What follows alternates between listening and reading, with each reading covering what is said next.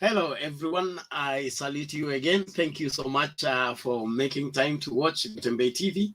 We are coming to you live from Nairobi, Kenya, and we are in again for another show where we are looking at the latest development on the political front. DP Ruto is made a Kaya elder by the Kaya elders today. His brigade are at the coast and they are sustaining the attacks against Raila Odinga. Will that help UDA snatch the cost of vote? That is what I want us to focus on.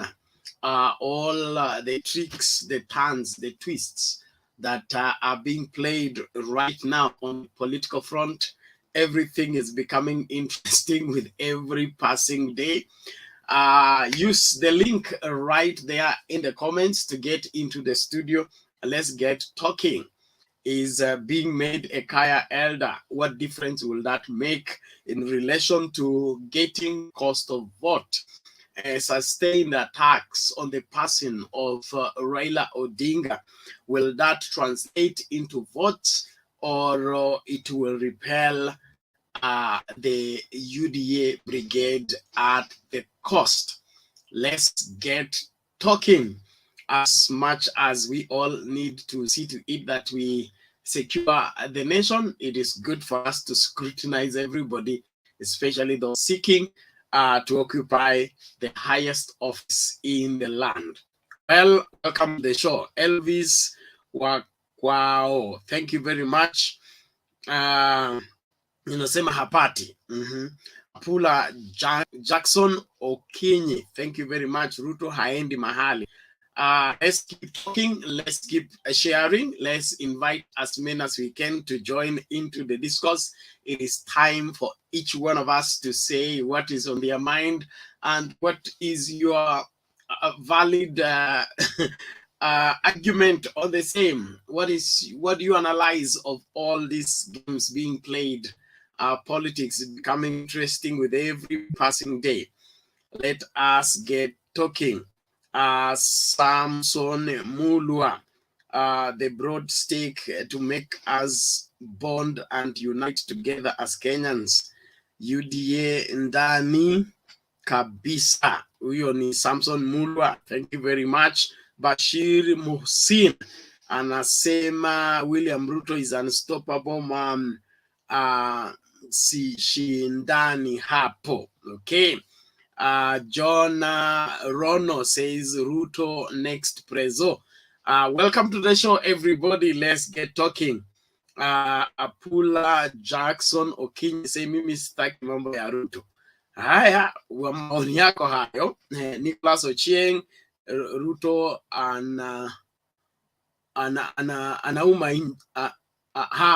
hauna agenda. Okay. Haya, thank you very much for everybody. Please use the link right there in the comments to get into the studio so that we get talking. Kengo Omwangu on board. Thank you as usual. Appreciate you for your faithful followership and continued support to Mtembei TV. I trust you having a great evening from wherever you are around the world. It is time to talk. It is time to scrutinize. It's time to question. It is time to demand right answers from right quarters for us to have credible leaders come 2022 in the general election. Jose KCC says, my president come 2022, kindly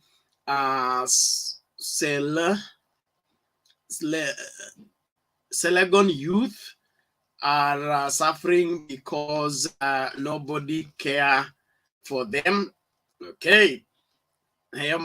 Joseph Mutunga, thank you. Karibu kwa show. I appreciate all of you. Eric Keriko, asante sana. Ruto is full of himself, very arrogant. Haya, maoni yako hayo. Haya, naomba tumia hiyo link kwa comments. Acha nirudie kuituma tena.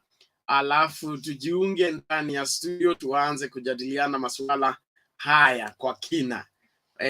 Ruto afanywa mzee wa kaya na wazee wa kaya leo, alafu brigade yake, wale watu wanaotembea na yeye Ruto team, wamekita kambi wapi Coast Pwani, alafu wameendelea kumshtumu Raila Odinga na kumlaumu kwa masuala yote yanayokumba sehemu ya pwani, kutoka kwa mashamba mpaka kwa uchumi na masuala yote. Lawama zote zinalamziwa huyu mzee anaitwa Raila Odinga. So mimi nauliza, hiyo itasaidia UDA kuchukua kura za Coastal ama kusnatch from the support of Raila Odinga and translate them into a support for William Ruto? Let's get talking. Use the link, get in the studio. Let us look at this in depth. The politics that are at play right now are high-tech. It looks like there is some level of desperation that is at play that is not understandable from where I sit. Why everybody should go personal on a matter that is clear. And I fail to understand why should somebody that attempted to be president that did not succeed to be president should be blamed for the faults of the current government of which you are serving. Politics is becoming confusing with every passing day, but I believe we are going to go somewhere as we begin the discussion this evening. So all of you that are coming in, welcome everybody. And all of you on the comments, please make sure that you keep within the standing orders. Don't get worked up with anybody. If somebody speaks unbecoming, don't answer them. Let us keep civil. Let us ensure that we do it the right way so that the channel and every other Kenyan will get right information every time they tune to Mtembei TV. Thank you very much. Mzee Nelson Mandela. Nelson Mandela, upo haupo?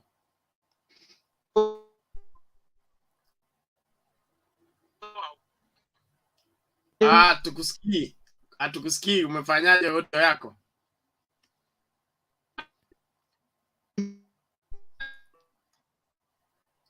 Pole. Rekebisha audio yako tafadhali. Nimerekebisha. Okay, unakuja lakini unakatika. Nafikiri basi nimekuwa kwenye mtandao mara mbili. Okay, endelea sasa. Napenda kusalimia kila mtu.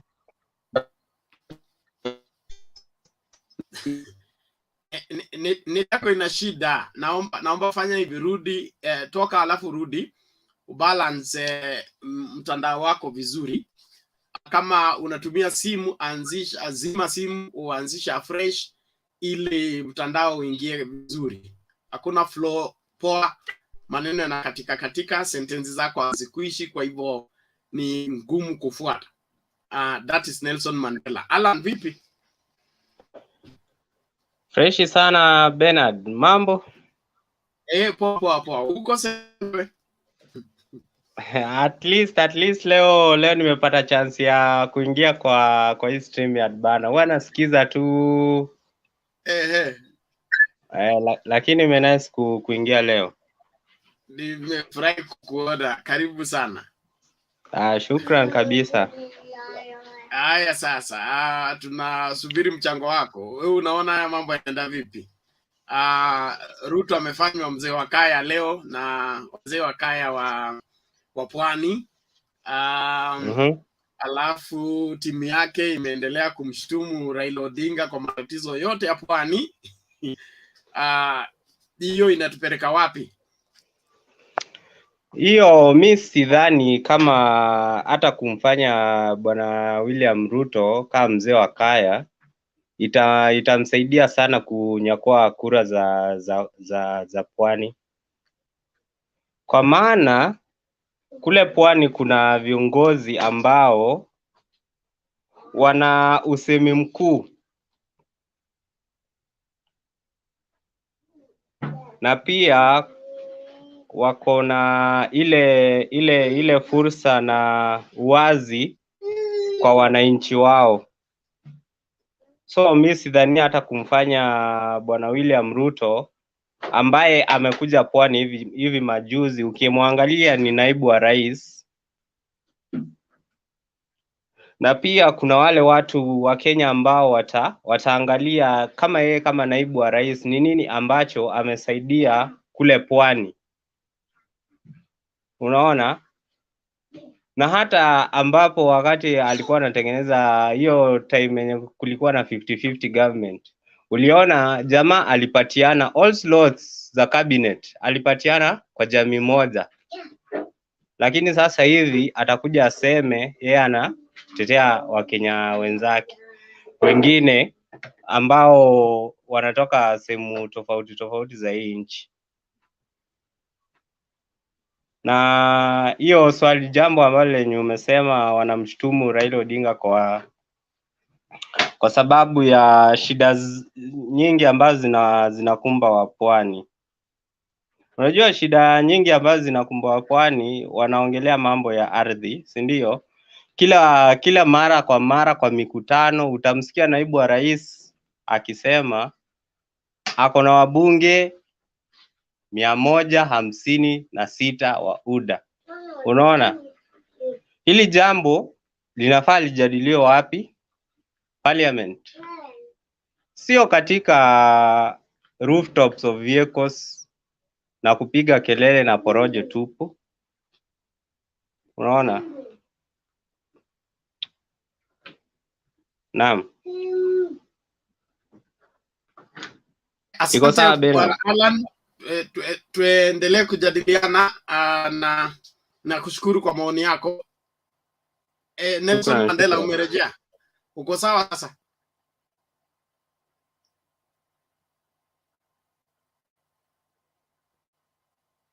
Unmute Bwana Mandela. Can you hear me? Yes, we can hear you. Go ahead. Ningependa kusalimia kila mtu tafadhali. Ningependa kuwasalimia. Mungu amekuwa mzuri, tumefika wakati huu, tunashukuru Mwenyezi Mungu. Amen. Leo imekuwa mimi ni Azimio, lakini sasa leo tunasema tunaongea mambo ya UDA. UDA, Ruto amekuwa coast leo. Halo? Na tunakusikia, endelea. Ruto amefanya mzee wa kaya leo. Na Ruto amefanya mzee wa kaya leo. Na unajua mtu anapea Ruto nguvu huko coast saizi ni gavana wa Kwale, Mvurya. Mvurya ana ushawishi sana coast, hata kushinda huyu Aisha Jumwa. Na Mvurya sio mtu ni mtu wa ground. Sasa actually anajaribu kusukuma Ruto mbele, kwa sababu unajua Mvurya naye anamaliza tamu yake ya governor, na lazima acheze kama yeye. Na venye huyu jamaa amesema hapa, the last government Ruto alikuwa amechukua watu wa kwao, ndio walikuwa wengi ma-CS. Maybe kuna kitu wa coast wameambiwa na Ruto, mimi nikiingia nitawasukumia kitu fulani. Na ukiangalia pwani, Kilifi County, Aisha Jumwa ndio huyo alituacha. Hello? Endelea bwana, dakika zako 2 zinaisha. Aisha Jumwa alituacha, na pia anapozunguka na Ruto kila mahali, amezunguka na baba last time, pia kuna ushawishi wake kidogo na maongezi. Unajua siasa ni ujasiri. Wewe ujasiri wa huyo mama pia nao unajaribu kusongesha UDA mahali, lakini sisi kama wenye Azimio tumewapimia mahali, but we thank God venye mambo yanavyoenda. Ruto anajaribu kucheza strategy yake vizuri, yenye sisi kama watu wa Azimio tunafaa tuangalie jamaa na macho yote. We don't need to sleep, because when we talk, let us just talk the truth. When it comes to the coastal region, Ruto has really played his role actually. He played his role, and we saw what happened in Msambweni, whereby we were flogged by the UDA, which is in the coast region. And if we are not going to take care of the coastal region, actually, Ruto might get 40% in coast.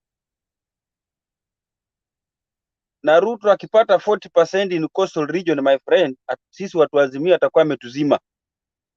Sasa we need to be very careful with that man in the coastal region, because when you look at Governor Samboja hatujui ako wapi saa hii. Ataonekana na baba anaangalia wave, aonekane na Ruto anaangalia wave, in which Ruto is trying to strategize his side in the coastal region kumaliza baba kabisa, because baba side zake ni coast western, those are our stronghold na Ukambani. Na huyu jamaa ashaka chini na ameona stronghold za baba kama coast region, ashike leaders. Currently 35% of the MPs in the coastal region wako side ya UDA. Let us accept that. If you come to Kwale County, 4 of the MPs wako UDA.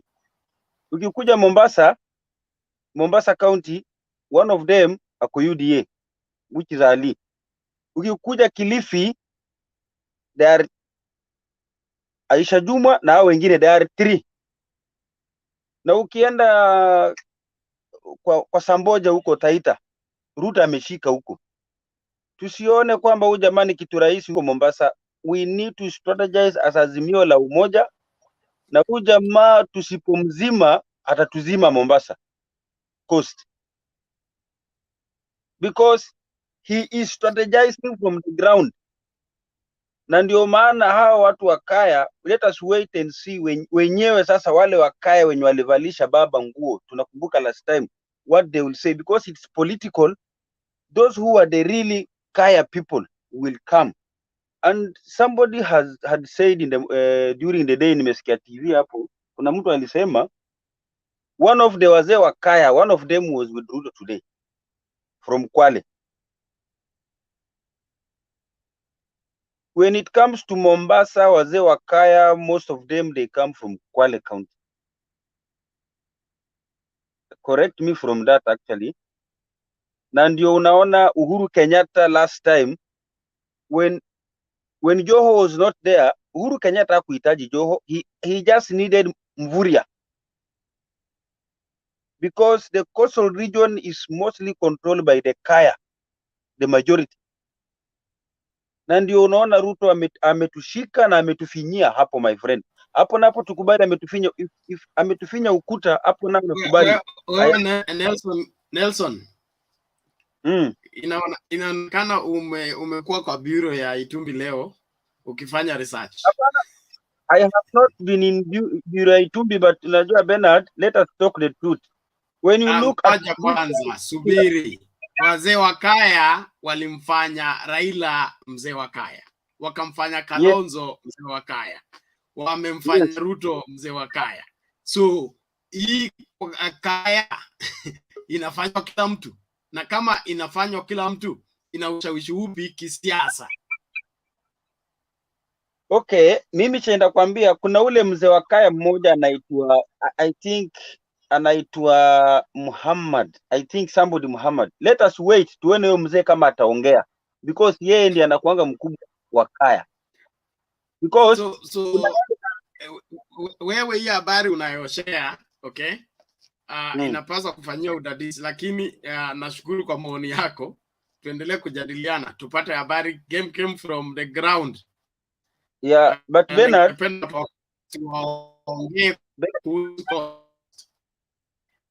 wewe tumekuweka hapo Western, utuchunguzie vile ina. Yeah, Western iko sawa, Busia ina shida, but tukikuja coastal region Ben, tuambiane ukweli, huyu jamaa anatufinya kocha. Samani, fanya hivi, okay? Sipingi mimi siko coast, niko Nairobi, okay? Lakini traditionally and historically. Yeah. Kama Uhuru na Ruto 2013 to 2017. 2013 to 2017 invested everything to get the cost of vote.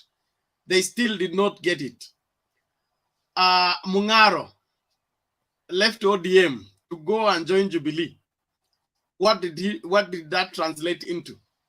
So there is a degree of support that may go to UDA, but it's not substantial yet. I'm yet to get the convincing statistics that can tell me that the cost will move in a large, wherever sizable manner to go and support UDA. And they can see themselves in the future with UDA profiting more than they would profit with Azimio. That's still not convincing. Number two is the issue of the same person complaining about the government that's oppressing the cost. Okay, you say wamesafa kwa sababu ya Jubilee government. Anayesema hayo maneno ni nani? Deputy president wa Jubilee government. So watu wa cost watakuwa aje wanasema wewe umetufinya kutoka 2013 mpaka 2022. Lakini sasa kuanzia 2022 utatoa mguu wako, okay? Utuliwaze majeruhi yetu, ukatuponye, ukaturudishie mashamba yetu. Does that even add up? Sioni. So ndio nasema ukweli wako unahitaji kufanyia uchunguzi. Samahani kwa hilo. Ben, just a second. Ben, yes. Just a second. Harakisha, we need to move to another person, please. Ruto has been a key player since 1992. Ruto, if you look at the coastal grassroots, Ruto has mastered the coastal grassroots. What Ruto needs is just 40% from this place, from our place, in which we need to be very careful with this guy. Na hiyo unasema kwamba when you look at how Ruto speaks with people, angalia Ruto wakati anaongelesha watu, anajitoa kwa hiyo makosa serikali, ajitie ni mzuri na anasukuma baba kwa hiyo shida. And that's why Ruto knows how to convince people. If you are a fool, unaweza jiingiza tu ndani. Na ndio nakwambia tulipiga kifua Msambweni. I was here. Sikujua jamaa Msambweni. Look here, Msambweni was a by-election. It was a by-election. It wasn't general election. And we cannot use that as a testing rod. Secondly, the MPs don't translate into votes traditionally. But ni maoni yangu, umepeana ya kwako, wacha tusikilize maoni ya wengine tukiendelea na mjadala. Thank you. Ben. Please, sikiliza tafadhali Mandela. Mimi ni Azimio lakini okay, naomba tuende kwa nani? Austin. Yes, Mr. Bernard. Karibu.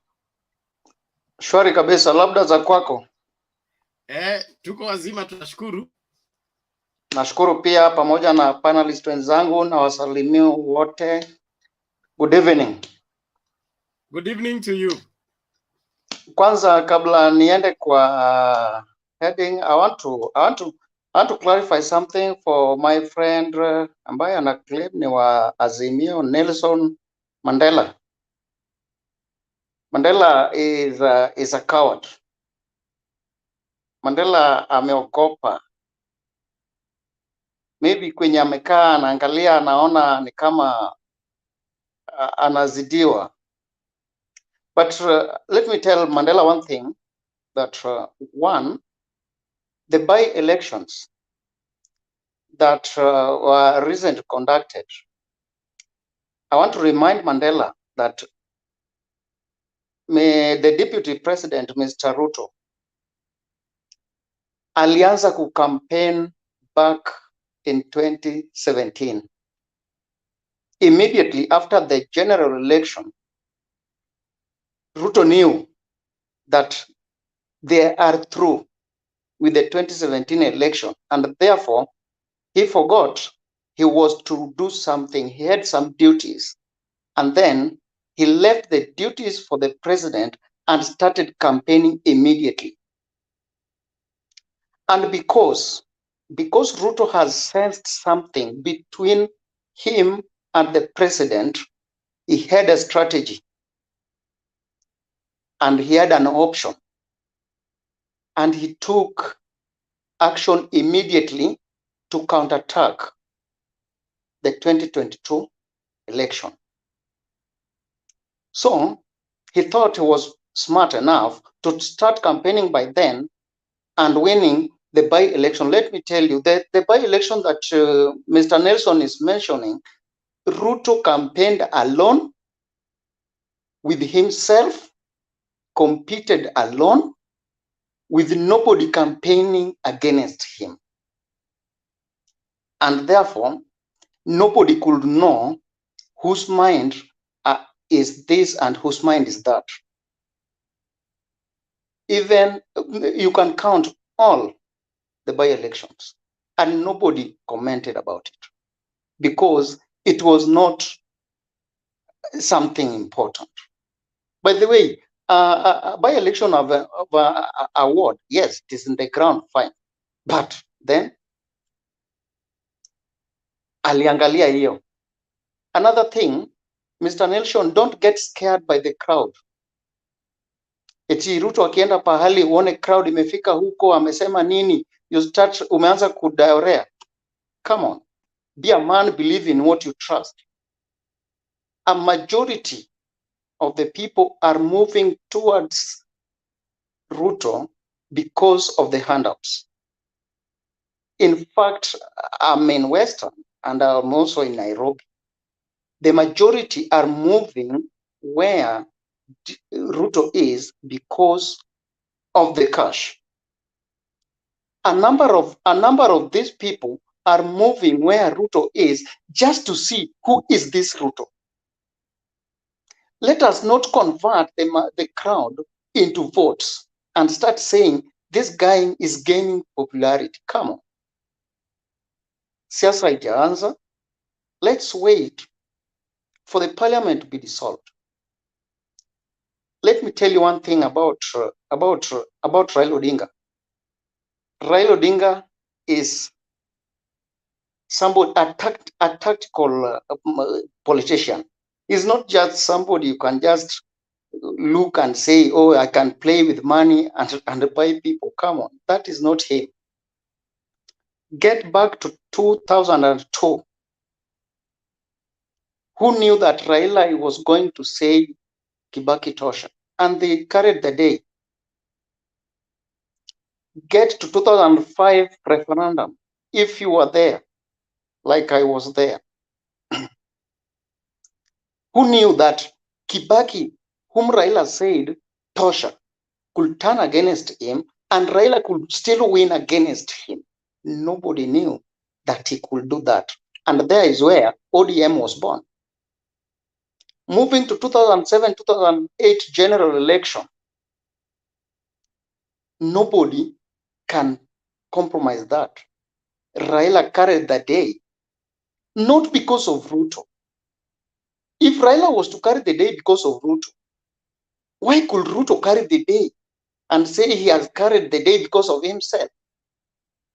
What happened for him that he could not win the 2007 election without Raila? Let us ask ourselves certain questions. Like somebody asked, where did Raila and Ruto parted ways? Back in 2007, after that election, in fact, here is where Ruto thinks that he is somebody in front of Raila. 2007, wakati watu walikuwa wanapigana. Bernard, what's the problem?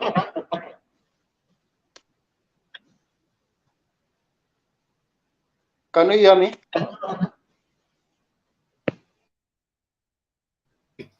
Everybody, please keep your mic mute until it's your turn to speak. Austin, begin to conclude. Thank you. Okay.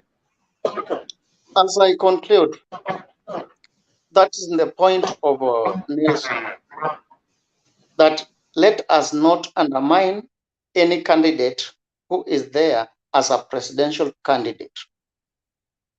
That is, even if it's Ruto, even if it's Mudavadi, even if it's Raila Odinga. But we should not give it guarantee to everybody that so and so is taking this too much. Ruto alianza ku campaign 2017. Bernard, I'm back, and I'm not going to take more than 2 minutes. That is in your title, whereby you are saying that Deputy Ruto was made as an elder. Everybody has been crowned as an elder of each and every community. I don't see where this is an issue. And the attack that the UDA people have been giving to Raila, this is just, I can say this is common sense, or rather, it is something in the brain. When you are not mature, you're not mature. Somebody can never force you to be mature in politics. You know, somebody thinks that maybe when they are attacking Raila, now they are gaining. This is a weapon to UDA themselves. In fact, attacking Raila is just making Raila gain, because you want to attack Raila today about something that everybody knows. You want to take 5 minutes to tarnish his name on what everybody understands, even more than you think you are explaining. For example, you start talking about land grabbing. You start talking about jobs that Raila was in the government for a given year, then jobs. You forget that you are a senator. Let me take for an example, Senator Kipchumba Murkomen and Irungu Kangata. Those are the UDA machines. You know, they even forget that for them to be a senator, Ruto opposed for them to be a senator. And Raila proposed that there should be a senator. So through the knowledge of Raila Odinga, Irungu Kanakata is currently a senator. Through the knowledge of Raila Odinga, Kipchumba Murkomen is currently a senator. When Raila has benefited nothing in that idea. And the idea was brought back in 2010 when he was just a prime minister, and it was inaugurated in 2013.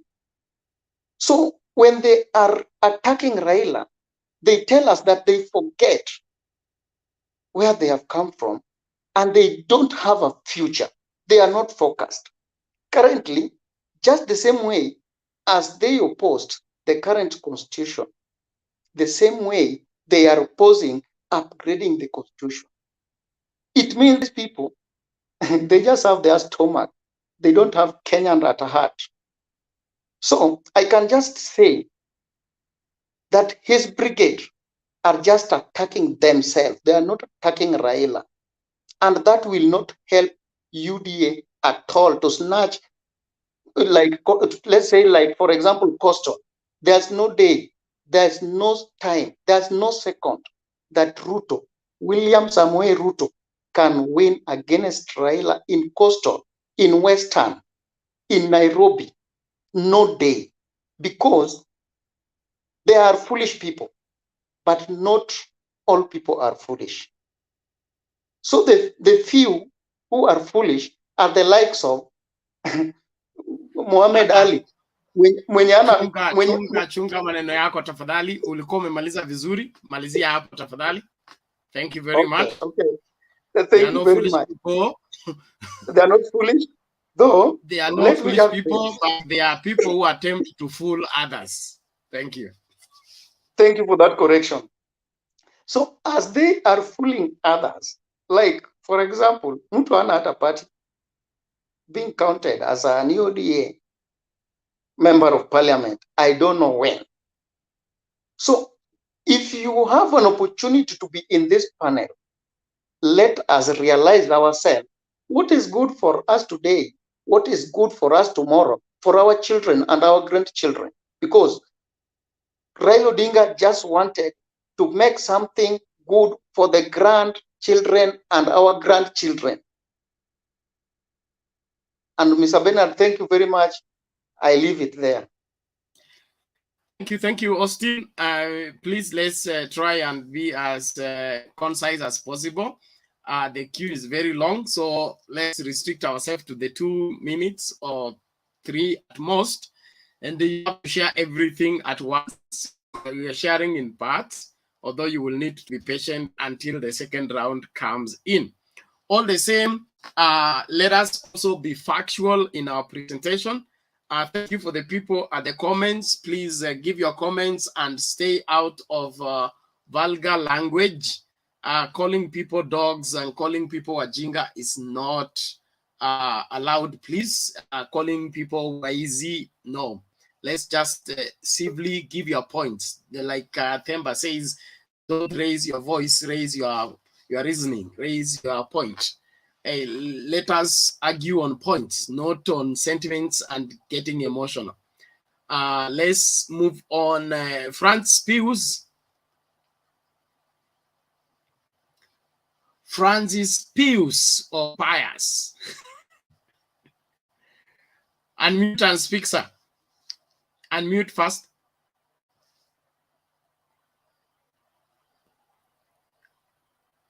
Unmute your mic. We can't hear you as long as you mute. Sorry. That has thrown you out. You're back. Let me see. Okay, go ahead. Hello, Mr. Bernard. Yes. You can hear me now?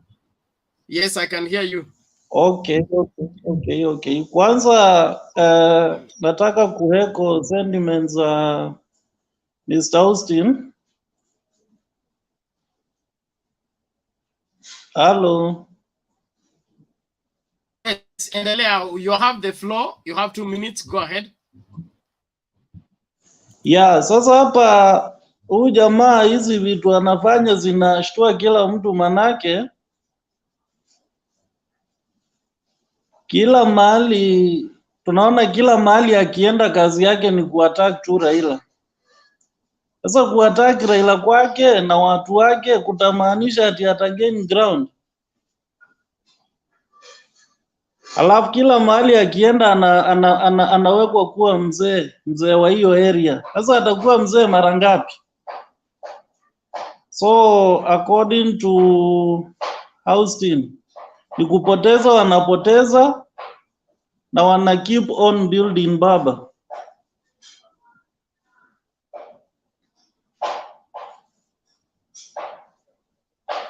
Okay. Umemaliza? Yeah, Mr. Bernard, I'm through for now. Okay. Thank you very much. Let's keep the flow going. Wapi huyu? Daniel?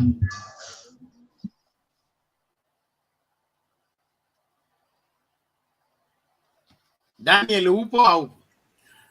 Niko, lakini nipe wakati kidogo. I'm a bit in a crowded place. Yeah. Sawa. You take your... You will come back to me later. Sawa, we'll come back to you. Thank you very much. Let's go to James. James 1. Yes. Good evening. Good evening to you. How are you doing today? I'm doing fine. Yeah. Things are getting better. Ruto ashafanywa mzee wa kaya. Ndio hiyo. Anasema cost inasafa kwa sababu ya Raila Odinga. Aha. Hiyo itamfanya achukue kura ya cost ama vipi? Unajua hii maneno ya wazee sasa imefika kiwango ingine, hatuwezi kwa uhakika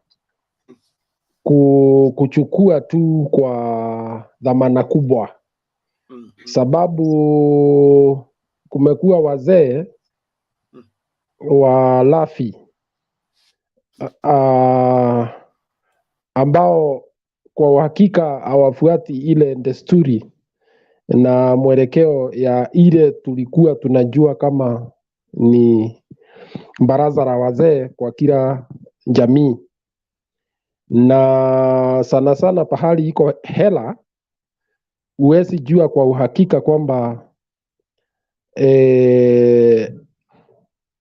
mtu akivalishwa nguo na hawa wazee, huwezi jua kama ni wazee halisi ama ni wazee wa kukondi ama ni wazee wa kujitafutia.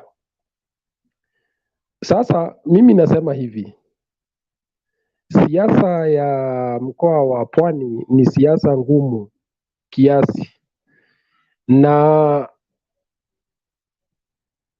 Rais Uhuru Kenyatta na makamu wake William Ruto wamekuwa wakijaribu kupenya hii eneo miaka mingi sana. Kutoka 2013 walipata kiasi ya kura 100 na kitu, only 100,000 and something or thereabouts.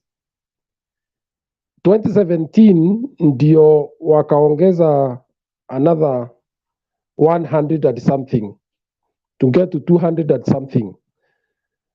Hiyo kura ingine yote imekuwa ikipewa mzee, na sababu ni moja tu, hawa watu siasa yao ni ya mashamba, na pili ni siasa ya tunaweza kusema there are communities that lean towards welfare state. Kwa hivyo wanaangalia mtu kulingana na ile utu ambaye anayo, na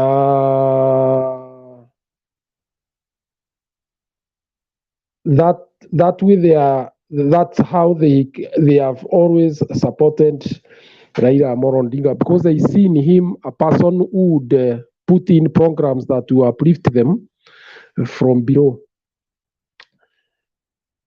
Mambo ya mashamba ni mambo ina kisungumkuti pale, kwa sababu kusema kwamba huyu jamaa ataenda pale na aweze kupata zile kura itakuwa ngumu, kwa sababu hao watu they are very suspicious of anybody with a high appetite for land.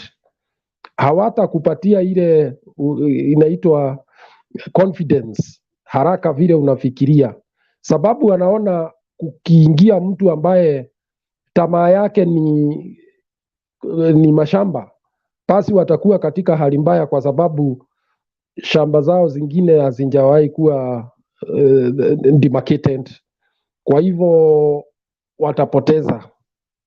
Hasa huyu jamaa amepenya pale Kwale ama ni Taita Taveta, na experience ile iko pale si experience mzuri so far, sababu alifurutana na jamii hapo juu ya maji. Kwa hivyo usifikirie hizi maneno hao watu waangalii, ni vile tu saa hii mzee hawezi ongea, atapitia huko tu wiki ya mwisho ya kutafuta kula, na atawakumbusha hiyo maneno, na hata ile watu kidogo watakuwa labda wameanza kuchanganyikiwa, watapiga foleni kumpatia kura. So mimi sioni any possibility of him making any headway in terms of getting votes down there. Maybe ile atapata tu ni ile walipata wakati yule mwingine. Sioni tofauti ingine pale. Asante. Okay, thank you, James, for your contribution. We appreciate it. There is this guy, what is his name? Kipto Edwin. The link I'm sharing on the comments, anybody can use it. Nobody is vetted to come to the studio. So you say we are picking Raila people to come to the studio. Are you accusing us falsely? You have not come to the studio and we threw you out. If you have anything you want to argue in the studio, use the link in the comments and come in. The only limitation is that we can only host 10 people at a time. So if you come and the studio is full, you keep trying until you get a chance to get in. And there is nothing wrong with supporting Raila, just like there is nothing wrong with supporting William Ruto. So we don't have to support William Ruto to be right or support Raila Odinga to be right. The reason why we're here is to find out between the two or any other person that will emerge who is fit for the highest office in the land and why. So if you think it's William Ruto, come and tell us why. If you think it's Raila Odinga, tell us why. If you think it's not Raila Odinga, come and tell us why not. Not to begin to brand the channel and make it what it is not meant to be. Thank you very much. Let's go to Fred Kasuti. And we are following fast come, fast served. So nisipate tena more accusation, but I'm used to it. Hello. Good evening, my brothers. And today there is no. The sisters are on around the comment section. Oh, you can send my shout outs to them. Okay, I'll just be brief about the topic, and I'll stick there. My first point goes to can we ask the first question we ask ourselves, what made Baba to be called a Muganga? The day he was met, the same Mzee wa Kaya, that day, it is the day that name Muganga started there. So it means also Bwana Asifiwe, he has abandoned the Bible. Now he has become the really Muganga. And as he normally says that he's with the people, with God. Now, for the recent few months or whatever, I don't see God in him. Neither even a small inch of God in him. Today has been met the Musewakaya. That is when you go in coast, those people who lives there, before you become a Msewakaya, there is some initiations you must undergo. And these initiations, it is based on the Giriama community. Kaya comes from the Giriama community. So it means, my friend, once you set your feet in that shrine to become, kwanza uwache umungu wako na ukristo wako uvue uwache huko nje, basi uingie utawazwe ukue mmoja wa wao. Hiyo ni ya kwanza. Juzi mulimuona ameenda amefanywa mzee mwingine huko, ameingia in another shrines, hata haijapita mwezi hapo sijaona. Kosi hapo utangoja sana usikia aseme Bwana Yesu asifiwe, hakuna. You not hear that word there. The other day hapo kwingine, he went in Talai's community, and there now he was, the best rituals was performed on him. It is in the public domain. Sijui kondoo ikachinjwa usiku wa manane, sijui akafanywa nini. Now I'm just wondering, Until when we'll be being confused and listening this slogans of Bwana asifiwe, and at the end, at the night, you are knocking to the shrines of people. You are knocking to the shrines of people seeking manpowers to make you maybe popular or to make you CV, because he believes when you become say you become popular or you'll be accepted. It is far from the truth. There is no way, because ideologically, Mr. Bwana Yesu asifiwe, he has nothing to offer with cost people. Why am I saying so? He hates history. He don't talk about history. And what keeps cost together is about history. Historical justices based there, the communities living in coast, they are just being binded together because of history. If you go in a place like Hola, those people who have managed to go there, Hola, Tana River, if you go in those places, you'll find out that people still living in the villages. You know, they live in a village, but they farm. Their farming farms is a little far from where they live. So those people, it will be so very difficult to welcome Mr. Bwana asifiwe in their community. Why? Because when he see anywhere, he see a big field, nothing, maybe you can see like something is not going on there, but in real sense, that field, people live in a village, but they go there to farm, to do their things there. So what I can say, ideologically, there is nothing can make cost people or make him to get anything. Hata punje, wacha watuseme hata punje tu. Ashako mzima si matusi, yeye hana cha kuwapa watu wa Ghost ili tu watoke. Yeye kile kitu alifanya, alitumia kupoach in the basket of Baba, kupoach. Well, aliangalia those people who are vocals and greedy, and he managed to seduce them with the influence of money power, and then they decided to change their tunes and started to sing the song of Bwana Yesu asifiwe.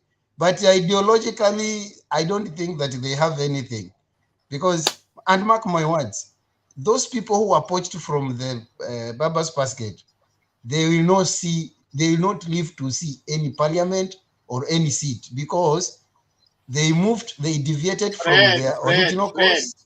Fred, mind your language. Mind your language. No, what do you mean they will not? What do you mean they will not leave to see seat in parliament? I'm saying they will not live to see that before that election come. They will be nowhere. Yani they will be nowhere in political arena. In political arena.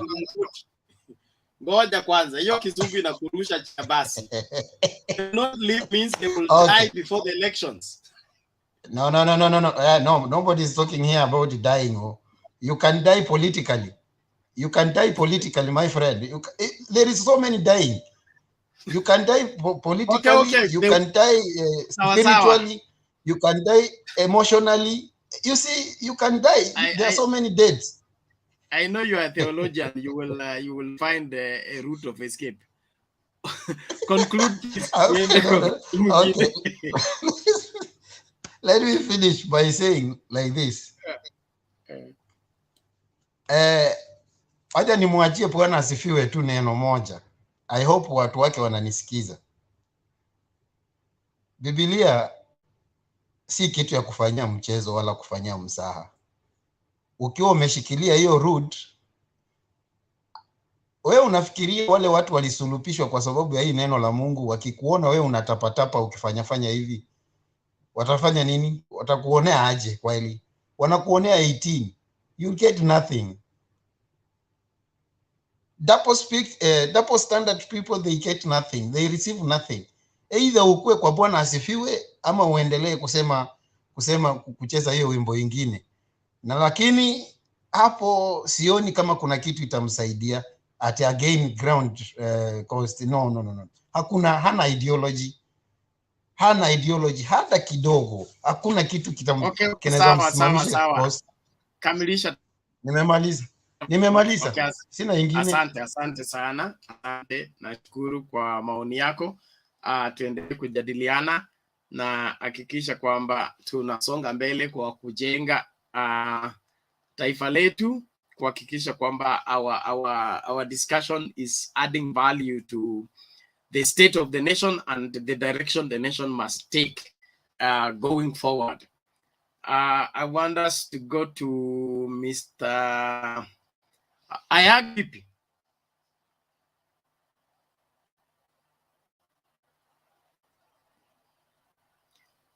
Ayaga, did you come or you left?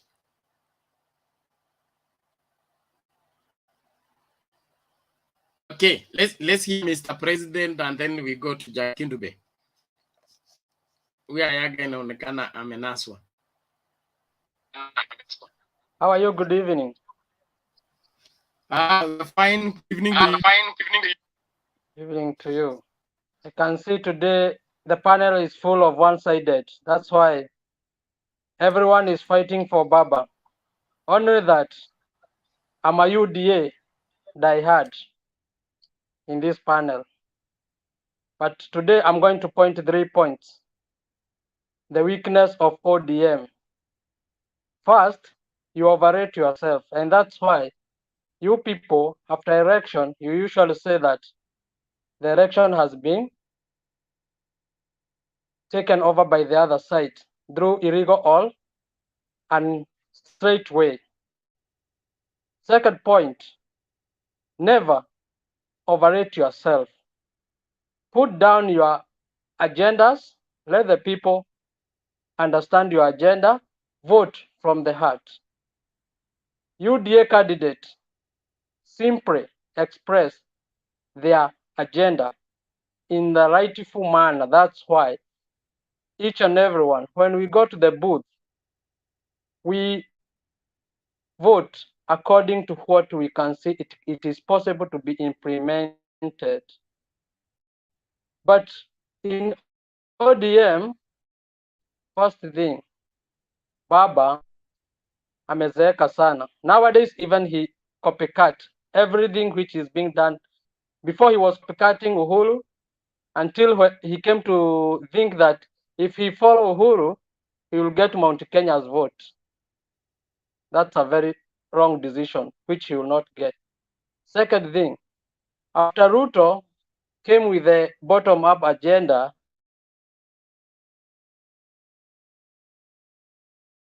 Raila twisted it and come with a 6,000, which is just brainwash. Wananchi that he will not.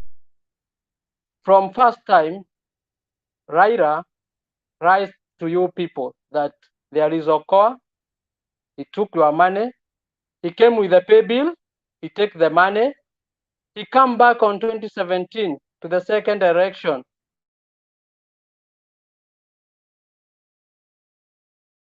And came to the MPs of his and danganya them that every MP to give 250,000 to upkeep his campaign. He never went to the campaign. He never give back the money. He has never give back the M-Pesa money to Mwananchi. And today you stand here trying to tell us that Raila is a straight man. Raila is not a straight man. Raila is a con man. He has been conning us. He has been conning you people, but you have been brainwashed to believe on his brainwash. For me, I usually stand to say that it's better to stand with ideas with somebody who will have an idea that can be implemented instead of coming with histories and stories which will never come to reality. For you guys in ODM, you know for sure Raila has no numbers. In election, we talk about numbers, but by your talks, you feel like you have numbers by high voice and whatever. And that's why by the end of the day, Will not sit you down can't here, say, my friend, to listen what you are saying. Wait. You must wait. I'm here to give you advice. You either wait, you get the advice, No, or Mr. keep quiet. President, Mr. President, with all due respect, the topic today is that Ruto is made an elder of Kaya. Yes. His Let me come. brigade is at the coast, and they are blaming Raila Odinga for every wrong that has taken place in the coast. Will that translate into them getting the vote from the coast? Address yourself to the same. All right. These other stories you are bringing up, either you don't respect this platform or you don't respect what we are discussing, and that you know what will where that will end you. Thank you. I know for sure what you are saying. I was coming to that point. I wanted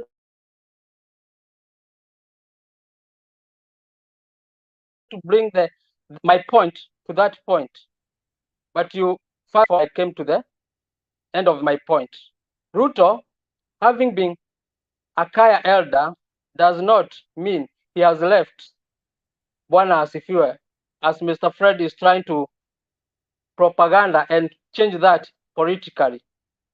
Ruto is a national figure. He can change from one attitude to the other attitude. Politics is only a game of trying to win your mind. The same way Raila came with Azimio la Umoja together so that he can win our votes. So Ruto going down to the coast province and being a Kaya elder does not mean he will not attain some vote from that region. Up to this point, he's getting popular day by day on that side. And only what Ruto is after is to get a minimum average in the whole country, whereby he will get 50 plus. That is ideology, and that is the tactic that he's using. It's not like the way Azimio la Umoja are trying to switch us to believe that Raila is bringing us together, while he Raila usually call Ruto Arap Mashamba. Am I wrong? You guys, you usually say that Ruto always call Raila Muganga. Who started all this? It is Raila who started calling Ruto Arap Mashamba, and Ruto come back putting him as a Muganga. So both of them, they are trying to fight to get the votes from each and every area.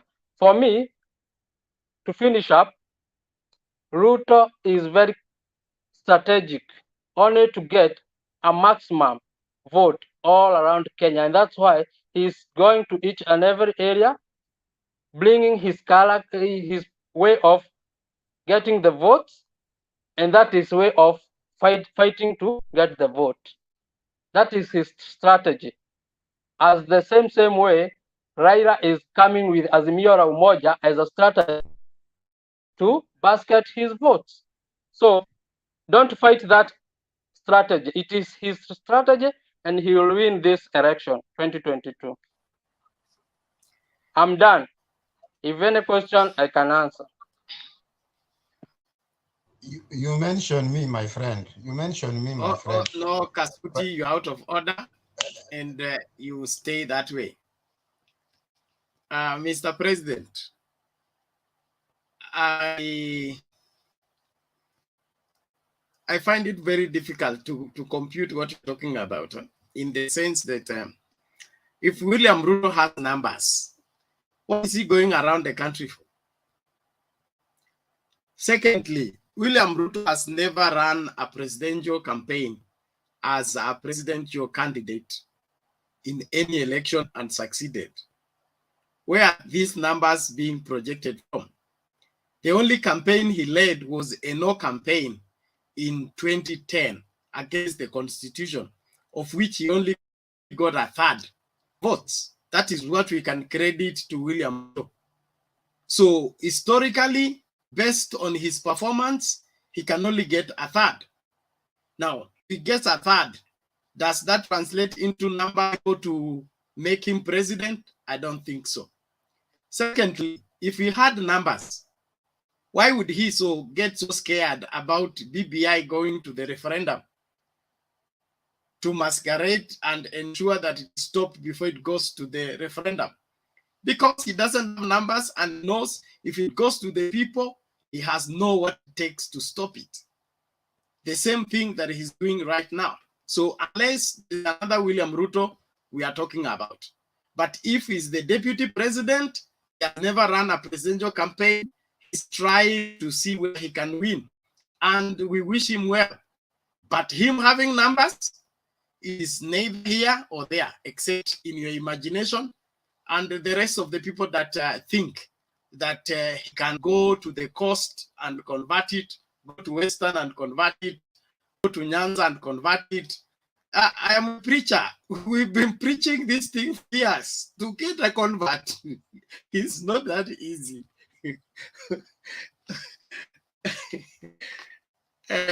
James, what is Ngoja James akuulize maswali. Yes. Bernard. Yes.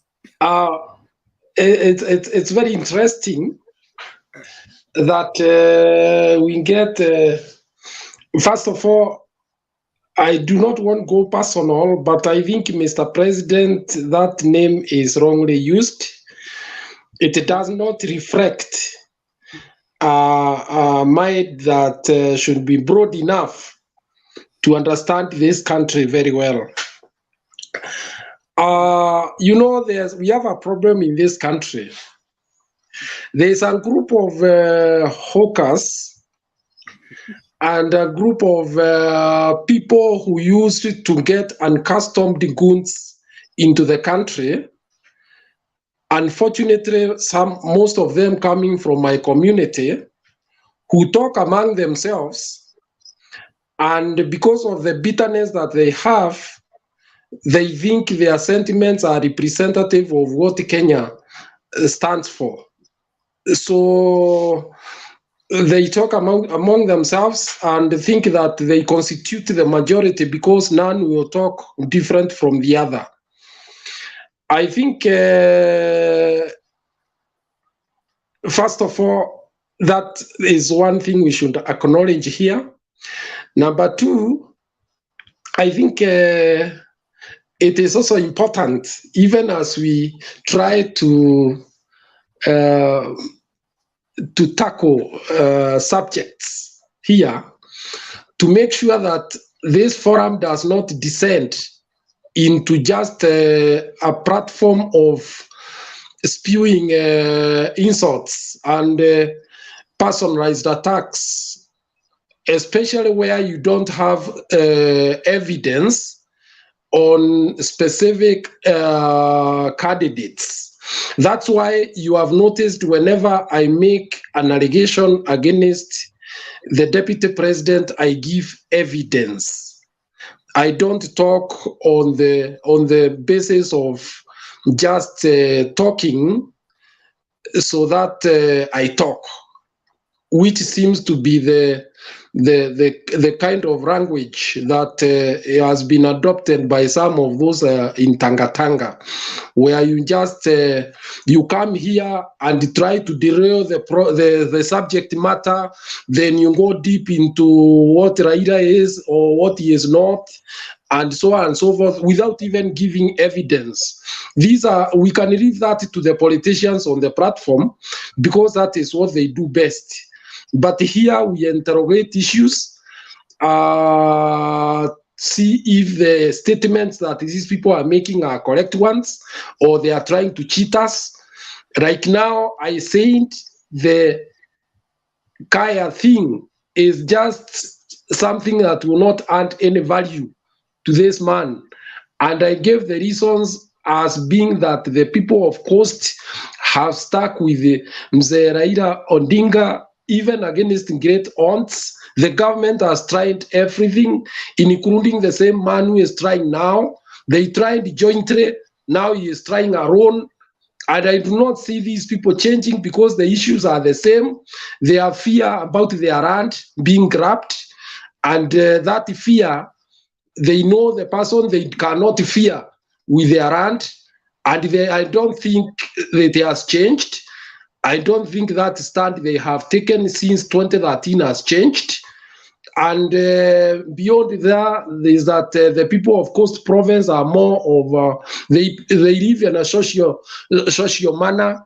So the concept of Utu, the one that the Raila is advocating, is what they understand most. They are not what we call hard-nosed capitalists. They are people who like to look after each other.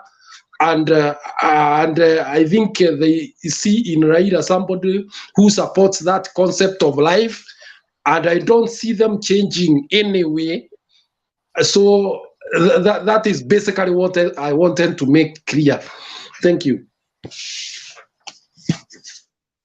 Okay, thank you, James, for your guidance. I want on the comment section, please limit. I want on the comment section and who else? Please tone down your. Everybody mute your mic, please. When we are making communication, allow that communication to go forth. So Gaddafi, Lynette, and another person, stop that exchange you are beginning. Insults are not permitted on this platform, and I don't want to resort into blogging anybody or throwing anybody out. So be civil, argue about the topic of the day, not calling each other names. We don't need it. Please desist from the same. That goes for Lynette and Gaddafi and someone else here. The mwingine nauliza topic ni gani? It is scrolling on the screen. Just read it out. Looking at DP Ruto is made a Kaya elder today. His brigade sustains attacks against Raila Odinga, blaming him for all ills taking place in the coast. Will that help UDA snatch the cost of vote? That's what we are trying to deduce and come up with the valid conclusions. Daniel, are you ready now? Yes, I can. Sorry, I can talk. Okay, take your 2 minutes, please. Go ahead. Let me see. I'm in a place which is a bit dark. I hope you can see my mouth. Yeah, go ahead. Yeah, about this being made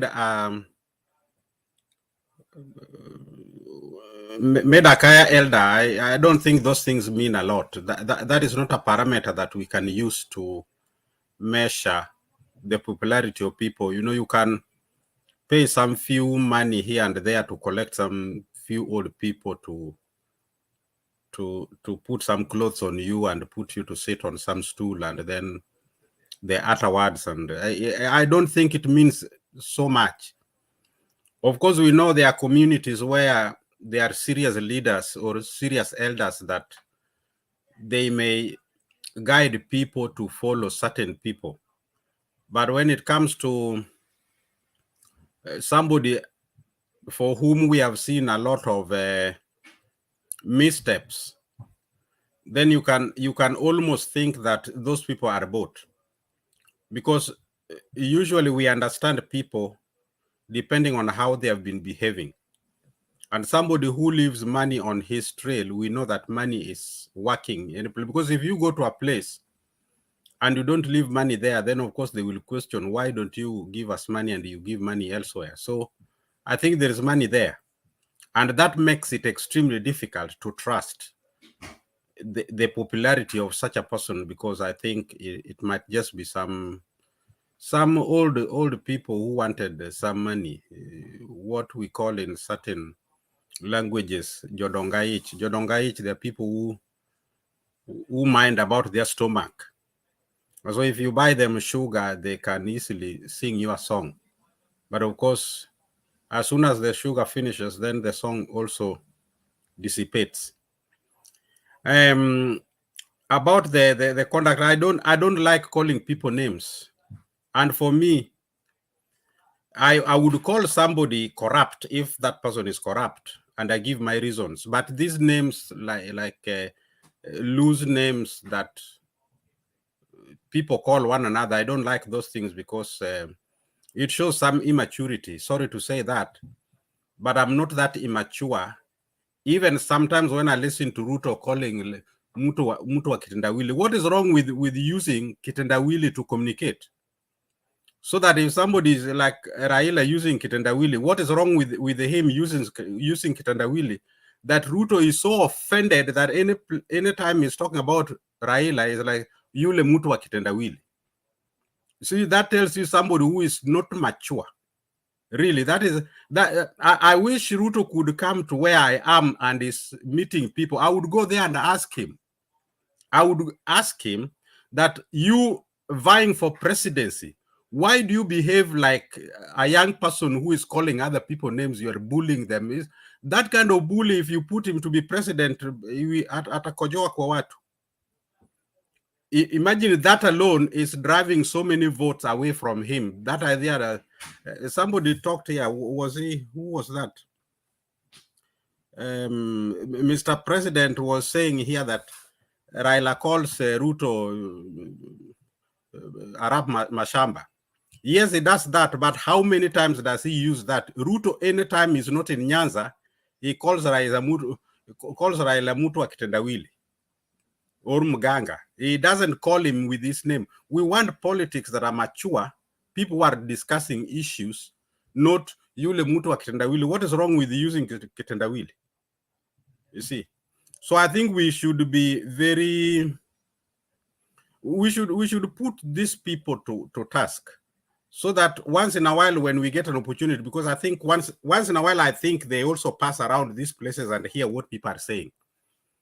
And if somebody cannot listen to the feedback that is coming from the ground, then that tells you that it's somebody who is very arrogant, somebody who thinks that he will make his way despite the signs that are showing that he is not getting anywhere.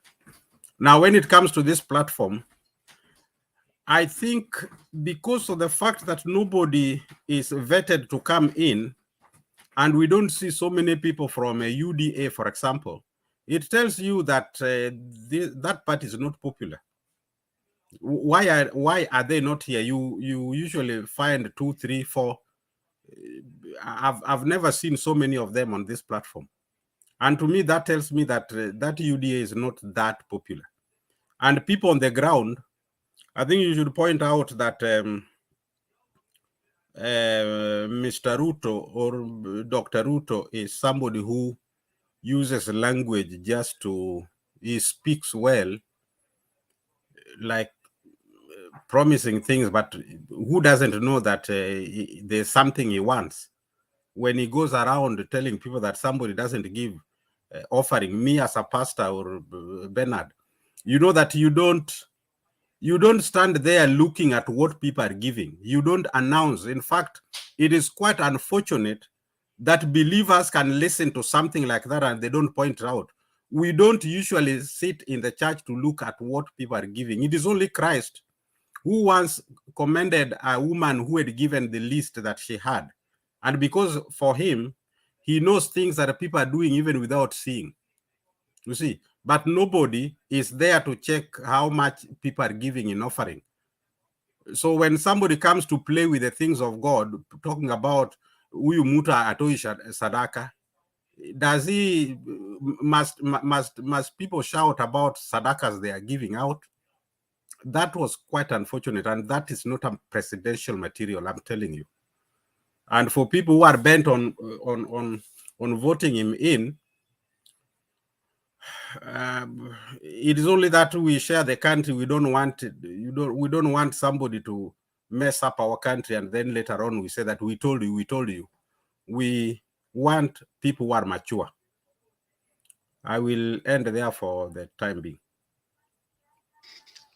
Thank you, Daniel. Thank you. We appreciate your contribution. Let's keep talking. Gaddafi and Lynette, you are still keeping on with your calling each other names. The axe is about to fall if you don't desist from that. Thank you. Twende kwa Jakindube ndio twende tufuate Mkururo, Jakindube, Ayaga, then 254 before we go Nelson. Habari zenu. Habari zenu. Salama sana. Aya, karibu karibu. Asanteni sana, nimefurahi sana. Bwana President, nimesikia akizungumza juu ya kusema juu ya Raila, na mimi nafikiri tulikuwa tunazungumza juu ya Ruto. Lakini nasema hizi mambo ya kuwekwa kama mzee wa hizi, sioni kama hizo zinaleta kura. Watu wengi wamewekwa hizo vitu, nimeona mara nyingi. Hizo ni vitu ambavyo kwa mimi kwa kweli hazinishtui wala hazinitii wasiwasi. Lakini kitu ambacho ningelipenda kumwambia huyu kijana president ni kwamba ni jambo la kusikitisha sana kwa upande wangu kuona kijana kama huyu president haoni kwamba anataka kufanya the same ile kitu ilifanywa jana na leo, akifikiria itampatia matokeo zaidi ya nyingine. Simuelewi, kwa sababu Ruto amekuja na ile kampeni ambazo tumekuwa tukifanya kila siku. Lakini nikimwangalia bwana Raila amekuja na kampeni tofauti, amekuja na mtindo mpya kuambia Wakenya, amkeni, mmelala kwa muda mrefu, tuwe wamoja, tujenge nchi yetu, tuwe na policy. Hapingi mtu yoyote ambaye hapingi mtu kwa sababu apendi huyo mtu, anapinga policy ambazo zinaletwa na wanaitwa UDA. Ni policy ambazo sio workable, sio ni porojo tupu. Na huyu mtu amekuwa siwaelewi vile Wakenya sisi tunakubali kuambiwa uongo. Huyu mtu amekuwa kwa serikali, hata sasa ni makamu wa rais. Ni makamu wa rais, ana uwezo wa kumshauri rais wafanye vitu fulani. Francis, mute your mic. Kwa hiyo inatukatizia. Kwa hiyo kusema kwamba atafanya wakati mwingine kwa saa hii hawezi kufanya. Kwanza anahujumu nchi, anahujumu president, kwa sababu huwezi kuwa president anajaribu kufanya yeye anabomoa. Kila president akiwaambia watu tufanye hivi, yeye anaenda anawaambia hapana, msifanye hivyo. Hiyo sio nidhamu hata kidogo. Na huyu mtu ni muasi, kwa sababu anaasi ofisi ambayo tumempatia. Na hao wote watu wa UDA ni waasi, hata hao wajumbe wote. Kama ungwana ni kama hamsi, anaona president anasema uongo, anafanya makosa, wote wangejiuzulu, waje waulize watu, bwana wewe tuchagueni, hatutaki hii serikali yetu inatuelekezea vibaya. Lakini hauwezi kwa wewe unapokea mshahara kutoka kwa hiyo serikali, na huku unamtukana bosi wako kwamba ni tapeli. Hiyo wote wale wajumbe, hata hao watu wana support UDA ni watu ambao kusema kweli ni watu ambao ni matapeli. Hawafai kuanza unapinga serikali ambayo wewe mwenyewe uko ndani pale ya serikali. Ukitaka kupinga hiyo serikali, mnapinga kwa baraza la mawaziri kule ofisini, alafu mkitoka na jawabu, hiyo jawabu ndio mnatumia. Lakini si kwamba president anakaa na wao kwa baraza la mawaziri, alafu wewe unahunjumu, unaenda unambetray president wako, boss wako. Hiyo hata ninyi wale watu wa UDA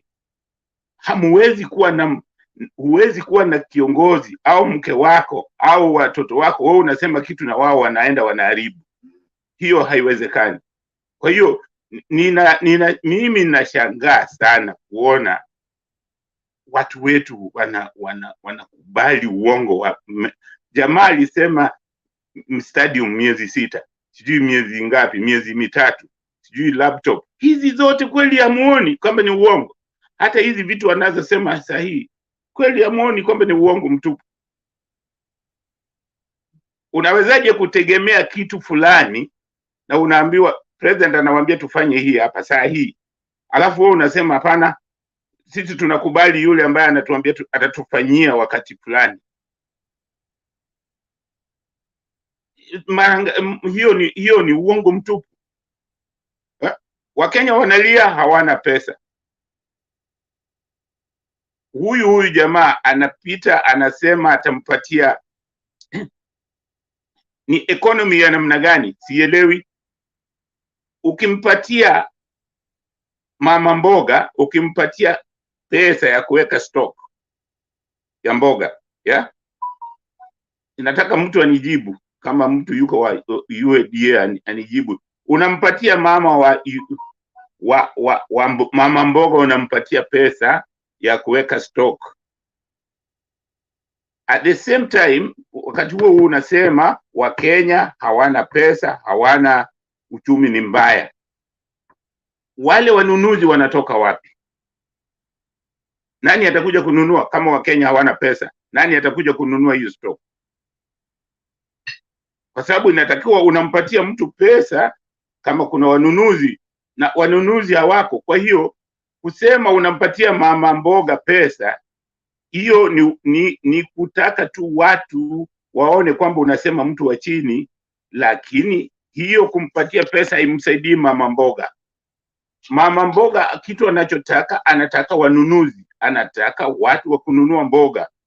Kwa hiyo kama kuna watu wanafanya kazi, watanunua hiyo mboga yake. Kazi yenyewe kwanza hakuna. Alisema watapatiana kila mwaka, watapatiana kazi 1,000,000. Hata 1,100 ndio hakuna. Hatujasikia 1,100, hatujaona zile kazi kusema ati okay, hatukupatia watu 1,000,000 lakini tumewapatia 50,000. Sijaona. So hii 1,400,000 atatoa wapi? Si mnaona ni uongo mtupu? Jambo lingine, mimi nataka watu wakome, kama mnakubali, hasa watu ambao wana support baba, tafadhalini muache mambo ya kusikia vibaya baba akiitwa mganga. Nafikiri kama mtu ajui lugha ya Kiswahili, tafadhali muache hiyo. Mganga ni mgangaji. Mganga ndio tunaenda kuganguliwa hospitali. Huyo ni mganga. Mtibuaji ni mganga. Ukisema daktari ni Kiingereza. Unaona? Mganga ni mtu ambaye anakutibu, anakupatia. Mtu ambaye ni wakutisha ni mchawi. Kwa hiyo tutofautishe. Tusiwe kama mtu ajui Kiswahili, hiyo ni shauri yake. Baba ni sawa kabisa kusema ni mganga kwa sababu anataka kutibu Kenya. Yule mtu anasema baba aliwaambia watu waweke pesa. Hizo pesa hazikuwekewa akaunti ya Raila, hizo pesa ziliwekwa kwa akaunti ya ODM. Na kama kuna nani amecomplain, Wale sisi ambao tuliweka pesa pale tumecomplain. Usijaribu kuchafua jina la mtu mshuhuri, mtu ambaye amekupigania wewe, ambaye unachafua jina lake kwa mali na damu yake. Unaona, usijaribu, hata kama umpendi, tafadhali waache kuharibu jina lake kwa mambo ambayo hayafai. Mimi sijaita, hata kama sipendi policy za Ruto, mimi sijamuita, sijasema mwizi, kwa sababu sijui kitu gani aliiba, lakini wale wanajua wanaweza kumuita. Mimi sijamuita hivyo. Kwa hiyo tafadhali tuheshimu kila mmoja, maana wote ni wa Kenya. Kwa hiyo ukizungumza, sema ukweli, na ninataka kuambia mambo ya kusema uongo ni kitu kibaya. Uongo inaleta vita, inaleta maafa. Nchi hizi nyingi zote, Afghanistan, mliona Iraq iliharibiwa na uongo. Mliona Libya, president aliuawa kwa sababu ya uongo. Sahihi hao watu wa Libya wana tabu. Libya walikuwa ukioa unapewa nyumba, unapewa hata pesa. Sahihi wakimbizi kwa nchi kila mahali kwa sababu ya uongo. Kwa hiyo tusiharibu nchi yetu na uongo.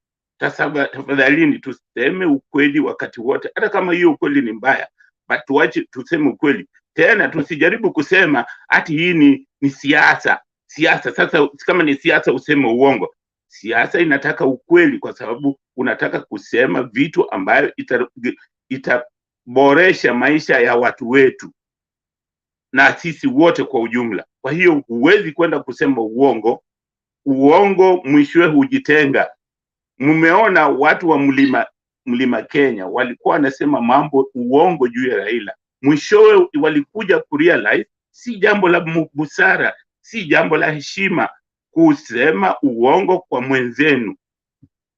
Mimi nafurahi kwa sababu wamekanusha, wameomba msamaha. Inatakiwa namna hiyo. Kwa hiyo uongo mwishowe ujitenga na ukweli. Na waomba hiyo kwamba tuseme ukweli wakati wote. Asanteni. Okay, thank you Jakbe. Tusonge mbele tuende kwa Ayaga. Okay, thank you Bernard. You can hear me because me I can't hear you well. Eh? I can hear others, but Bernard I can't hear you. Okay, thank you very much. I wanted to rebuttal Mr. President, but unfortunately the guy left.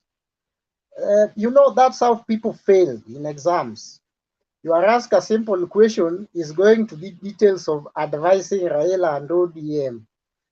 The guy who is advising Raila and ODM is functionally illiterate, cannot even chair a committee of a funeral of a 2-year-old kid back in the village. Those are political mistakes we have in this country, that provided you have a motor mouth where you can speak like a typewriter, you are given a platform, you just talk nonsense and then you quit. It's very dangerous. Coronations. These elderly coronations or elders coronating a leader into an elder is a common thing in Kenya. These are common thing. Even Matiang'i was coronated the other day as a Luo council of a Luo elder. Kibaki was coronated as a Luo elder. Raila has been coronated like with all the tribes. When he was busy doing those coronations, Ruto always called him Mganga, which is good for him. Now he's following the steps. He's realizing that as much as we call ourselves Christians, we have an African culture and values we have to follow. So, is such a coronation a big deal?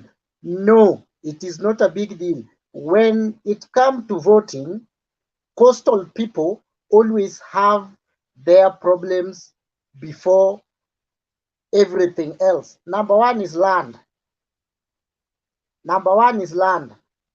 Coastal people can vet and can do analysis to all politicians in this country. Somebody you cannot trust with the land issue in this nation is one William Samoei Arap Ruto.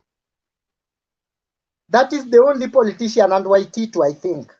There are two, Waititu and William. You cannot trust these two human beings with the issues of land. And that's the core and the main problem at the coast. So coronation will not help that. Number two, coastal people are people of luxury and pride. These people want job. William Ruto supported the building and the construction of a railway that was going to nowhere. And he has been bragging in Mount Kenya how they construct railways, they do electricity connection. That railway to nowhere actually has killed KPA, our port. All the clearing jobs, they are now majority are being done up here in Embakasi or in Naivasha. People are jobless.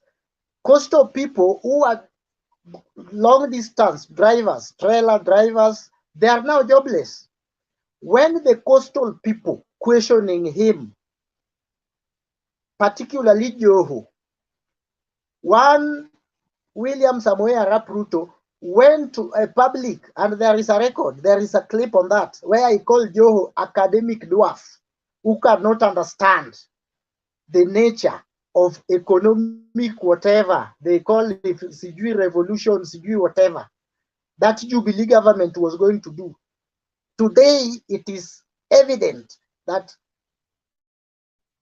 that railway has actually killed the economic value of coast. Apart from tourism, KPA is dead.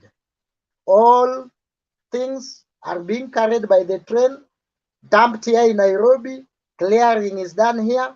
People are now moving from Mombasa back to Nairobi, here in Embakasi, inland port, and Naivasha.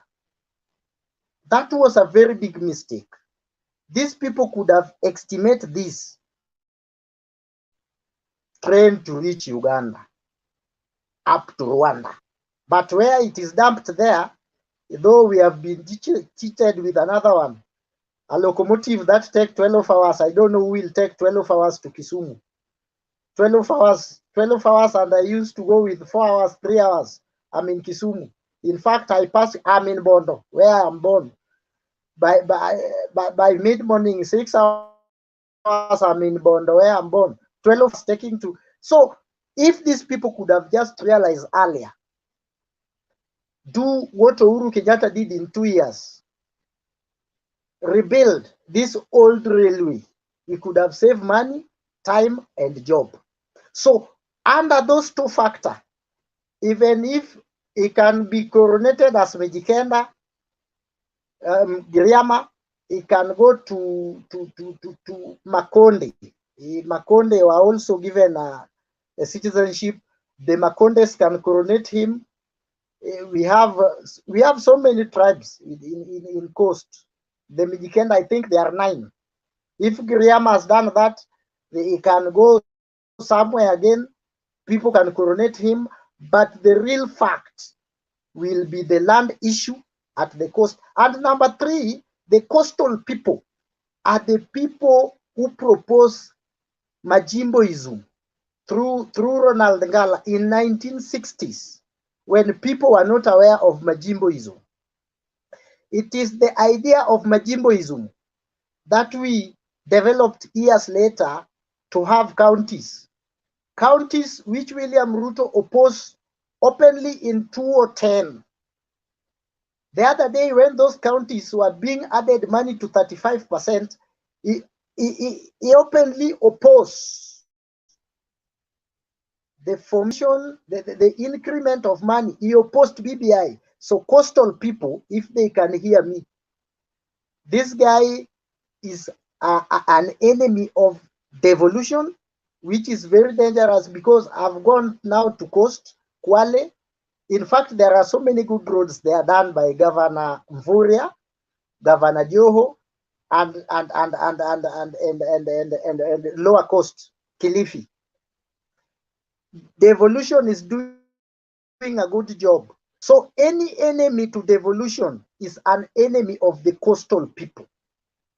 So on those three values, you can get coronation you can do, but the fact you will not get any vote from the coast. And I wish the coastal people should not get people like Aisha Juma to advise them politically.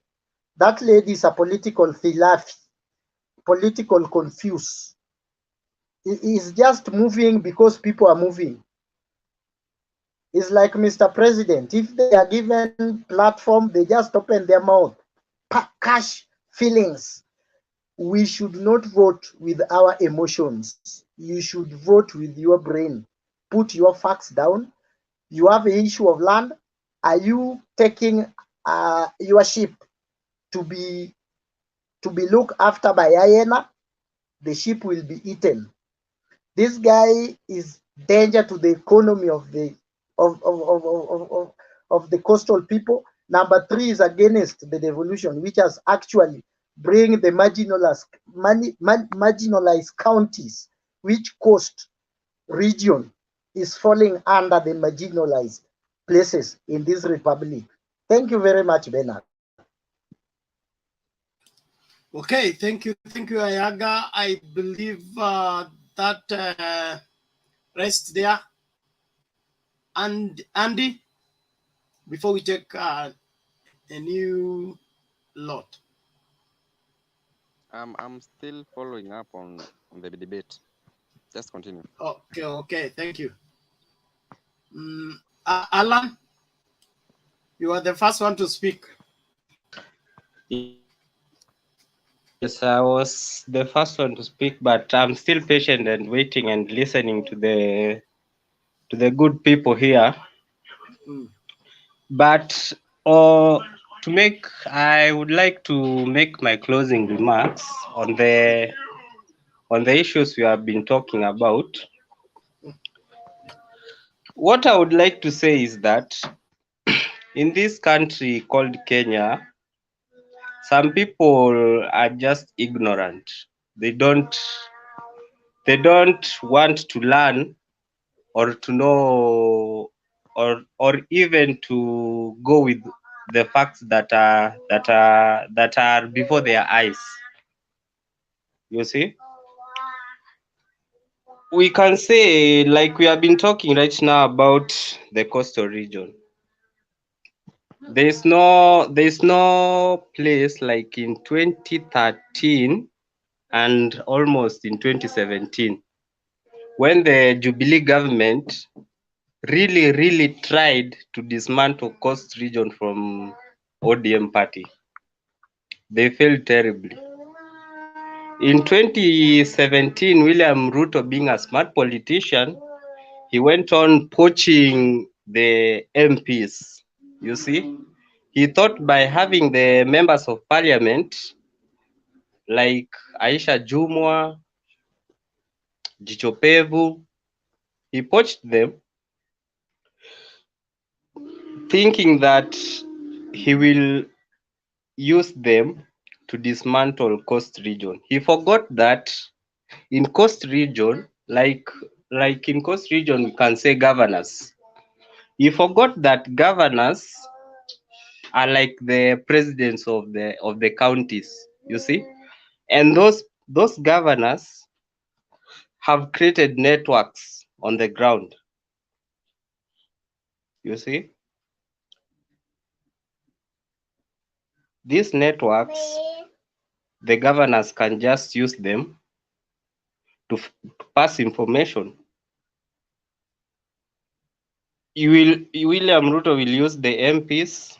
They will go to rallies, make noise here. People will come, listen. But governors who are backing Odinga, will just have some simple instructions that they will pass around and things will change. We can say William Ruto is saying that he will help the coastal region with their problems. William Ruto always claims, I am the Deputy President of the Republic of Kenya. I'm standing here as the Deputy President of the Republic of Kenya. In 9 years, since 2017, after the general elections, William Ruto embarked on campaign mode in this country. He spent most of his time in the large Mount Kenya region. In a week, 6 days, he will be in central Kenya. One day you will hear him say in place like Ukambani. The next week, Saturday, Sunday, he will be in central Kenya region. Things are changing in central Kenya region. He's losing grounds. He has been campaigning in central Kenya region for the last 4 years, since 2017. To the normality of that campaign, it is expected that he would have already gotten the ground and the people will be with him. He has been dismissing President Uhuru Kenyatta that he has lost the ground in central Kenya region. But on my opinion, I would say in central Kenya region, you cannot dismiss the president. Those people in central Kenya region voted for that president twice in 2017. They cannot just come out of nowhere to hate the president. We shall just wait till we see how the organization of the president shall be within the central Kenya region. But as at now, William Ruto's popularity in central Kenya region is depreciating. Despite that, he has been campaigning there for the last 4 years. Himself, one man, guitar. Raila Odinga has just recently, 3 months, gone around the country. Azimio la Umoja, it has sent UDA and William Ruto into panic mode. He's now running across the country every day. He has seen, like in central Kenya region, his popularity is diminishing. He has now started going to Baba strongholds, which in some effect will not give him any gains. Baba will still have the ground and the people in those strongholds. On matters that he's saying that he will really this thing bottom up economic. We have devolution. The man has not supported the man did not support this new constitution. The new constitution had one major thing, which is the counties. The counties were supposed to be a place where people would benefit by themselves. Money is coming to counties, helping people, the county government putting inside infrastructures, ensuring there is good and better environment to do business, making industrialization where these people can be employed, providing good quality education and training to assist these youths and the women. But the deputy president pingered the new constitution. we cannot therefore say that he will put into consideration this constitution that alipinga. So we would like to elect someone who will be a pro devolution, someone who will ensure that there is fight of graft, and that fight of graft, which is corruption, is what is supposed to be the lead thing among these presidential campaigns. Nowhere have I seen William Ruto saying that this is how he will fight corruption or he will fight corruption or graft.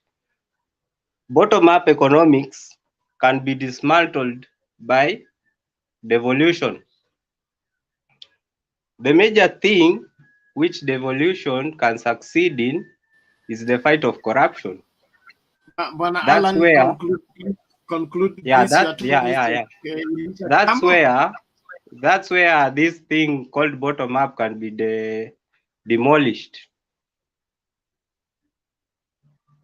Hence, ensuring that there is quality healthcare, there is good environment for business, there is employment. And that's why I say bottom up is just devolution. Thank you. Okay, thank you, Alan. Andy, you have a question?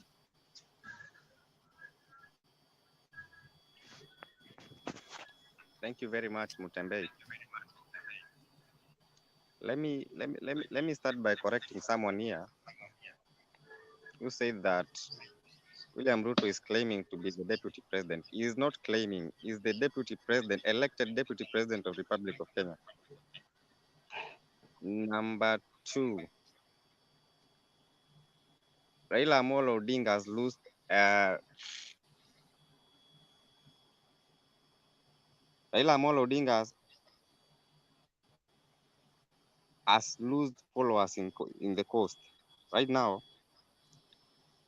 ODM was a party that was formed in 2005. It has more than 20 years. UDA was formed just the other day, and we are having more than 160 members of parliament. So let me say this. Ruto is a wave. And we once said that he has no luxury to surrender, to treat, not to surrender. The problem with ODM... So, Andy, yes.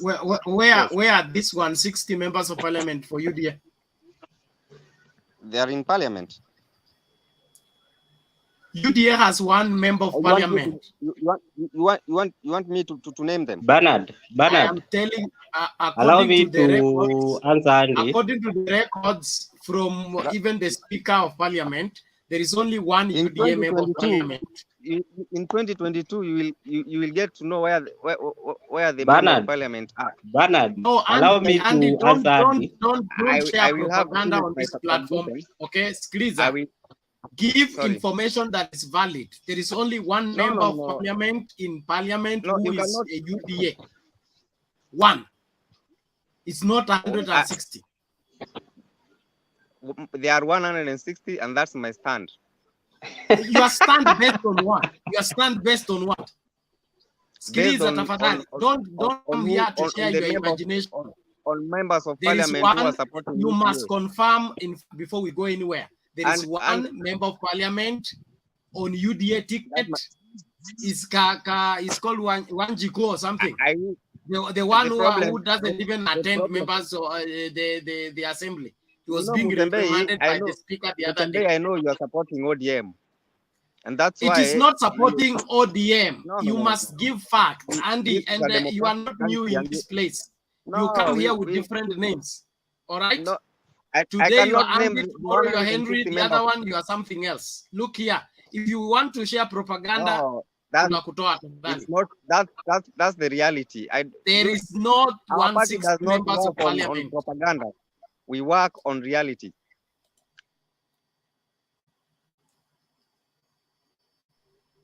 Andy, No, you are saying I have not finished giving out my submission. okay, okay. Andy, listen to me. If you are not going to confirm that there is one member of parliament on UDA Bernard, do you in know you're not parliament, fair? That's not fairness, you and that's still not stand democracy. that there are You must 160.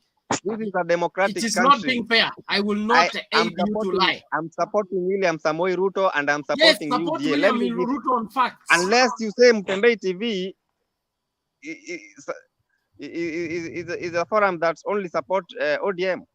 It supports facts. It does Why not are you support becoming ODM. so harsh to me? It supports facts. Bernard, we can else- help him understand else is what a it member means. of to be a parliament member of parliament. on UDA ticket.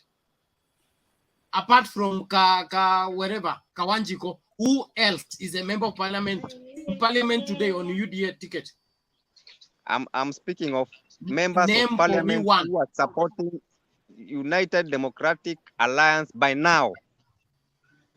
I'm not speaking of elected members. You said UDA has William Ruto was 160 not members elected of on parliament. UDA, but is a UDA member.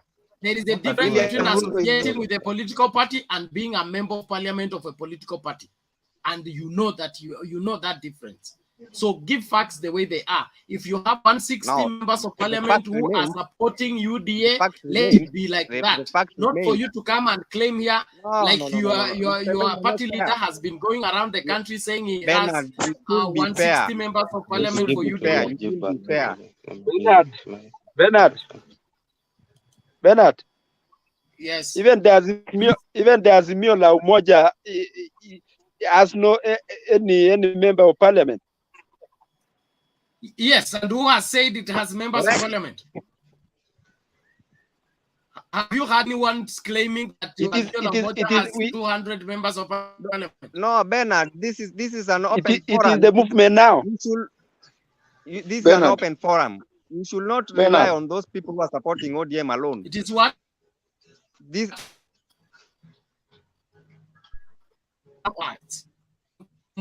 Understand people. Okay. Give the flag.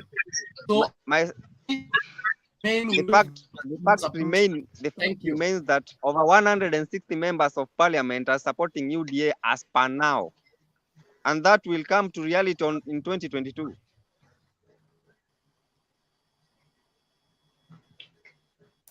Did you know that some of those who will not come back to parliament? No other person. Let Andy make his submission. He has cleared the air. There are no 160 members of parliament for UDA. Carry on. Sorry? Carry on with the submission. They are only associating with UDA. They are not UDA members until after the elections. Thank you. Now we know they will be elected. You know they will be elected. You know a lot and there of will be more than 160 members. There is no problem. Go ahead with your submission, please. Okay. Yes, let me say this. The problem with people who are following ODM, they have a lot of pride. I'm not into. Bernard, Mr. Bernard. Austin, no, please. It is Andy's session, okay? Let Andy make submission. If you want to interject, you lift your hand. You're given an opportunity too. Our pride is in our blood. So if you can remove it, now that's where you go wrong. That's where you go wrong, and that's why ODM go as an opposition every time.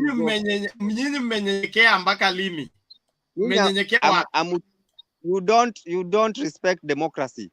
That's why you are shouting at me. You don't respect elders, and we have no respect for anybody who does not respect elders. We also have elders in UDA.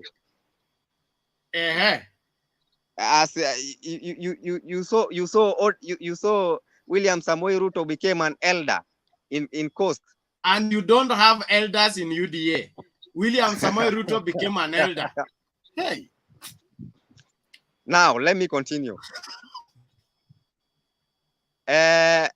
You know very well that bottom-up economic model is a good model for this country. but I know you sometimes you tend to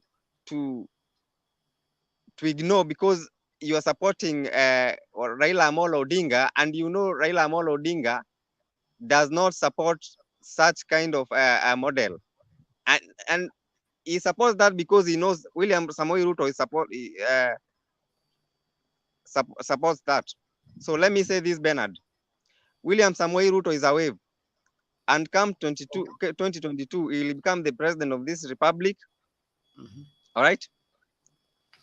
I agree with And you. He's a wave. Raila Yes, Amolo, a wave, a Raila passing wave. Amolo Odinga will continue serving as an opposition leader as usual. That is what is good in.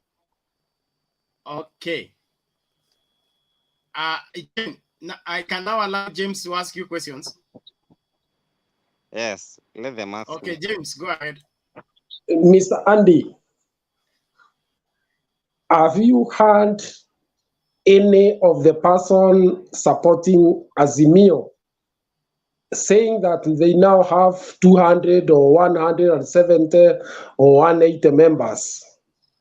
Number two, first wait.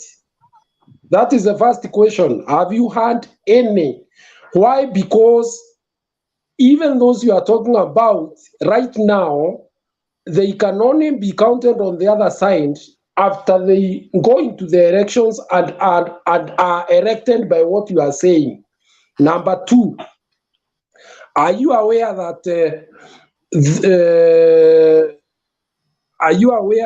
deputy president has tried to go with some of them in the regions where they come from, and people are screaming they cannot even address the public? Are you aware that according to the history of the Kenyan parliament, at least 80 to 85% of members of parliament are sent home?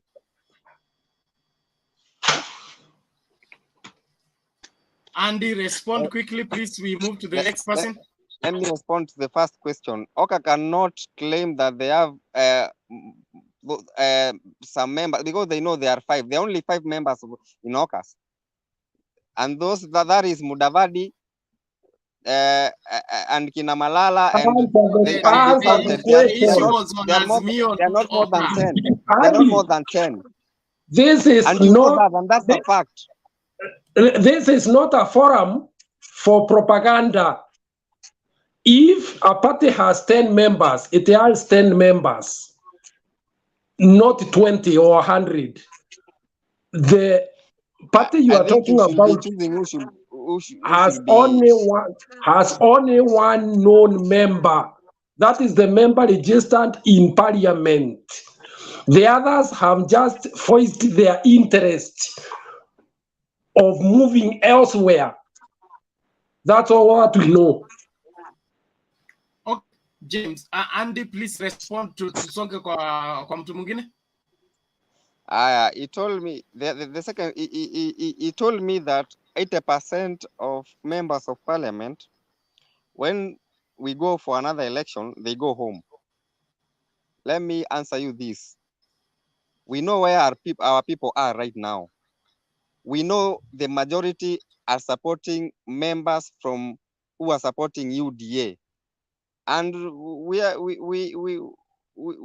really determined of getting more than 160 members plus. So don't be shocked in 2022 when you can I interject, Mr. Bernard? James, hold on. So Andy, the statistics that show that 80 to 85% members of parliament don't make their way back to parliament are to be rubbished because of UDA. That's a dead statistic. That's a dead statistic. What is the current statistics? We only go on by the will of the people. We don't go on statistics. We know where the people are right now.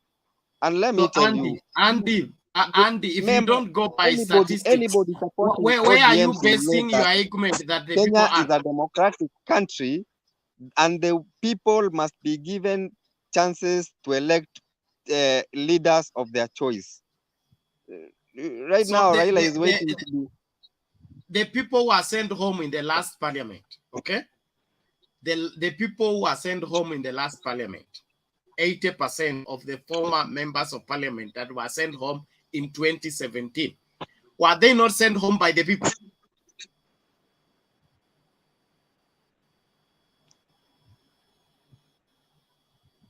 Sorry? Did you vote in 2017? I even voted in 2007. Okay, I'm asking, wherever you vote, okay? Did you vote your member of parliament back to parliament? Yes. Okay. I don't want to go into specifics, but according to the statistics, 80% of the sitting members of parliament did not make it back. So if 2017, 80% went home, what makes you think that in 2022, the story will be different? We should not base politics on history. The other day, it is not history. We are talking about statistics. No, that's history. That's history. That's the past thing. Okay. Oh, okay. Thank you. If you're allergic to history, you are bound to repeat it. So we wait for you to repeat it. Then we will ask you, what did we tell you? Because Mtembei platform will be here, and I'll be waiting for you in 2022. You show me the 160 that I've translated from Jubilee or whatever party entered UDA, and all of them came to parliament. When you bring them here on this platform, we are very focused and determined to see UDA take Kenya to the next level. Determination does not change. It is good to be determined, but your determination does not call it. Does not call the shots. 2022 is coming, Bernard. May I interject? What is coming where? 2022 is coming, and you will be shocked. With what? You will be shocked. I know you are waiting. I know Raila Odinga is waiting for endorsement. We are going for the people. We want the people of the will of the people to be heard. When we go for election, the problem with you, Andy, is that you are allergic to history. You are drawing no lesson from history. We cannot be and so you are bound to repeat the same. We cannot for be free information. Free information for you, Andy. Listen. On free information Kenya for you. Going. We are determined to see the future. Can you listen to what I'm saying? Whatever you are doing right now with William Ruto is what Raila has been doing all along. So there is nothing new you are showing us. And if Raila with the people, which he has sustained for five, I told you the ODA was formed in 2005. UDA was formed the other month. Right now we are enjoying big followers. Many where is the following? Sorry? Where is the following? I'm not saying following. We have huge followers right now. Where are they? Where are they? When you go to hold your rally on the market day, you go to the coast to block the ferry so that you can get the people who are lighting from the ferry to be addressed by your guy. All these small games you are playing to take photos for the purpose of spinning them online. That is not having people. The only person I know that can get people anywhere, any day, no market day, is called Baba. United Democratic Alliance believe in democracy. We believe in democracy. Mr. Bernard, in the will of Mr. Bernard, you are moderator and you are taking time. You are taking time. Moderator. Moderator and you are taking side. Bato umekuja saa hii, tulia hapo, tutakuja kwako baadaye. Andy asa tusumbua, tutaki kuongeza pato kwa hiyo. Yes, Bernard. Let me make my last statement. There is this joke going around. I'm very positive. Usinikasirikie juu hiyo. Mimi nimeongea tu stand yangu. Andy, you have refused to learn. You have been on this platform. We have taught you how to do Kenya politics. You are not listening. We must respect democracy. you disappoint. It's not an issue of you me getting angry with you. You disappoint by coming back with the same narrative. Even after going away for 3 months, you still come back with the same narrative, no basis for your argument. That is what disappoints, and I will tell it to you for free that way. James, go ahead.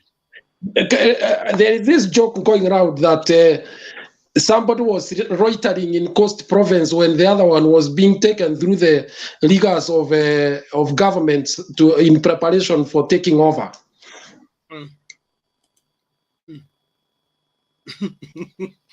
Have you finished, James? Okay. Wacha tusikie Nelson kwanza. Nelson, in 1 minute. Please, if longer than 1 minute na kukata. Please unipatie kwa time kidogo tu. Watu wameongea na wamepiga tu kelele. You are doing a response or you want to make a submission? Kama ni submission tutaanza hiyo mkururo wa submissions. No, ndio nasema I just need to respond to this guy. I thought you wanted to respond to what Andy has said. Yes, I need to respond to this guy. I think he's called Alan or Andy? Andy, yeah. Andy has already run away. Actually, let us not follow. Andy doesn't know anything in politics, actually. Anybody who does not rely on the history of the politics, I don't know why, Bernard, you are arguing with Andy. He has nothing to tell us here, actually. You know, when someone tells us that UDA equal now 160 MP, under what constitution ama IBC gani ilipitisha watu walifanya ukura wapi wakapata watu? And we know very well I think there are 2, not even 1. Huyu Msambweni huyu wa UDA na huyu wa juzi huyu Kawanjiko mwenye huwa attend nini. I think there are 2 members of parliament. The 2 by-election that have happened. And Msambweni is not UDA. He was only supported by UDA. He's not a UDA. Okay. This is what I want to say, please. I'm very sorry for that. This is what I want to say. A party with only 1 member of parliament, bana. This guy should learn on how to speak with us here. It is not fair for us to continue arguing on someone that doesn't understand the ideology of politics. You are telling him about the history of the country, the history of politics. 80%, 70 to 80% of the present members who are our make, which is a fact, and he still argues with you at the Wanarudi because they have seen UDA is going for what Ruto is doing. He's going his political rallies anaenda siku ya masoko. If you look at Western and how he's going there in Western, siku fulani ni siku ya soko mahali fulani. Let me use my own place, Busia County. When he comes to Busia, he will either come on a Monday or a Thursday. That is Busia. A Monday or a Thursday or a Saturday. Because Bumala Market, it's there. Mateos is there, and we have Busia itself. Please, the next thing is to tusahau mambo ya huyu jamaa bwana, si tuende mbele bwana, because there is nothing, we cannot discuss anything from what he has said. Please forget about this boy because he doesn't know anything in politics. Mzee ametuambia hapa vizuri. In politics, you have to rely in history of the country. A country cannot move without having its own history. Look at US. US is moving because they are still relying on their history. Even during their swearing on, they must imply that historic implementation in their swearing in. We cannot move without our political history. Na next thing, mimi nataka kulala. Ni allow tu nipatie dakika moja nilale na amka asubuhi kazi, please Ben. Kuna kitu watu hawajaongelea mambo ya Ruto huko Coast. Sorry to snap this one, please Ben, sorry. You know what the people of Coastal need? It's about insecurity actually. No one has spoken about insecurity. Na mzee Jaka Kindube, he has experience. He can tell you about insecurity in Coastal region. One, we are seeing on TVs Coastal region families nalia kila siku. Kijana yangu alishikwa, sijui ako police station gani. Kijana yangu ameuawa, familia imefanywa hivi, sijui nini imefanyika. It is every day in A week cannot finish without 1 or 2 people from the coastal region, that is Kilifi, Mombasa, Kwale, and other side, Taita, Samburu. We are seeing these things are happening, and the people of coastal, they need someone who is going to strengthen security, because the Islamic, most of them, they are Islamic religion, and most of the government with our guys in coastal region, some of them that are Muslims, they will say that they are practicing Al-Shabaab. And when they get the government that will say, okay, huyu kijana na practice Al-Shabaab, auawe, ama huyu kijana amefanya kitu, people have lost their life, families have lost their beloved ones. If the government is in support of giving security to the people of coastal, familia hazitapoteza watu wao, na ndio kitu inafanya sana Mombasa inaumia. Look at Mombasa itself. They say that youths are in drugs. They will shoot someone, watu wakiona. What kind of a government are we? We need a government that will give security to the people of the coastal region. And that is the only big threat yenye watu wa coast wako nayo. There is nothing else.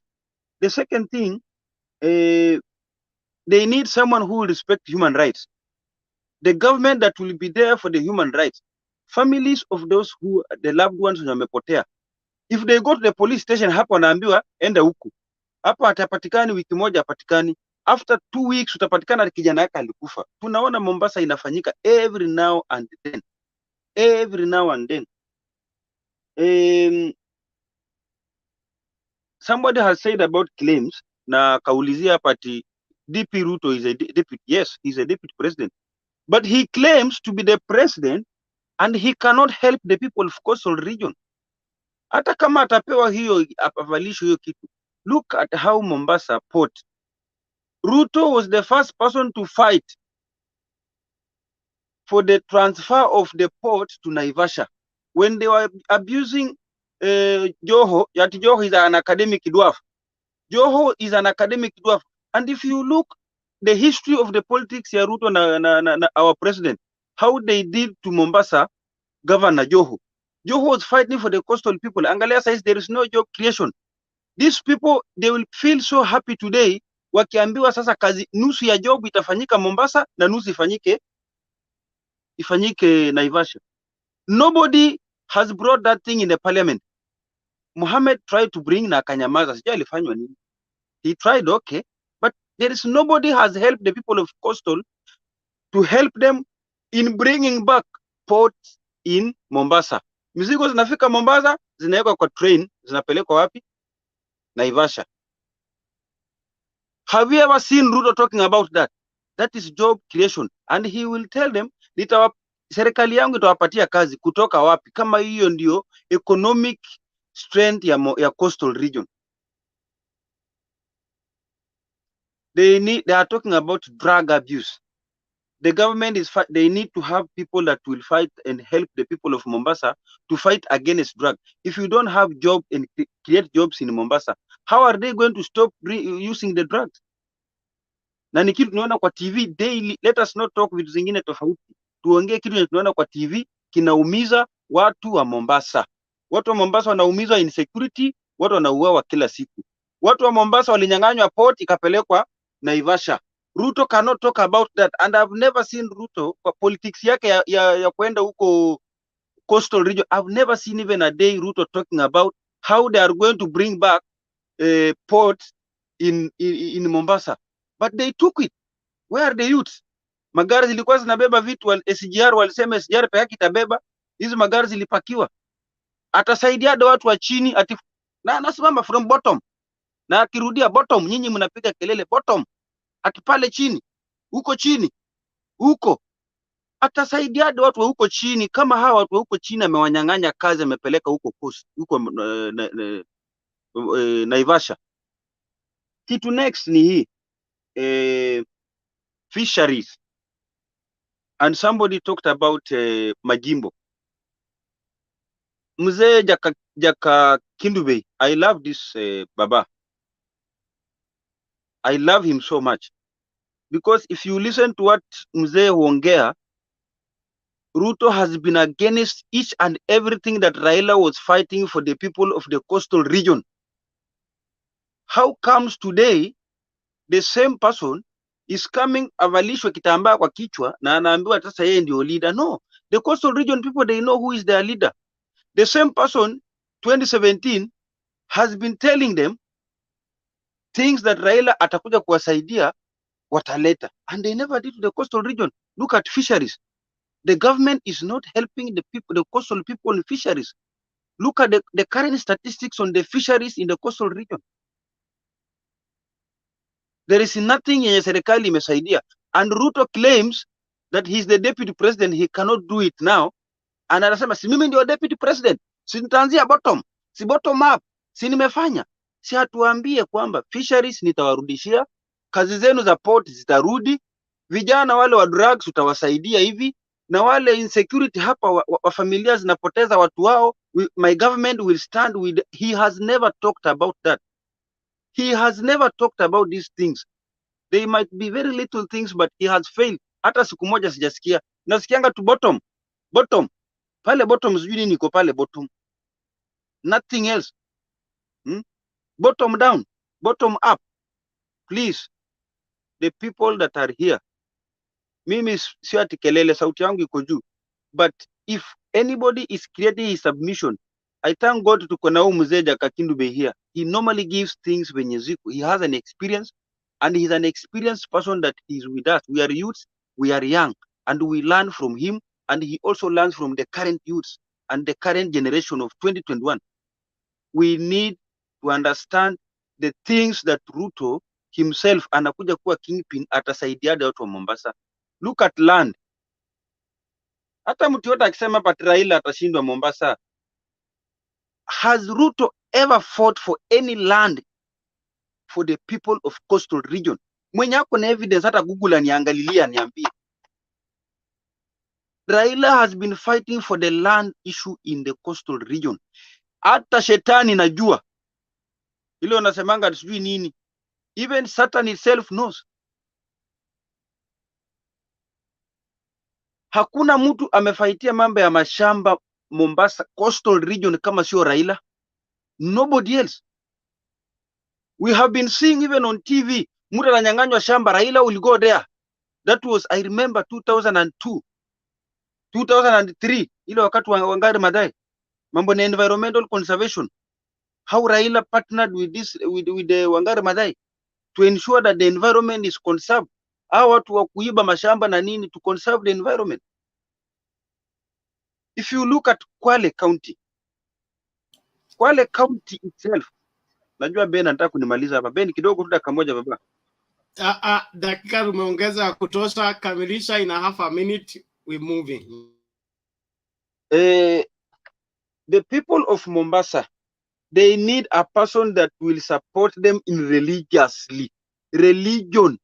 Na ukiangalia watu wa Mombasa, most of them, 80% or 60% of the people in Mombasa, they are Muslims. Na ukiangalia Raila has been with Muslims, amesimama na Waislamu since he started working as a politician. Ruto ametoka tu from nowhere. He cannot come and shortchange people like the age of Jakakindube. They are giving their kids maneno ya kitambo venye Raila amewasaidia kama Muslims community. The only person that has helped the Muslim community in the coastal region, it is his Raila Amolo Odinga. I've never seen Ruto talking about the Muslim communities in coastal. And Raila has been fighting them. And that's why tunasemanga bome ya Raila imeingiliwa, which is Mombasa. Ni bedroom ya baba. Coast is the bedroom ya baba because he has helped them so much. And the next thing, naona mtu ameinua mkono hapo. Nelson, your time is up. Thank you. Okay.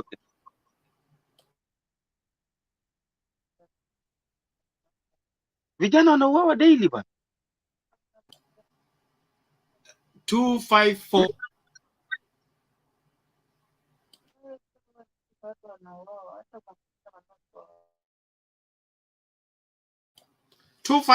Unmute. Hashtag.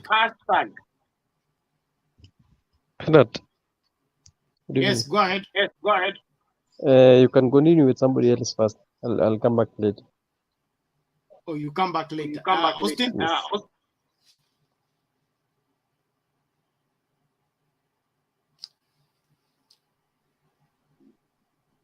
Mr. Bernard. Yes, sir.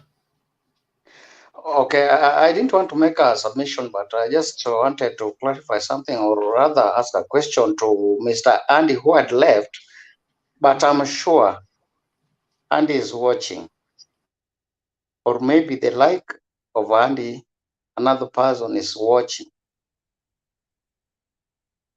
The UDA Brigade has a common character that we, as the Azimio followers, we should start learning on how to tolerate them and handle them, and at least make them understand, or they should learn from us. You know, unajua mchawi akigonga mlango yako usiku na upige nduru, that is what mchawi wants. Akichapa na unyamaze, atasema hapo anafanya kazi bure. The next time hatarudi. So the likes of Andy need to be helped. Let us sober ourselves and find a way of helping the likes of Andy. Andy spoke of certain things, of which to me I take them as propaganda, because this is the criteria of UDA Brigade, of spreading propagandas, of which if you go into details of asking any of them to explain, they will never tell you. The point of 160 MPs in parliament that belongs to UDA, that is a myth, something that is just being said but never exists. Andy, I know he is watching somewhere. He has talked of something that they believe in democracy. They believe in democracy. And he went ahead and said that we know you, Odium people, does not believe in democracy. I don't know where Andy is, but I would rather ask him, does Andy know the father of democracy in Kenya? Does he know the father of democracy, or does he understand what democracy is? The people of UDA does not understand what democracy is. That is why they erase the history part. They don't want to listen to it. They don't want anything that changes their tune, so that they understand what they also understand, but they assume that they don't understand. They know where the wave is going. But there is something in Kenya that has been like making us look like we are foolish, or we are being fooled. This thing comes from UDA Brigade. They talk of, we don't want a tribal party. You know, that is also propaganda.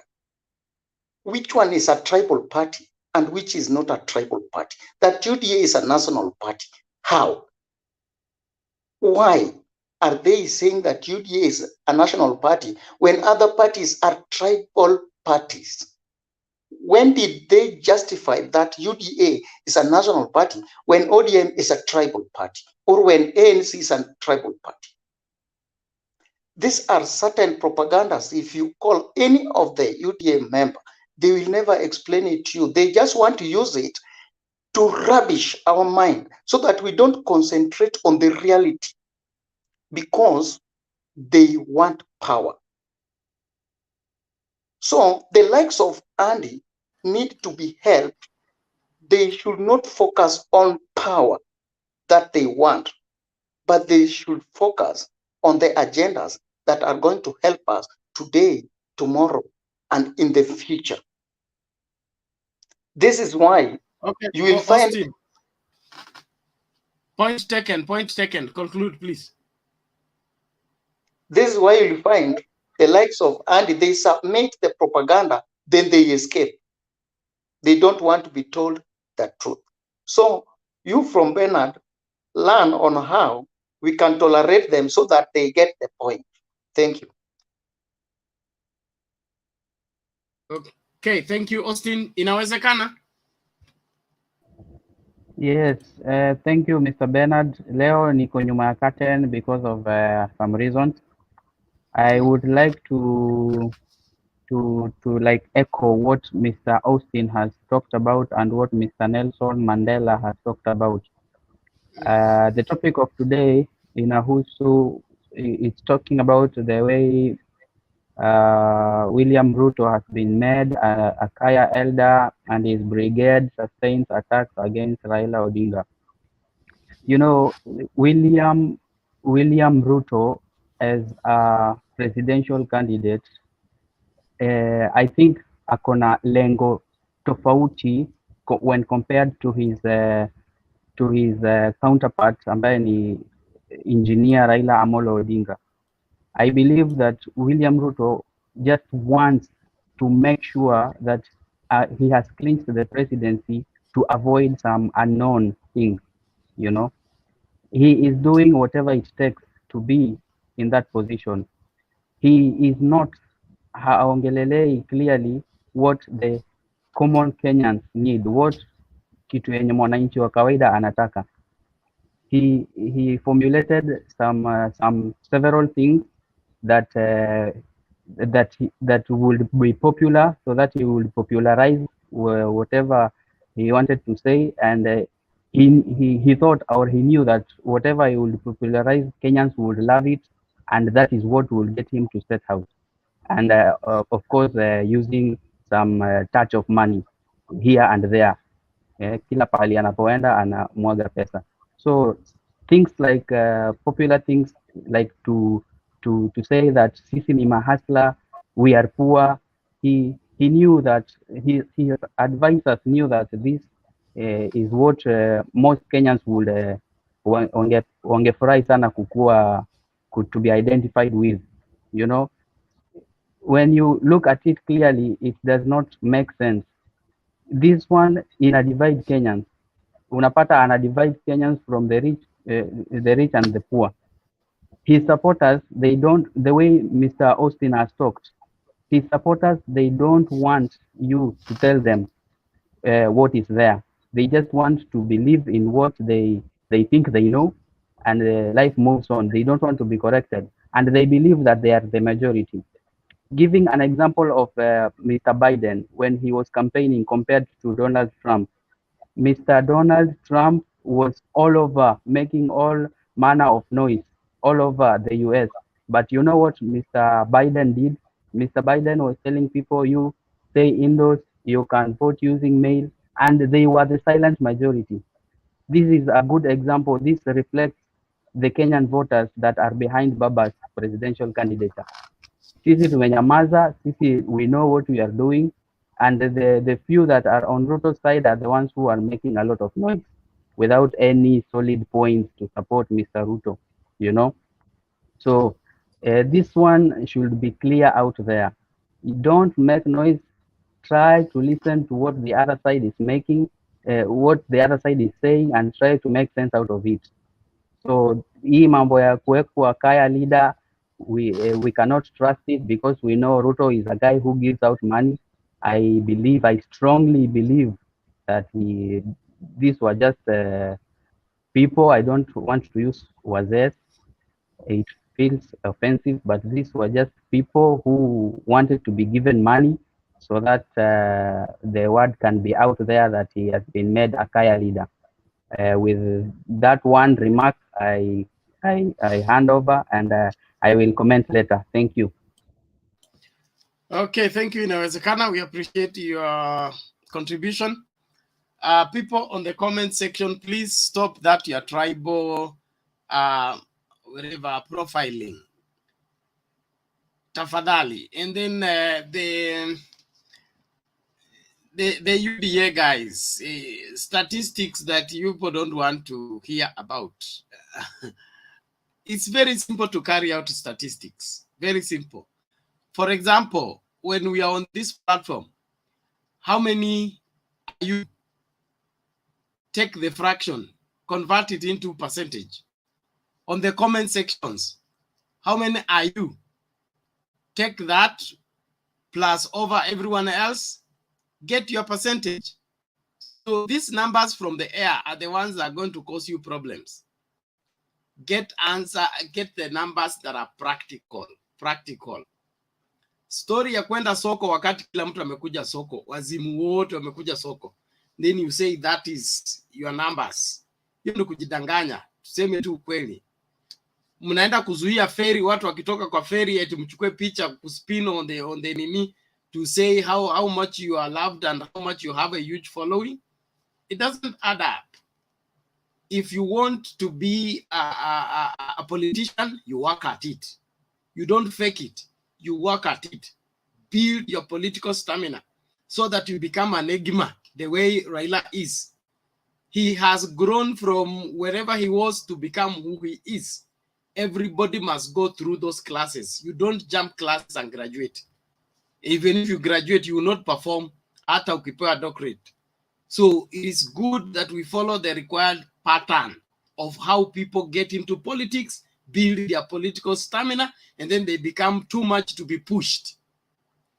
And for the other Azimio people who are getting afraid with what is happening, you don't need to be afraid of anything.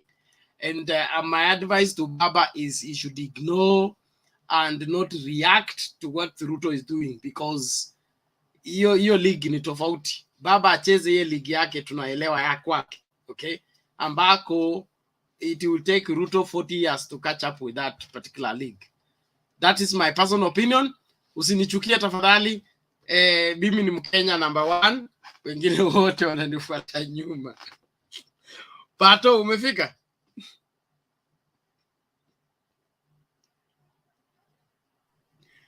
Niko area. Uko area? Niko area baba. Sasa nyinyi muamini kwa elders na mmefanya DP akue elder leo. Sasa itakuwa vipi? Yes, it is the beginning of the story, eh? In course. For the first time wa course wameon DP akue mmoja wao. So relax. It is the beginning of the story. DP ame protrude course. That is a fact. DP ame protrude Kenya mzima. That is a fact. You Bernard calling people wasimu wote wakiwa kwa soko, that is a bad language, my friend. You have to apologize on that. Unaita Wakenya wazimu. Umesema wasimu wakati wa soko. Siku ya soko ni kila mtu anakuja soko. No, umesema wasimu wote. So you just apologize for that. You know, every vote matters. Wewe unaendaga soko gani? Tukubaliane tuende kwa hesabu wazimu hapo kwa hiyo soko. Mimi naenda Kawangware. Siku gani? Tukutane hapo tuhesabu wazimu wale wako kwa soko. Kawangware mlango soko. Hata kama ni ya Mdurwa. Yes, Mdurwa pale kwa soko. Yes. Let me go back to the mada leo. I think all the politicians are the same, eh? Unless hii ni kanisa, unless Mtembei TV sio platform ya siasa.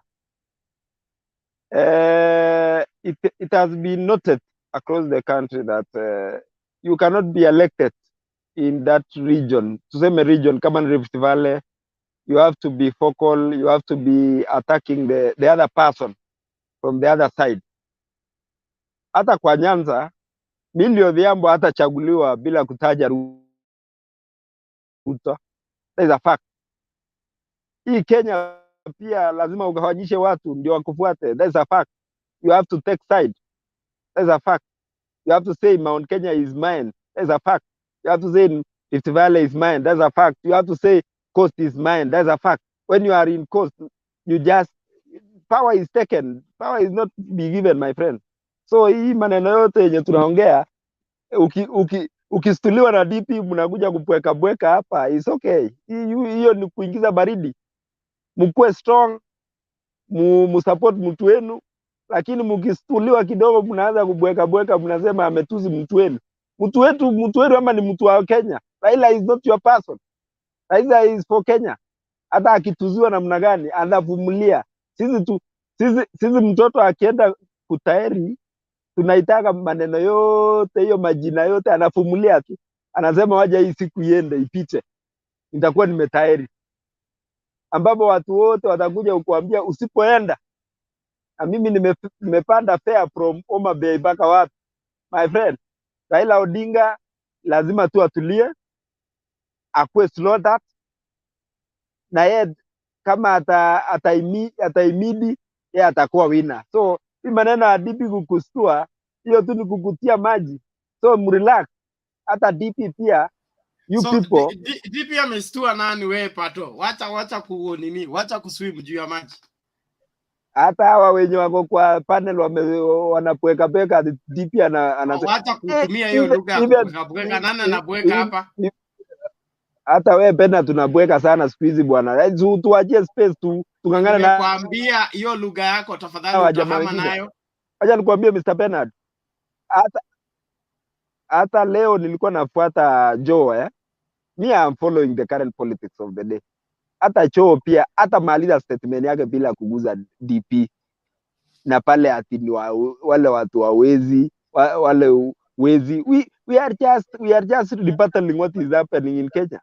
Chenye mnasema tutasema. Last time in 2017 mukirusha tunarusha. You know, this is what is happening in Kenya. Mukihesabu tunahesabu, so mukitupa tunatupa. Kama ni chungu ikuwe mbaya. Wacha niwaambie majamaa, hii Kenya ni zizi wote, hii Kenya tunaendaga hivyo tu. Na Raila Odinga is a statement. So wacha kulia, Raila analia, aliagi, nyinyi mnalia.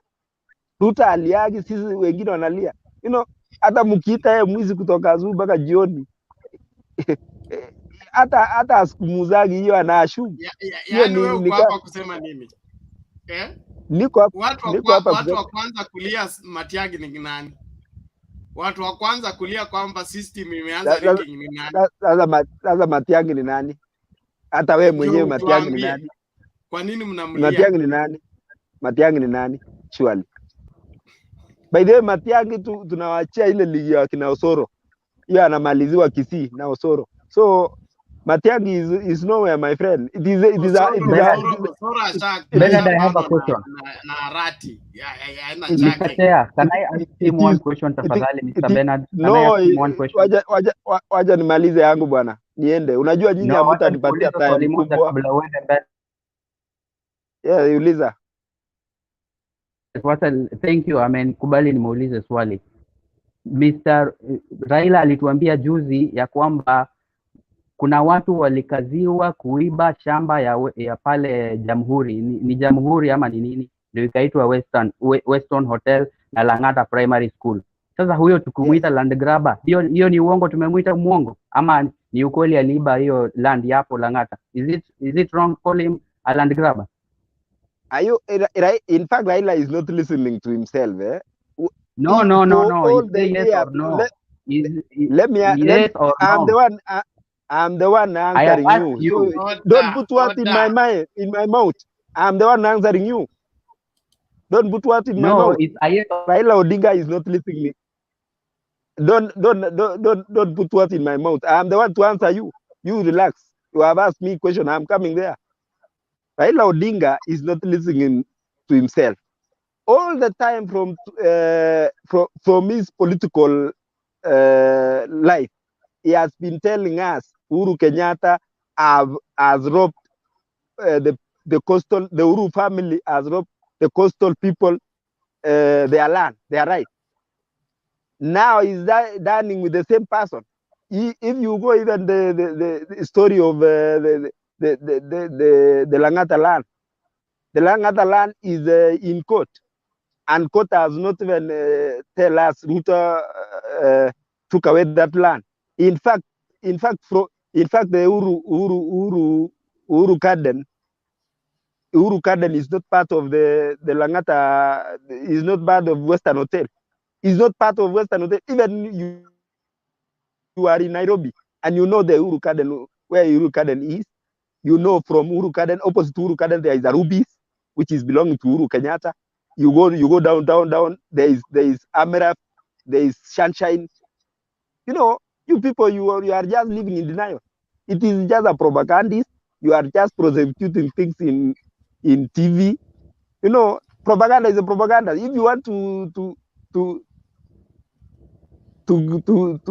hire propaganda, we know much about the propaganda. So you guys, you see the now the you're person whom summarizing. you have been telling Has the Ruto, postal people, has they have Ruto brought ever been you are right. They alishawistakiwa have brought kokoti? you right. Ruto alishawistakiwa kokoti? Ninakuuliza. Ruto Order alishawistakiwa between the kokoti two juu of ya you. shamba? Order Pato and inawezekana. Mnatengeneza This guy kelele is hapa. propagating nonsense here. Do not allow him to propagate Hold on, something that inawezekana. is not there. Which nonsense? Which nonsense? Which nonsense? Hold on. Which nonsense? So, Pato. Yes. You people are allergic to history. But which history? Whatever that Which Raila history? said, whatever that Raila said Go back to the ghost. Yes. was the Go back to the historical history part. of ghost. When was Sunshine Secondary School built? You know. No, answer me. You know, because you have asked me. You know more. When somebody is asking you something, he knows the answer.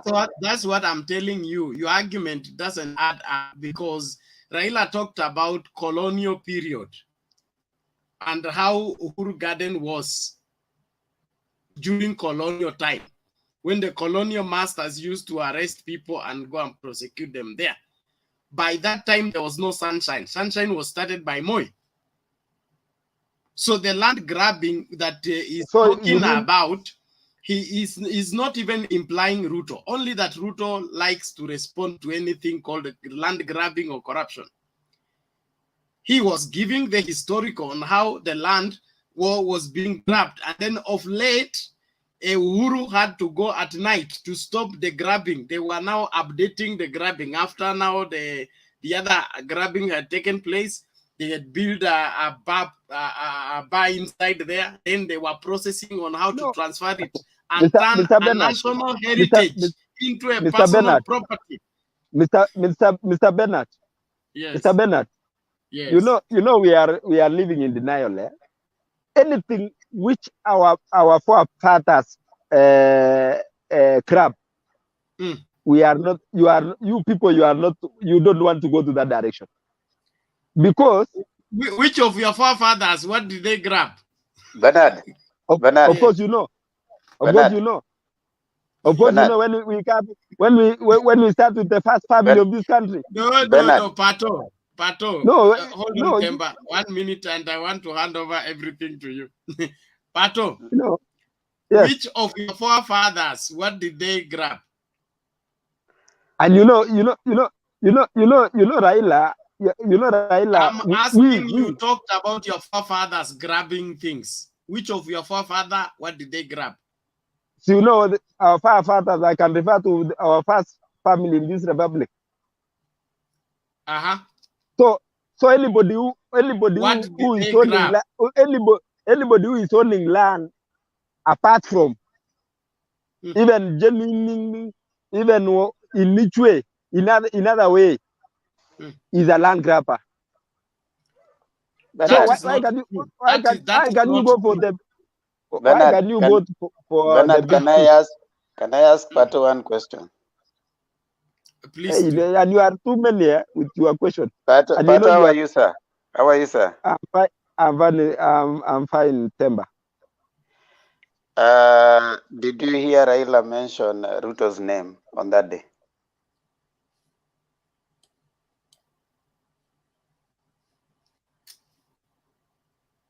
He didn't mention the name. Yeah. So why are we discussing Ruto? But you talk of extension. What is the extension? No, I'm asking you, why are we discussing Ruto right now? In which forum? No, right now, I mean, Raila didn't mention Ruto anywhere. Why are we discussing him right now? No, because the other panelists have been telling us about lies about I don't know, Ruto is land grabber. No, you see, Raila just said that if you follow the the history of Uhuru Garden, it was extending up to Western Hotel, up to Western area. And all that part up to Sunshine Secondary, up to the place where you have the prisons. If you understand the Langata the way it is, up to Wilson. I understand So very well. all that part up to down there was part of Uhuru Gardens, all right? But now, when Raila was trying to say where it was extending, he never mentioned no one, okay? And saying that Western Hotel sits on a land that was part of Uhuru Gardens does not say anything about it. He just says, it's just like saying there are people who have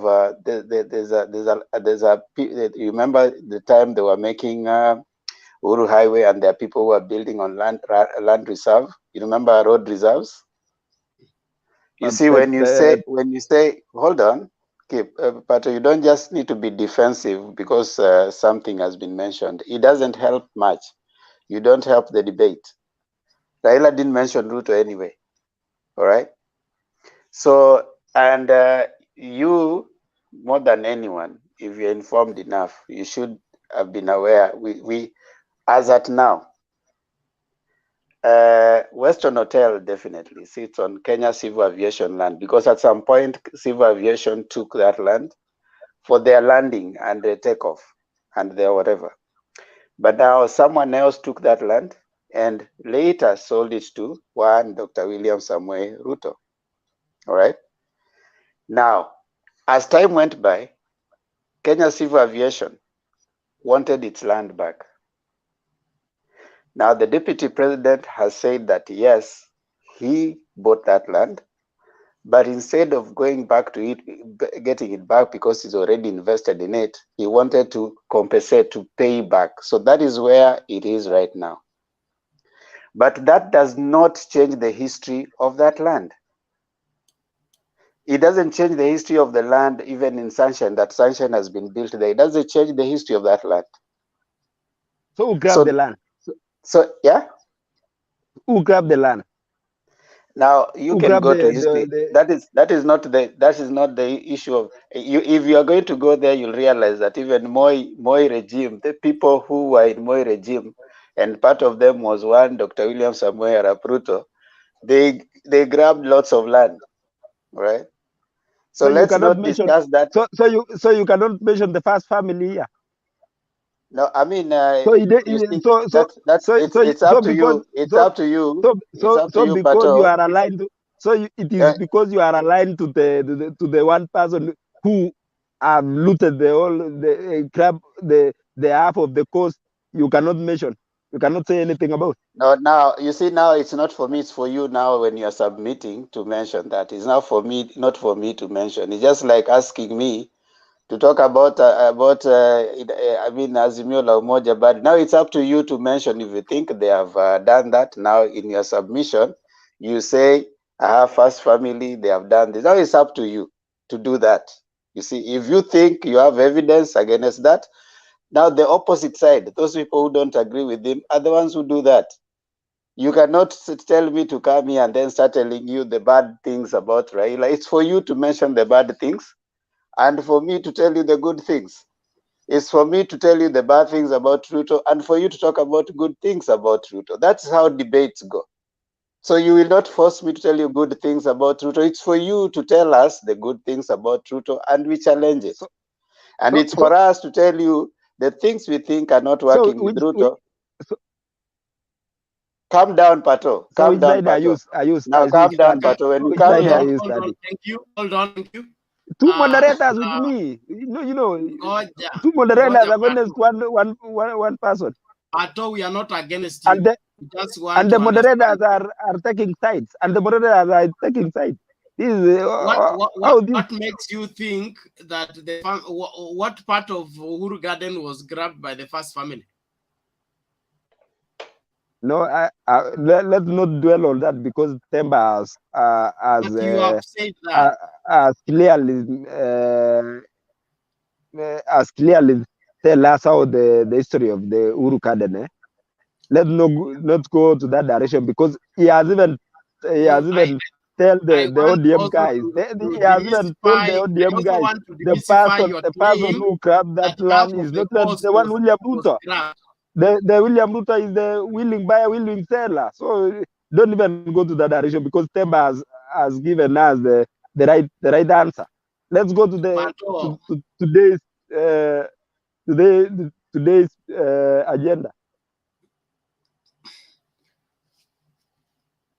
Pato, all I want to inform you is that there were different modes of acquiring land, especially pre-colonial period and early colonial after colonial. Like my great grandfather, the land that we now occupy, he did not buy it from anybody. He just cleared the bush and put beacons there and started to live there. So in the past, we had vast land and few people. So it all depended on how much bush you can clear and then occupy. Then later on is when land registration came into being. Then there were land allocations. So there are some of the things we claim here that are baseless in terms when they don't meet with the historical aspect of land. There we have what we call communal land, like the Maasai land was in one title, Maasai land. Then Turkana, like Turkana County, I understand until when Orengo was Minister for Lands, it had one title. It's communal land and it's owned by the community. So there are so many aspects to land issues for you to claim that the first family has grabbed this and has grabbed that. Some of those things are just political statements. Why is the Regera report still lying on the wardrobes? Ask the deputy president. And we can ask the three statements. Even Raila Odinga, he never advocate when he was the prime minister. There's a difference between prime minister and deputy president and president. From your desk. No, prime minister is in charge of ministers. Deputy president? Not in charge of the state and implementation. Is not in charge of the state and implementation of reports. So the report is handed to the president. It's not handed to the prime minister. Okay, you have slapped my time. Let me finish my submission because I know I will not fight you. You know. You have been fighting me all along. Go ahead. Finish you are a Madreda. James is on your neck. I know you cannot even give me 1 minute. Malizia dakika yako moja nimekupa Pato, lakini utoe facts tuambie hapa story. Okay. Nataka niwaambie tu Ruto ameingia Coast leo, ametawazwa kuwa mzee. That's another level. It is like the other time prime minister was being alikuwa anatawazwa kuwa president ya Azimio. So saa hizi hata story ya kuongea story ya ODM ama mimi nikiongea story ya 160 MB supporting William Ruto, don't ask me question because those question imepitwa na wakati. Saa hizi tuko tu penye mumefika, penye mumejitanya, sababu at the same question mkiniuliza nikisema 160 MB ya UDA nitakuuliza at the same time where is the supporters of Azimio. Saa hizi tuko in a realignment time. ukweli semwe, wale wenye wana support UDA ni 160,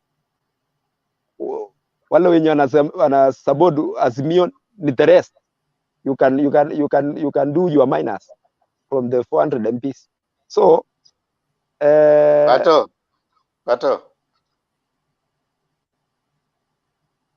Temba, nikuulize, yes, hii parliament inaisha lini?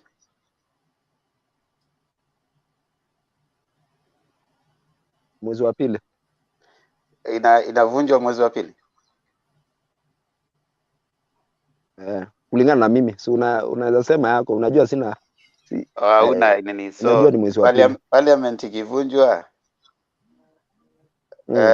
will UDA be having MPs? Even the ODM will not be having. No, jibu swali. Wale parliamentarians wako saizi, they are on UDA, on Jubilee, right?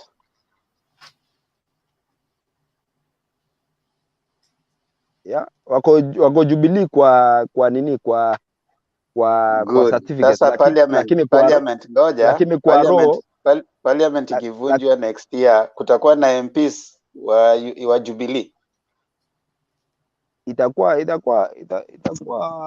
Itakuwa transfer period.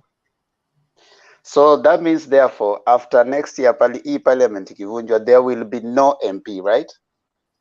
Of course. All of them watakuwa wamerudi kwa mchujo, right? Of course.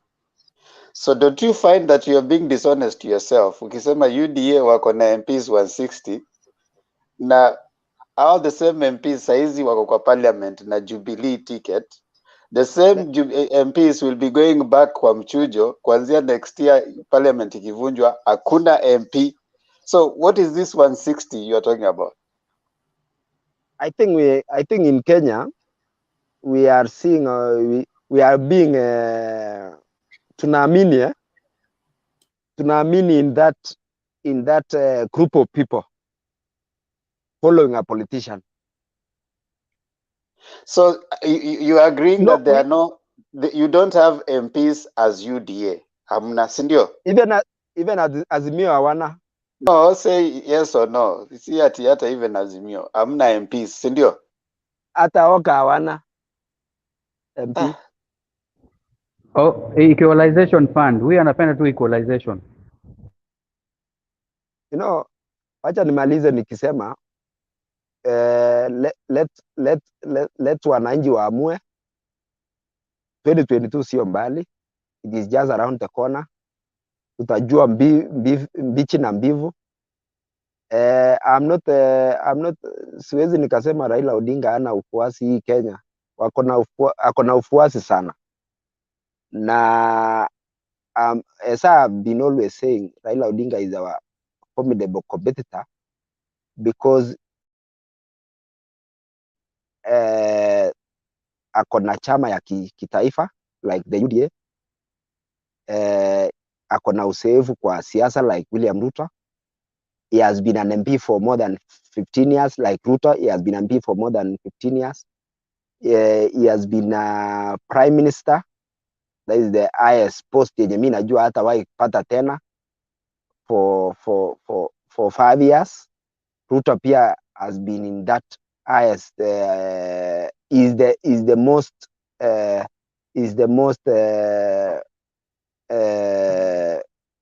feared deputy president in the whole world. Na mimi najua is the most aggressive politician mwenye is rising, nyota yake ina rise. Wengine wenye tuna believe na politics zake tunaona anaenda kuchukua watamu ya uongozi wa Kenya, and is very young, energetic. Na the other person from the history alikuwa, kama mnataka twende history, alikuwa ametuambia ako na risasi moja. Hii ingine sijui ametoa wapi. So you people, you just be honest to yourself. You just mkubali ishe. You are just rubber-stamping the man. Ya marisasi ilifungwa. You are just pushing the mzee. Swali kwa Pato, factory ya marisasi ilifunga. unajua tena risasi tena haipatui, kuna kwa risasi kuna H yenye hautakuwa unatembea na bunduki, unapewa tu kijiti ama unapewa bunduki yenye haina kitu ndani because of the H, kwa watu wenye walienda training So mimi nakuuliza, wewe ndio uko in charge ya kupatia baba marisasi ama kumnyima? Ni yeye mwenyewe alituambia. Yes, wakati huo alikuwa amebakisha moja, lakini factory ya kutoa risasi haijaisha. Lakini miaka tena tunaona ukipatia risasi anaweza gonga mtu njiani. Risasi zinauzwa. Okay? So if you can buy, you are the propagator of willing buyer, willing seller. Hawezi kuzuia kununua if I can afford it. You know chenye inaendelea hata mpaka US saa hizi. You see now the president of US saa hii ana miaka yake inamtatiza hata kwa uongozi. That's why tulikuwa tunaona Raila Odinga akifanya campaign siku 3 lazima daktari aambie apumzike wiki moja ingine. So you know that is our worry. That's for you, please. Thank you very much for your claims, but you will not change anything. Yes, the ground knows who is lying. They know who is for the truth. No, like I told Andy, I will still tell you, okay? William Ruto has no numbers except generated numbers. The other side of Kenya, choose to manipulate Kenyans to believe that you have numbers. But historically, the best Ruto has ever done was getting 1/3 of the votes in 2010. That is where we base the stamina of any politician. This is his first bid on the presidency. We don't know how much he can make, but winning, he has no numbers against Raila Odinga. He can go and cook them online, cook them and propagate them and spin them, but that is all it can do. But on the booth, on the voting day, the numbers on the ground are wanting. And I'm happy that the DP knows this very well. That is why he's trying hard to see to it that he tries to use the market day to swell and create a perception. But political reality is not a match to what he's rising against. Begin to appreciate that. The same Raila Odinga was in coast today. Was it not a market day? He went to which market? The one you can tell me William Ruto went.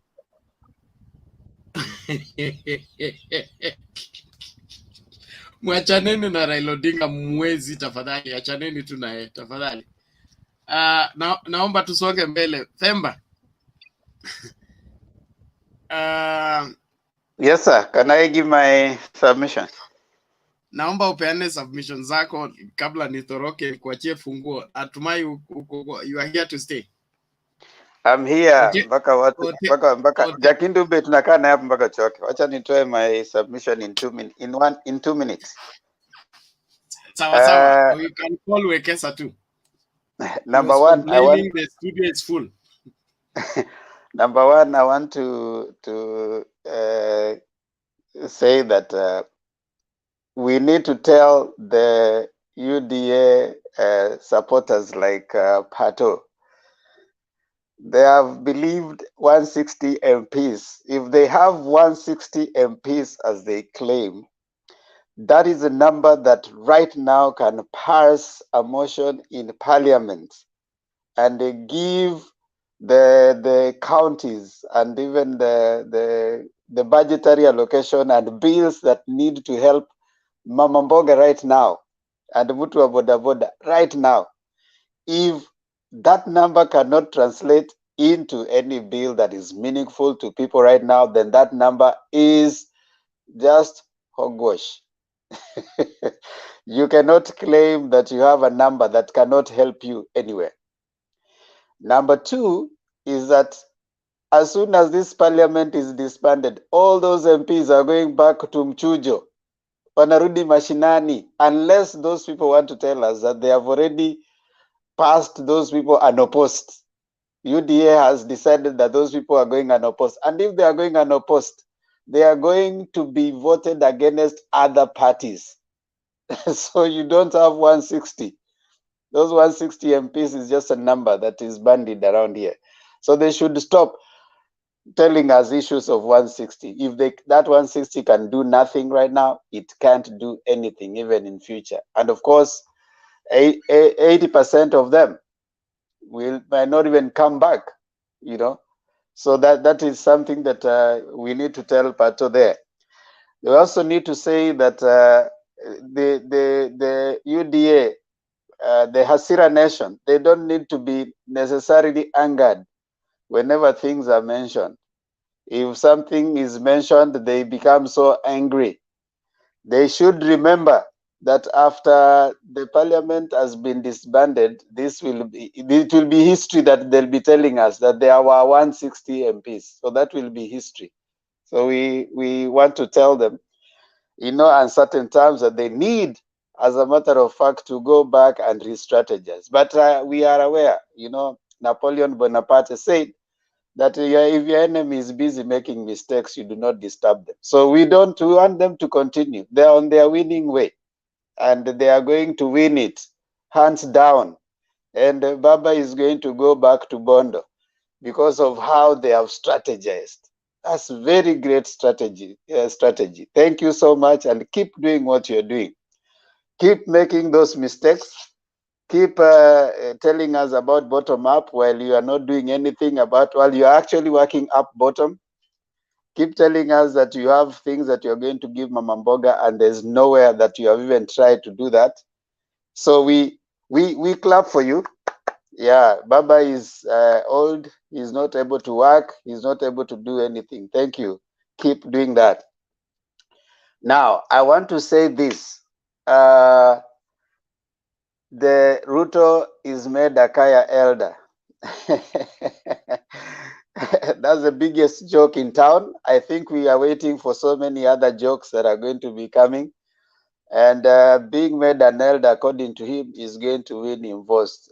Keep doing that. I mean, it's a good thing that you're doing. And the brigade, they keep having Raila as their campaign strategy. That's a good thing. I think he's giving you material, and Baba knows that he has to give you material every other time. That unless you mention him, you cannot get votes. That's a good thing. And it is you guys who say that if you attack someone, you make them better. Yes, you're making Raila better. You keep throwing the dust, he keep coming up. So keep mentioning him, and even tomorrow when you go to any campaign, make Raila your target. Talk about him. Talk about his age. Talk about his vitendawili. Talk about how he is supposed to go home. That's a good thing. If all of you, 5 of you, wake up, we can give you material of what you need to mention. Talk about how he has tried many times and he has failed. That is a material for you to use. Thank you so much. Raila doesn't have to go to coast. If Ruto is there in the coast with his people, he has campaigners who are going to campaign for him. They are going to mention him not less than 20 times. And that is a good thing. So sustain the campaign. And we like it that way. We even don't, you keep talking about why Raila is not going anywhere. He goes and then he comes and rests. Why should you go around while you guys are going to mention him everywhere you go? Why should Raila be going to 160 campaign and 135 of those you guys have already talked about him? So you are actually campaigning for Raila every day you go. So he doesn't need to do all those campaigns. And thank you so much. Finally, I want to say this. I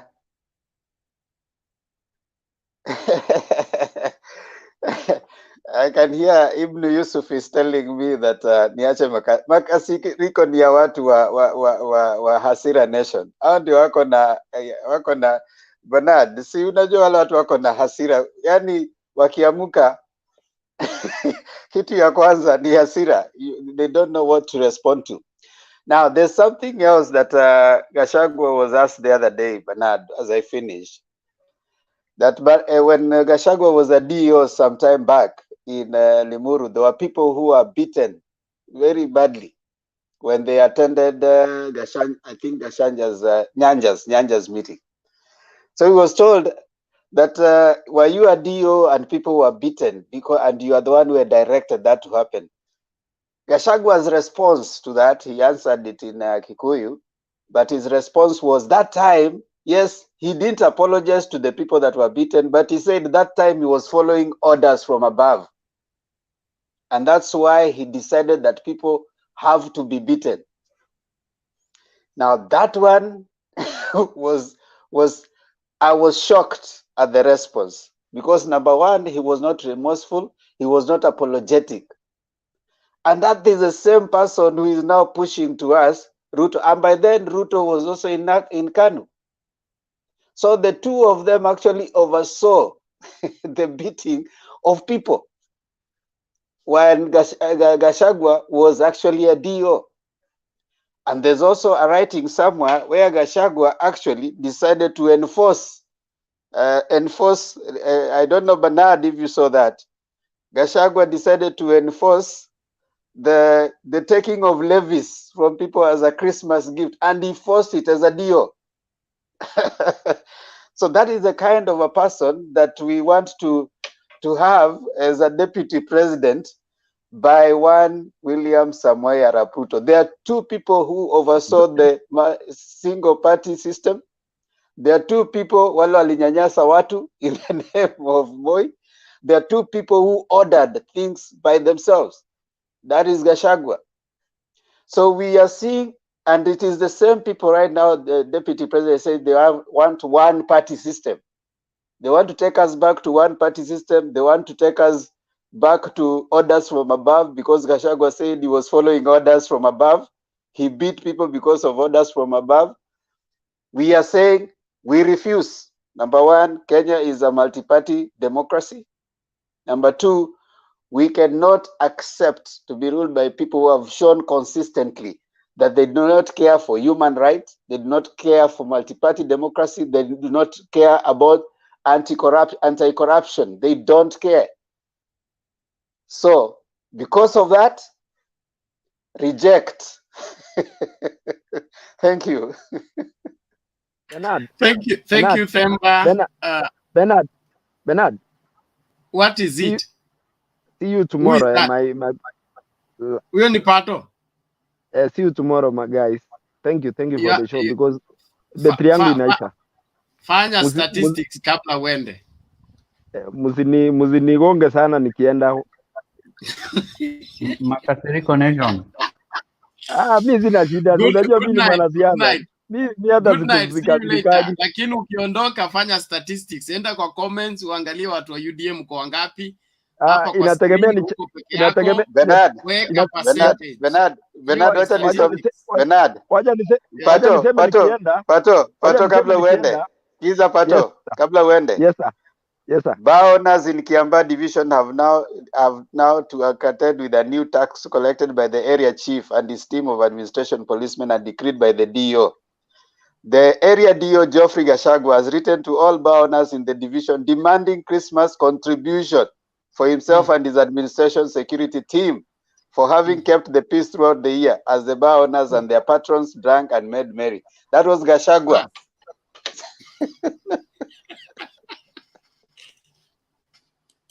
Okay. You are running mate.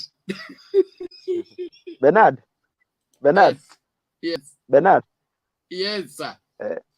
I think when you want this TV to be a national TV where everybody is watching. Yes. You just let the sponsors come from all the corners of this world. Thank you. Of this Kenya, eh? We receive Ndio kila sponsorship mtu from Kenya. everybody. Ni No, DP tu hajaonekana hapa, lakini sponsor yake tunaweza chukua. No, me this just because kila mtu anataka kugrow. Hata wewe pia unataka kugrow. So it is a free advice, eh? Don't dwell on so much on these people and entertaining them. These ODM guys. Let's be tolerant na wachia wengine wakuje saa zingine hata wengine wapate amani wakiongea hapa. Mimi nimekufungia Unaona kukuja mzee pia. kama ule anaitwa Chakawa ule Jakadube na usalimie huyo mzee, mimi namheshimu sana. Akiona sisi vijana tunang'ang'ana hapa, salimia yeye. Asante sana. Asante Pato, asante sana. Lakini hii TV inaweza kugrow tu na ukweli. Uongo itaivunja. Ukisema uongo, watu wanakuona na watu hawataangalia. Watu watasema hiyo ni TV ya uongo. I did the other day SK Macharia ametumia baba kufungua TV yake inaitwa Ramogi TV, you know. kupata na akasema maneno ya siasa na biashara yake iko tofauti. Hata wewe Bernard tunasema hivyo. Makosa iko wapi? Hakuna makosa, wewe unasema hivyo. Wewe unataka kuingilia masuala ya internal ya TV management. Wewe piga siasa alafu umesema battery yako inaisha. Tuonane hapo kesho. Wewe TV na siasa, wewe hii TV yako na ODM inaenda aje? Wewe sema yako nisikie. Hii msimamo wako na TV tuonane kesho.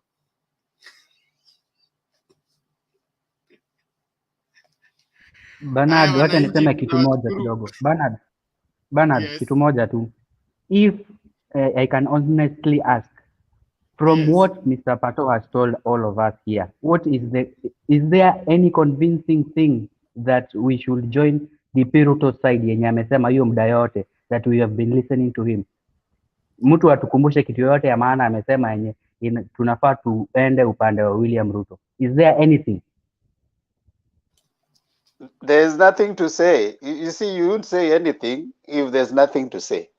We can only say something when there's something to say. But you see, when Pato and his people come here, there's nothing much to say other than to come and bash and say that you people of ODM, or even when you ask them a question, because it is, let me say this, it is the role of the UDA guys or the opposing side to highlight the things they think is not working on this other side. It is not our business to come and portray the nice sides of Ruto. It is up to them to come and give us the nice sides of Ruto and for us to criticize. And it is for us to give the nice sides of Azimio and for them to criticize. That's the debate. We won't come here and then we start clapping for them and highlight. It's up to them to see those good sides of them, and then they come here and highlight. If they can't do that, then if they are deficient, it is not up to us to improve on their inefficiency. I mean, for them, if they can't do that, I mean, we would do that for them. They should know their candidate, know the weaknesses of the candidate. You know, they need to think strategically.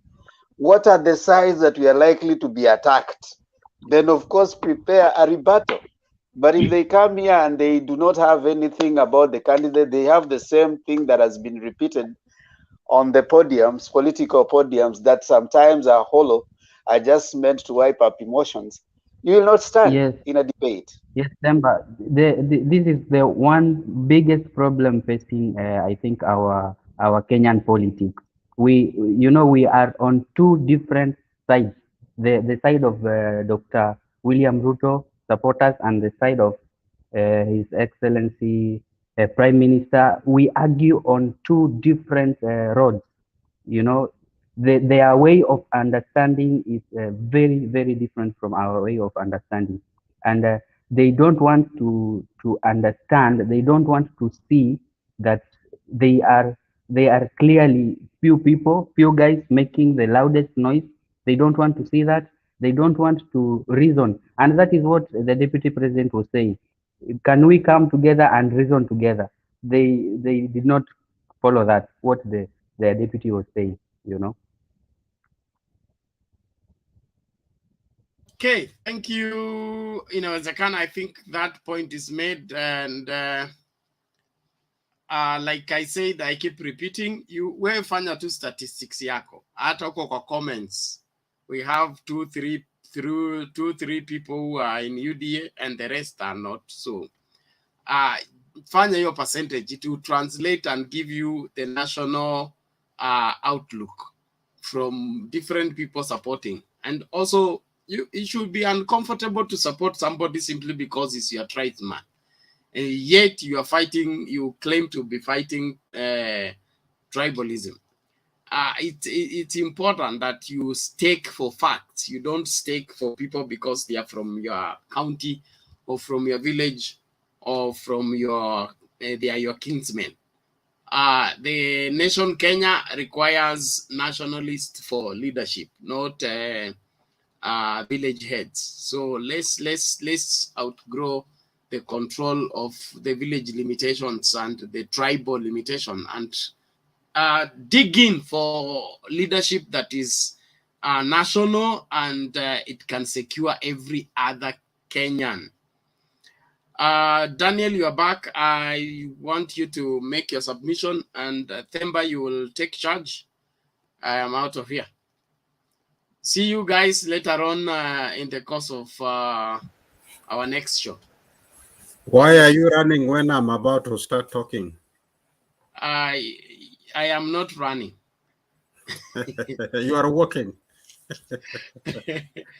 I just need to sign out because I've had a very long day, and I even contemplated not starting the show. But, no problem. I understand. It is late that side. It's coming to one. Yeah. It's just 1 o'clock. It's not late. Only that I started, my Sunday started very early, and I was in church throughout the day. Came back around 9, and I'm on this desk. Yeah. No problem. I understand.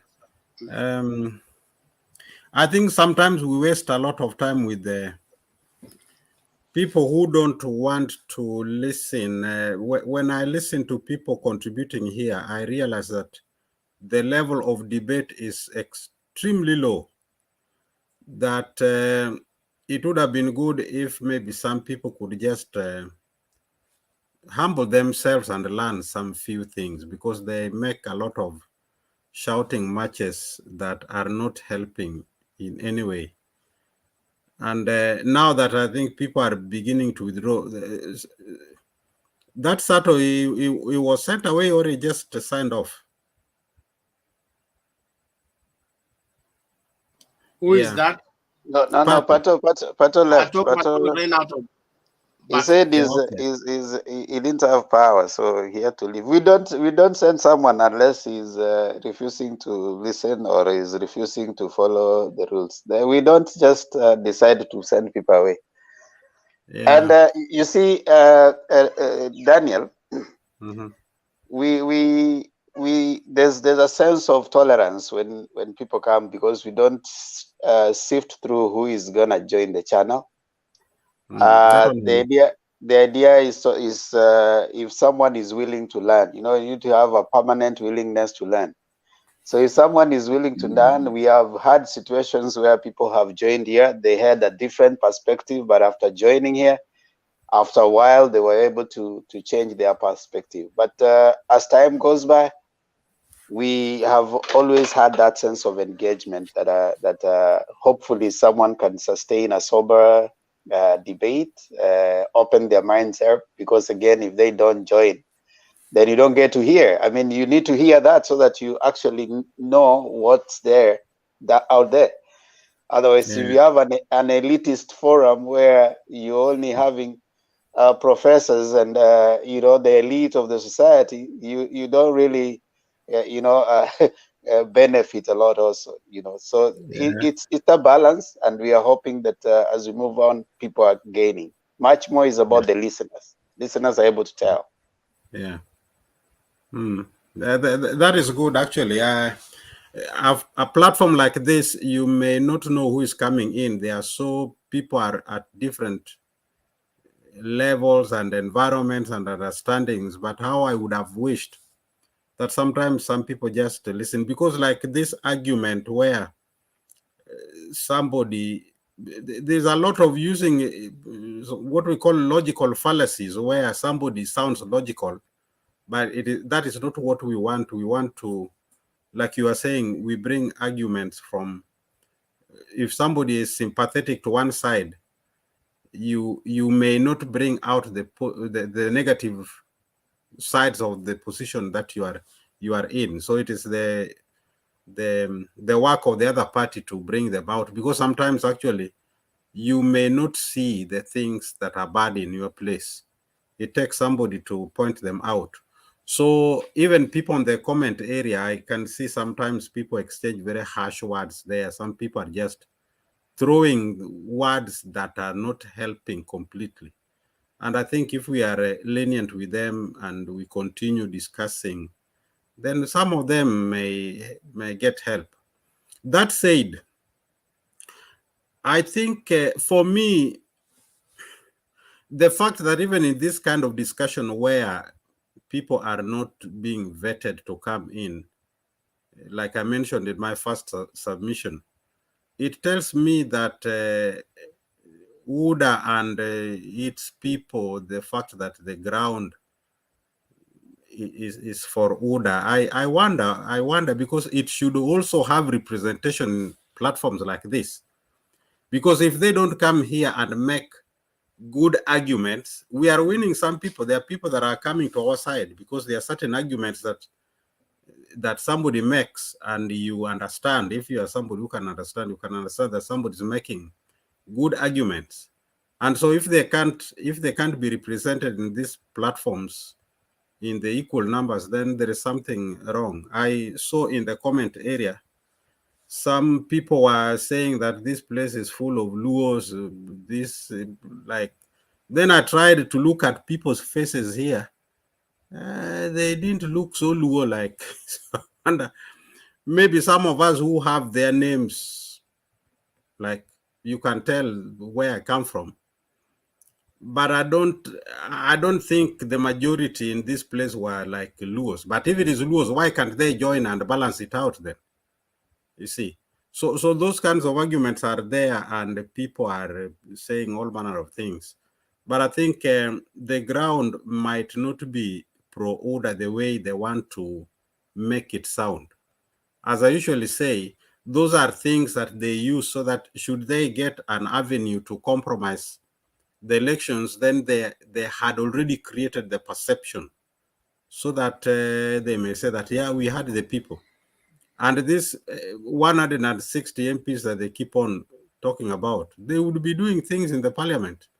They keep on crying that their people are being removed from power. And some of those removals are done through voting in the parliament and in the Senate. Why can't they mobilize those numbers of theirs to do things in the parliament and in the Senate? So I think this idea of those numbers, like now, in the coast, I think it was, who was that was afraid that Ruto is taking the coast? Was it Nelson? I think so. I don't think the numbers of people who usually turn up for those meetings, or whether, like you people are saying, that Ruto goes there during market days, I don't think those numbers, somebody can use them to gauge their popularity. Those numbers can really deceive. They're just for perception. But some of us, we know that those perceptions are not necessarily going to create the reality. So keep on educating people. I think there's so much that is going on well in this panel. There are people who benefit. Personally, there was a day here I really benefited. And especially when you put this on back pedal, then it makes some of them think. And we continue to be kind to one another. I really don't like a place where people are abusing one another. It shows a lot of immaturity. And for me, I usually tell people that when you abuse somebody and somebody doesn't abuse you back, you get tired. But if it is like pulling a rope, a tug of war. If somebody holds the other side and you hold the the opposite side and you are pulling, that is when the pulling will go on. If somebody is pulling and you let go your end of the rope, the person will fall down. You will not continue pulling that rope with you. So those people are trading insults. When they insult, and nobody insulting them back, they begin to understand the maturity of this place, and that can help them. So I think with that kind of attitude, we can help. We are all Kenyans. We can help one another. There are people who don't see things, that you can twist their head and trying to point out something that is looking so big, and they still don't see it. So of course we get frustrated. Sometimes you can get so frustrated with the way somebody is arguing, and the person cannot even give room for you to try to help him see certain things. And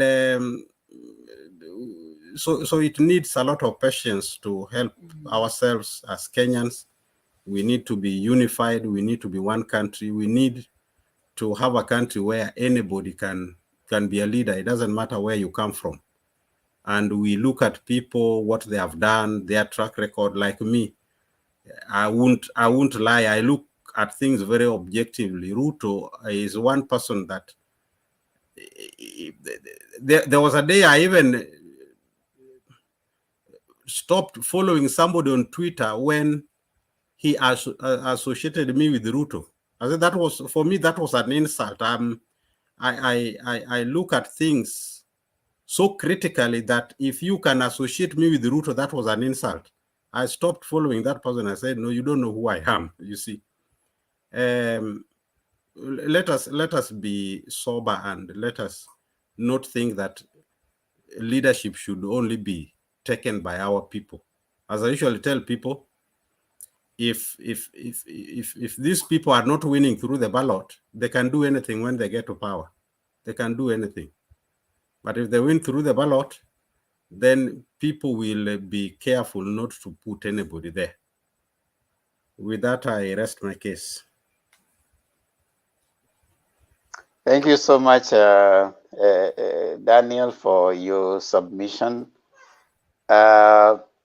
As you have said, in this forum, we allow expression of different opinions and views. You have a right to your views, but you don't have a right to your own facts.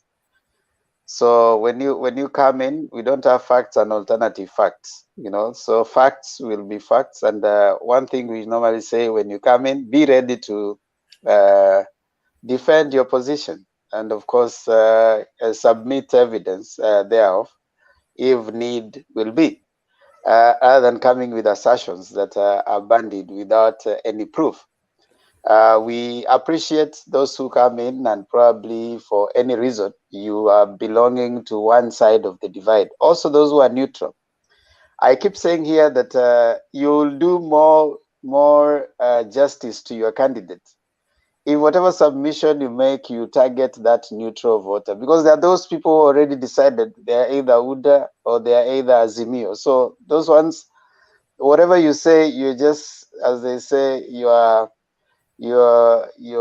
preaching to an already converted crowd.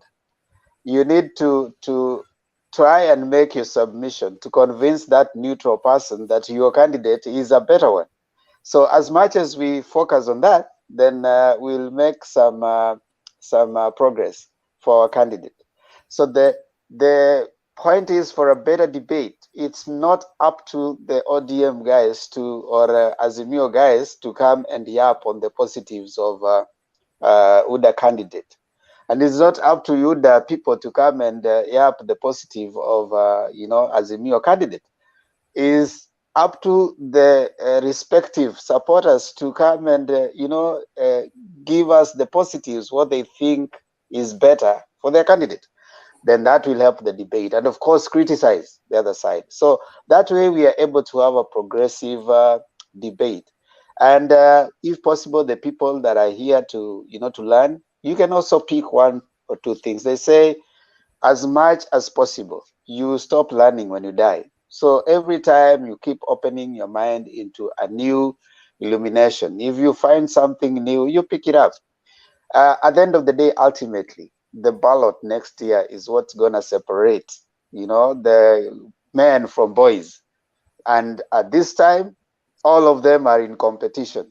Everybody is out there to seek competition, and the perception is you must perceive and even bring yourself as someone who is big and better than the other. So there's no way Azimio guys will say that Ruto is better than Raila, and there's no way UDA guys will say that Raila is better than Ruto. It is something we respect and it is expected. So come on the show, come and convince us, come and give us what you think is working on your side. Who knows? You can, convert someone who came here as an UDA and he becomes Azimio. You can come here as Azimio, you can move out of this place as an UDA member. That is what we expect, and that's the level of debate that we want. We don't hate nobody. We respect everyone. You're given equal time and, of course, equal chance, and we don't want makasiriko. And that's why we say there's usually hasira on the other side, hasira nation. I know they will come in and they will say many things, but I suggest that you stop hasira. Just come and convince us. I want us to take around, and I'll start with James. We go around. James, your 3 minutes. Yes, how are you? Temba. I'm good, James. How are you? I'm fine. Now, I have noticed a pattern. I don't know whether I'm reading it the right way or the wrong way. Whenever I have rebutted information from one of the Unda people, they kind of exit almost immediately thereafter. Yet I have not used any language that is derivative, and neither am I disrespectful. However, I've noticed that the several times I've come here, I have, asked some questions, and then you see somebody chicken out shortly thereafter. Like Mr. President, today once I made a submission on what I thought it was injustice exited and never came back. I don't know what you are going to do about such kind of contributors. However, it is his discretion anyway. Let me say that this is a forum that is very enriching, and for those who hold no depth in the arguments, they come here to make a lot of noise. You find somebody is just heaping, unsubstantiated allegations against personality, and merely trumpeting what he has heard from the platforms, the political platforms, and nothing else. Like the former speaker, it can get a bit irritating when you have to listen to somebody just repeating how they are going to win elections because they have 160 people, but he cannot say exactly how they are going to do it. There is nothing wrong in saying you win elections, but if you are able to explain point by point how you are going to do it, nobody would not want to listen to such a thing. But then again, that is the nature of politics. One can be given the right to think wildly and widely, like our young people. I'm very surprised that some of them are very young people who should have a critical mind, but you try to engage them on some of these issues, you find they are either dismissive or they don't want to listen because they have already taken position. In fact, there is only one guy, he was Kitonga, he tried to really argue on behalf of bottom up. And then I think he found that the going was very rough. I've not seen him here again. I've not seen him here again. But I must say that I think he is the only person who came close to bringing out arguments that you would engage with, on that concept of bottom up. So going forward, I would think that, my friend had said, I think it will take the discretion of the moderators to be very clever enough so that the forum is not turned into a shouting match or a situation where you just find somebody engaging others on non-issues and wasting time. Because what is the reason of wasting about 15 minutes arguing back and forth? Our candidate is going to win, and the person who is making those suggestions cannot prove it. So you just have to cut off some of these talk and direct the discussion accordingly, because some of them actually I don't know, I have a suspicion they are sent here in this platform with the specific purpose. Maybe some are on payment to derail the debate and take it in the direction, or to dampen the talk here so that it does not damage their candidate, or expose the candidate in an undefense manner. So all these things are things that I hope going forward, maybe the moderators will have to look keenly about, so that the forum become more engaging and more productive. Mr. President is back. He is back. That is good. So I think as long as somebody is able to make his submissions and is able to prove the point of what he is saying, is okay. But one other thing is that, like I've said, there are people who seem to come here to want to derail the forum from what the subject matter is, and just engage the forum in going through circles and circles and circles. Because right now somebody asks you, what about Pandora Papers, and yet you are talking about Azimio. I mean, it's or somebody tries to justify corruption of one person with another one. I think that is not the way to go. If you make an allegation, just prove it, and the forum will be very nice. I think so far I can bet that those who have been listening to this forum, they now know that there are people who merely follow their so-called preferred candidates without exactly knowing why they are following them, but merely on the basis of the statements made on the platform. They even don't want to know the character of the person. They just are carried away either because of tribal inclination or false, those false promises.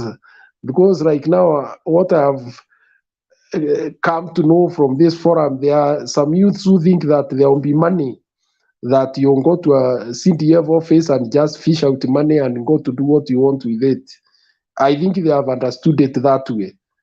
So anyway, but those who want to learn, I think you will learn. Those who don't want to learn, you will just have to stay with their ignorance and default with the ignorance. And then we hope those who understand will be more than those who don't understand, so that we don't take our country down the drain. Asante. Thank you. Jackie Dube. Asante sana Bwana Demba, asanteni sana. Nashukuru kwa mjadala wa leo, lakini malalamiko yangu ni kwamba kuna wale watu ambao hutupa maneno alafu wanakimbia. Sasa hata siwaelewi wanakuja kufanya nini hapa. Inatakiwa mtu kama unataka kuzungumza ama kutoa maoni yako, ukae hapa na usikize maoni ya wengine vile vile. Sio eti uja watu wa UDA wanakuja wanatupa maneno alafu wanaenda. Alafu jambo lingine ambalo nawaomba kama wananisikiza, wache hii mambo ya kuanza kusema ati Wajaluo sijui wa Kikuyu. Hizo maneno ni upuzi na hiyo mimi naweza kusema ni sehemu mbaya kabisa. Hiyo ni upumbavu. Tumeona hiyo kitu hiyo mambo ya ukabila imefanya nchi yetu kusimama yani kama kurudi nyuma. Kwa hiyo tafadhali tuachane na hiyo mambo. Tumejaribu hiyo for 58 years. Haitupeleki popote. Kwa hiyo ni vizuri tujaribu kitu nyingine. Tujaribu azimio la umoja. Tujaribu umoja. Tuone kama itatufikisha mahali. Kwa sababu wakati mtu anasema anaposema kabila fulani, ndio kusema hana facts ya kusupport candidate wake. Wakati mwingine mimi nataka niwaambie tu kweli, zamani wakati ule wa kwanza kabisa nchi yetu ilikuwa nzuri sana. Nairobi ilikuwa maridadi jamani sana, kwa sababu hakukuwa na ufisadi, hakukuwa na ukabila. Zile siku za mwanzo mji ulikuwa mzuri. Ulikuwa hata ukiwa saa hizi usiku ukiwa mgonjwa unaenda tu kwa estate, kuna daktari 24 hours unatibiwa. Kama huo ugonjwa sio, kama ukionekana nani yako sio nzuri, unakuwa referred to Kenyatta Hospital na kulikuwa na ambulance inakupeleka. Sasa wakati tulianza ukabila, ilianza kuporomosha hizi vitu moja. Nairobi ulikuwa ukienda asubuhi kila siku kuna mvua, kwa sababu ilikuwa inaoshwa. Ulikuwa ukienda hizo sehemu za Hilton, Kimathi Street, Government Road hii ambayo siku hizi ni Moi Avenue. Hizo sehemu zote zilikuwa zinaoshwa kabisa na maji. Kila ikifika saa 5 inaoshwa. Hizo vitu zote zililiwa na ukabila, na nchi yetu ikabaki kupiga mark kurudi nyuma. Kwa hiyo ni jambo la muhimu sana. Mimi nataka kuwaambia tena kwamba kitu moja, mtawakumbuka hawa watu wawili katika historia ya Kenya. Mtakumbuka huyu president Uhuru na Raila, kwa sababu nataka kuwaambia ile kitu Uhuru ametengeneza, Uhuru Garden, inafaa watu wale ambao hawajui nchi yetu inataka kuelekea wapi na imetoka wapi, wanatakiwa waende pale. Labda itawaamsha, itakufanya uamke, ujue tunaenda wapi. Kwa sababu kusema sahihi mtu anasikiliza Ruto, alafu watu wanasema hiyo ni democracy. Ndio, ni demokrasia, nakubali, lakini demokrasia lazima uangalie na ukweli. Ukweli vile lazima tutumie kitu ambayo inaitwa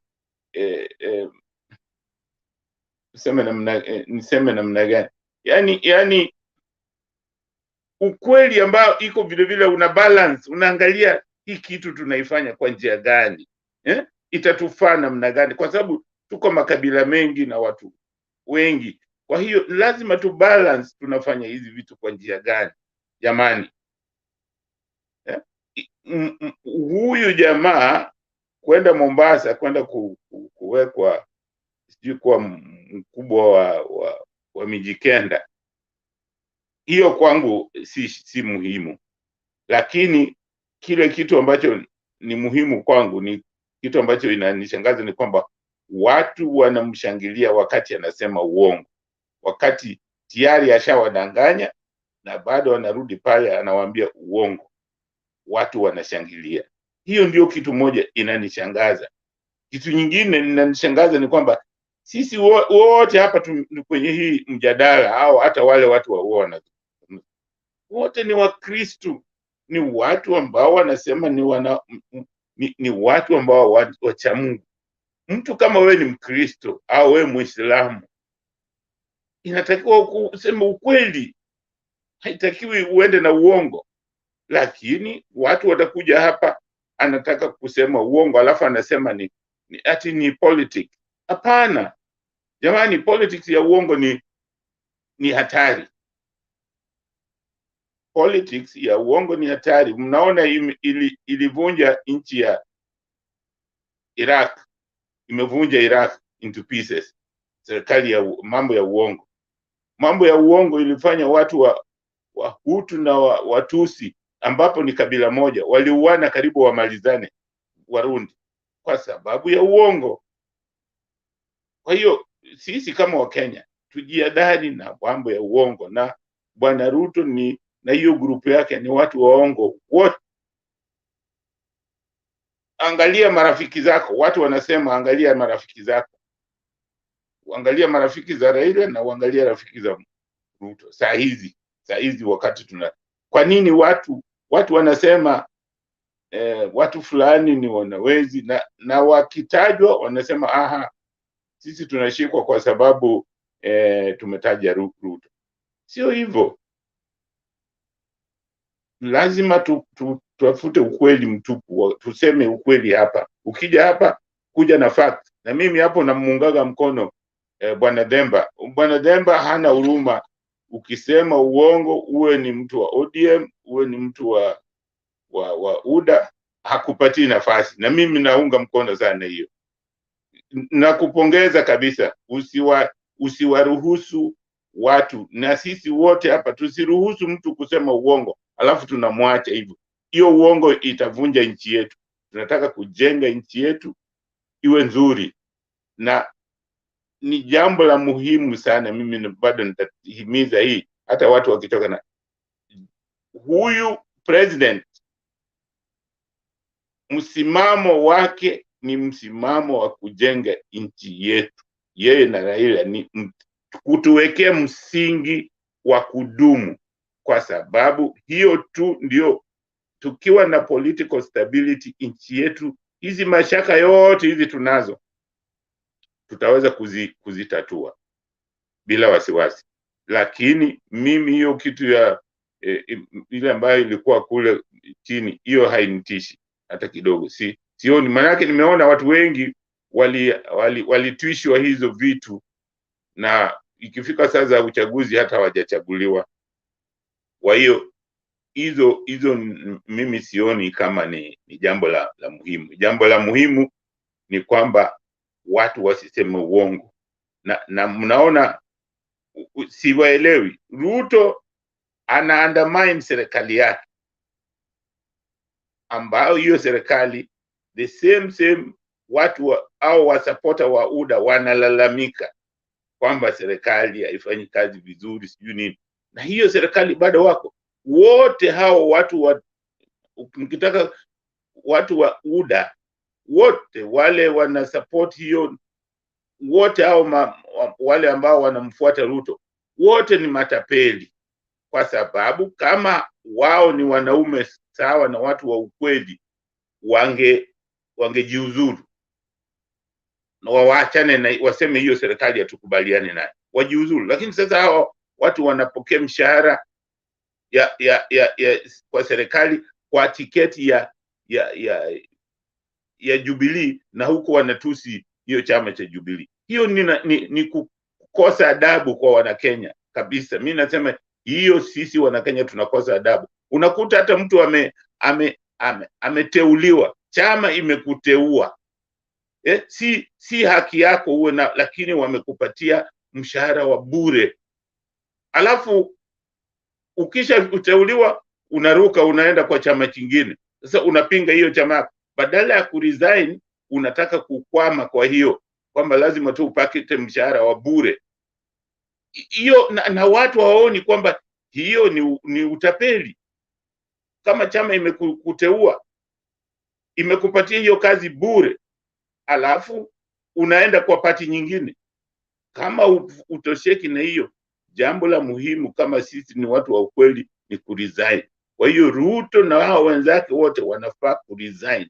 Ruto hata sasa tunasema yeye anatuibia pesa zetu kwa sababu hafanyi kazi ile tulimchagua kufanya. Ile alipewa kufanya. Yeye na hao wenzake wote ni watapeli. Asanteni sana. Asante sana Jakindu Bey. Wale ambao mko kwa chat, tunaona vile ambavyo mnasema and we appreciate your conversations and tuna respect sana your views, the people that you stand, wale ambao mna support. That is good. I mean, pigia debe candidate wako vilivyo. As much as possible, you don't have to insult anyone. Just pigia debe, you know, naona Ngazi, Shadrack Wekulo, Asili2 TV na wengine wote ambao mko hapo, Nuru Kavumbi. As much as possible, pigia mtu wako debe, as long as you don't insult others, because you don't add value to your candidate unapo insult anybody. Then say something new. Si vile vitu ambavyo vimesemwa over time, kwa sababu hizo as they add value anymore. They have already been said, so you don't have to keep repeating them. Just give us something new if there's anything new. Telling us that Ruto will win, that doesn't add anything new to his candidature. Saying that Raila ODM will take the day or Raila Azimio will take, that doesn't add any value. That's already there. So give us something new. Anything that you think can support your assertion, that is what you say. Now, someone said that Ruto is very prayerful. One of the most prayerful presidents in Africa, I think, was one Frederick Chiluba, but also the most corrupt. I remember when he had his team dying from an accident, he offered the longest prayer. But him together with his concubine Regina, they ran a very corrupt government, you know, in Zambia. So being prayerful does not necessarily mean that you are not corrupt and you're a good leader. You know, they say the white man came with two things, the Bible and the gun. So when we were praying, they took our land. So you don't have your land because you are busy praying. So someone will come with you, and someone wrote and says that Africans are notoriously religious. So they know that that if you are going to church often, you are likely to be taken in with it. Because I think it's Karl Marx who says that religion is the opium of the masses. So if you are going to use religion, you will make people too drunk to question what you're doing. So as you're busy, as they are busy, you know, drunk with religion, they are too drunk to question you. So let's be careful with someone who dangles religion, dangles I'm praying, dangles I'm building churches for you. They are numbing you to question and criticize what they stand for. Tell them first, what do you stand for? Be worried with someone who starts with let's pray. That's what they did to us. And by the time we said amen, all our land was gone with them. So I want to go straight to one David Kimani. Yes, sir. Nikusaidie na hiyo mambo ya prayer president kwa Afrika. Alikuwa Mwalimu Nyerere. Alikuwa akienda church every Sunday, lakini he was the only president ambaye alikuwa anafuata mambo ya haki. He is the only president ambaye amefukuza ubalozi wa Uingereza na kuwarudishia pesa yao, na amewahi kufukuza Wajerumani na kuwarudishia pesa yao. He was principled kufuatana to the letter. Asante. Thank you, Jakindu Bey. David Kimani. Good evening. Thank you very much. Karibu. Thank you very much for this platform. I've been following keenly, and I really appreciate your contribution. Actually, I really admire a number of you who are quite sober, contributing positively, and actually that is helping us very much to make a good decision, or rather informed decision. Well, I would like to, before I make my contribution, I would like to echo what some of you, especially James, said. An observation that I've made to those affiliate of UDA supporters. It seems they have something they are fearing, because anytime you question them, they either don't answer the question directly, they dodge the question, or they run away. And it's not only in this platform. I've also made the same observation with those people who come to our media. Those people, it's kind of they are feeding on a number of things. One, they have based their argument on propaganda, lies, and incitement. If I can point out one man, Rigathi Gachagua, is a person each and every time he comes on the media. There's one thing that has become so synonymous on him. Every time he has to mention the issue about those goods that were banned, the counterfeit goods, and he's been associating those things, saying that the president is fighting his own people, whereas in actual sense, the president is safeguarding our country from exploitation, because you see we have the right to buy genuine commodity because we use our money, and our president cannot just let things come. So you see, this person has that narrative to incite and take our president on a bad image. Having said that, ningetaka kuchangia kwa hii mada ya leo concerning hii mambo ya Ruto kuwekelewa ile kutawazwa na wazee. I don't think it had any value on him. Actually, this is a guy, any serious Kenyan should not entertain such a person. If we have personnel of his caliber lying outrightly and repeatedly, we should be very worried, because this is a guy that has lied to our country. The other thing, he has absconded his duty. He's an elected deputy president. His right is enshrined in our constitution. And he have negated his duty on a mere excuse that simply because our fellow Raila Odinga saw the need of patriotism and statesmanship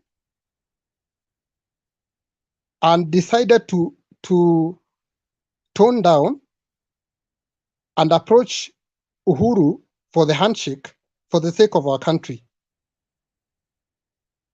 Surely, for any person who is serious for our country, we need to appreciate the effort of these two gentlemen.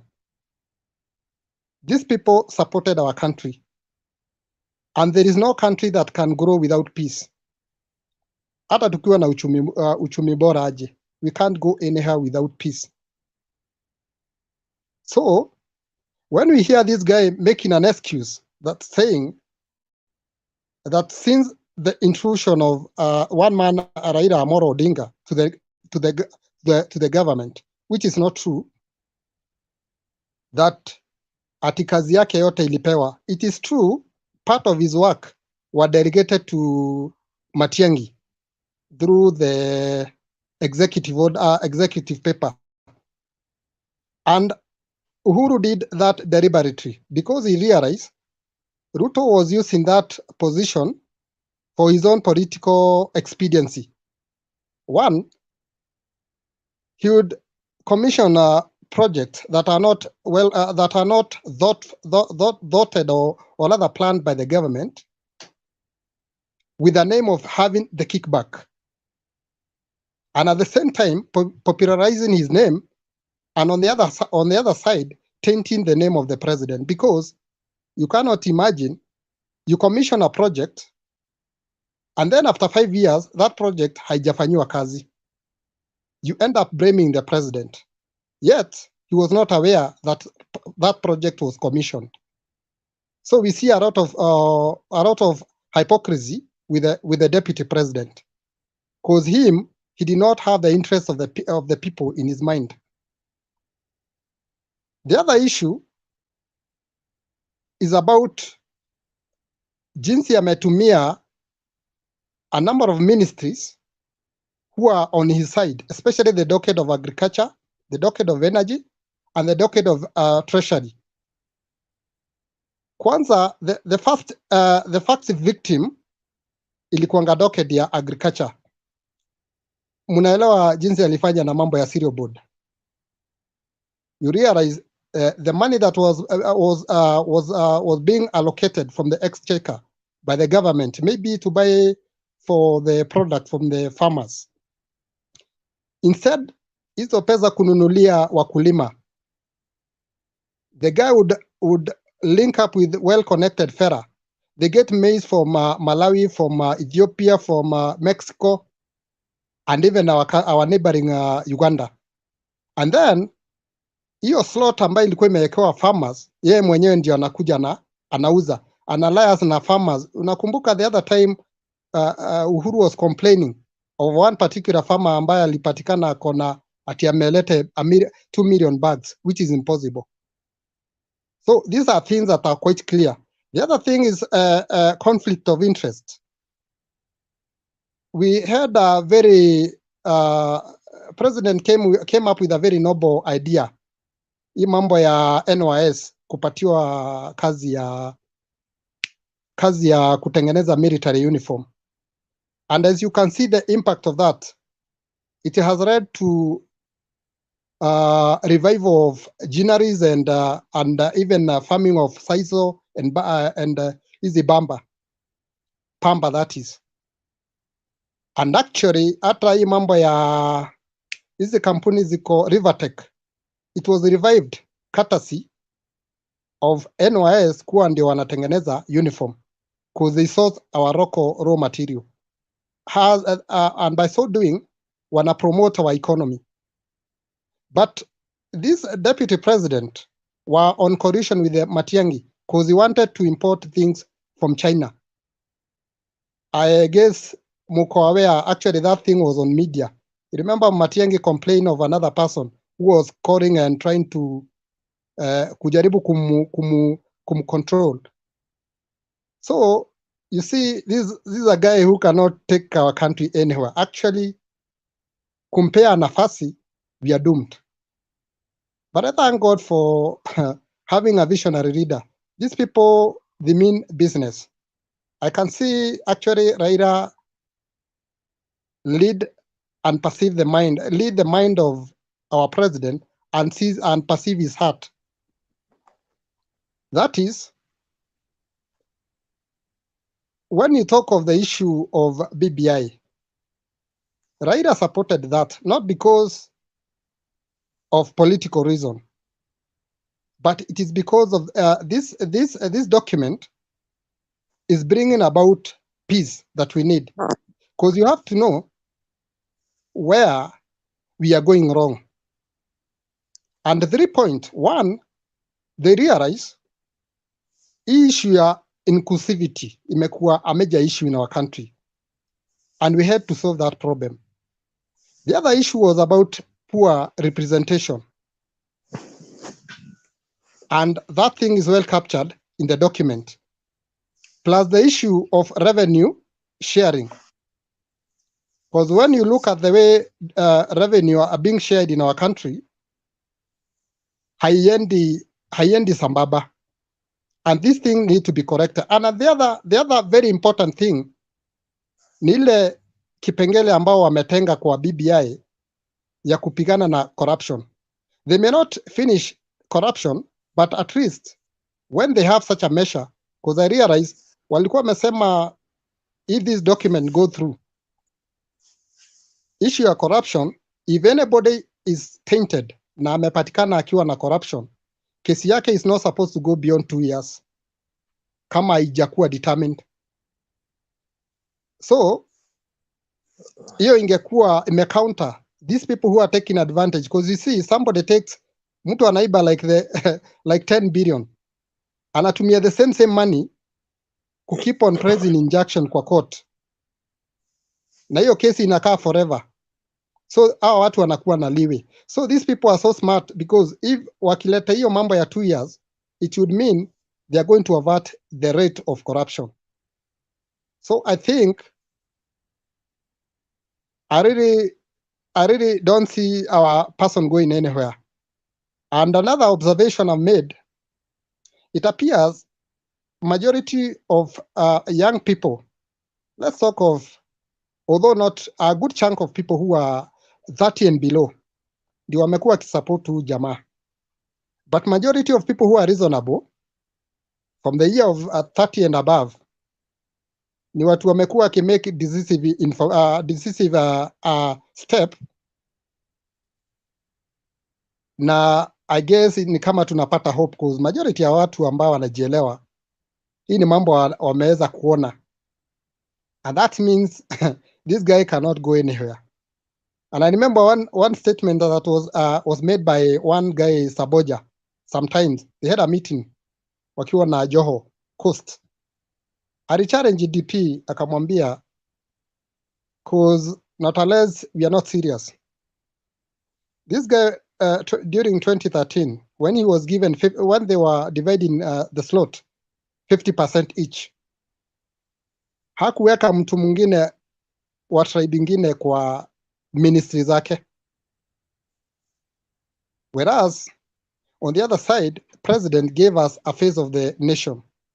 Nao Saboja aliwauliza akamuuliza, kama wewe unasema ati Mcoast uko ready kupigania haki za Mcoast, and you shown us ati ukipatiwa position you allocate your people, or rather the people from your tribe, how safe are we on your side?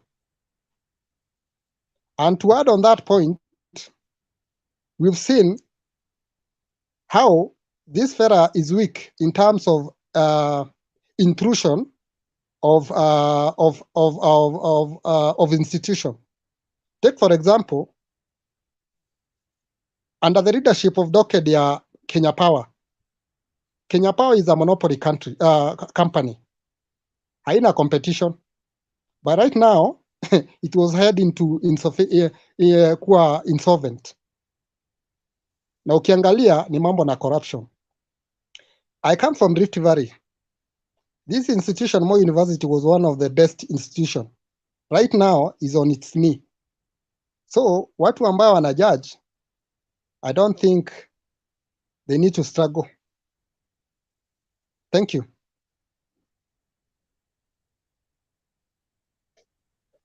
Wow, that's very, very, very insightful and a deep characterization of the other side, and we hope those who want to learn have opened their eyes to some of the insights that have been given there. I want to keep commenting and saying that as much as we can, let's try and portray and defend our sides with all respect that they deserve. Also give the other people their respect too, because that's what is how this place is all about. I want to bring in Evans. I think there are people who have joined us and they haven't talked. Evans, if you can unmute and speak. You have just skipped that, Mr. President. Oh, Mr. President. Okay, sorry. I thought that you had submitted, but it's okay. Mr. President, kindly, if you can submit. To my point, I hope I will be very right, because once I go deep, it changes the discussion to a one-man fight, which is long. No, Thank Mr. you. President, don't worry. Don't worry. Just give your submission. We will listen to you and then we'll ask you questions. Is that okay? Exactly. So on my No. side, Okay. as a supporter of UDA, I'm very categorical because I must poke and pinpoint the mistakes that causes I and other millions of Kenyans not to support the other side of ODM. First, I wish to be very royal when I'm just pointing my points. Starting by in UDA, we focus on the economical growth of our country. From 2013, when we had shaked with Uhuru Kenyatta, we had a strategic way of development in our country. First, we came with the infrastructure, whereby at now we are over 80% of implementation in what we believe it's a change in our country. By so saying, that was a duo between Uhuru Kenyatta and Ruto. So when you hear Ruto claiming that he will fulfill the dream of our president, the Big Four agenda, he knew from first what they were planning. They were planning first to implement the network. From there, then they come back to the Mwananchi and support Mwananchi so that the Mwananchi can, in wholesome, raise the economy of a country. For example, if I build a marketplace fully equipped with everything, but the traders, the people inside there, they don't have money, how will they do the business? That's a question deeply you should ask yourself. When we go back to the bottom up, our president has really done a lot in implementing the project. So it's upon the coming government to support the common man so that the project which our president has implemented not go down to the dogs and become a museum. That's why when you hear Mr. Ruto or Dr. Ruto coming with the idea of bottom up, he has to fulfill their journey from 2013 up to 2027, so that by so saying, Kenya will change. But for now, most of the other sides are trying to courtship and try to bring Raila as a shining leader in this government, which is no. Why I say no? In 2013 to 2017, Raila was fighting our president and William Ruto by the implementation which they were doing in projects. But after he came to realize that even if he fights them, they are still going on and focusing on their dream to validate their dream.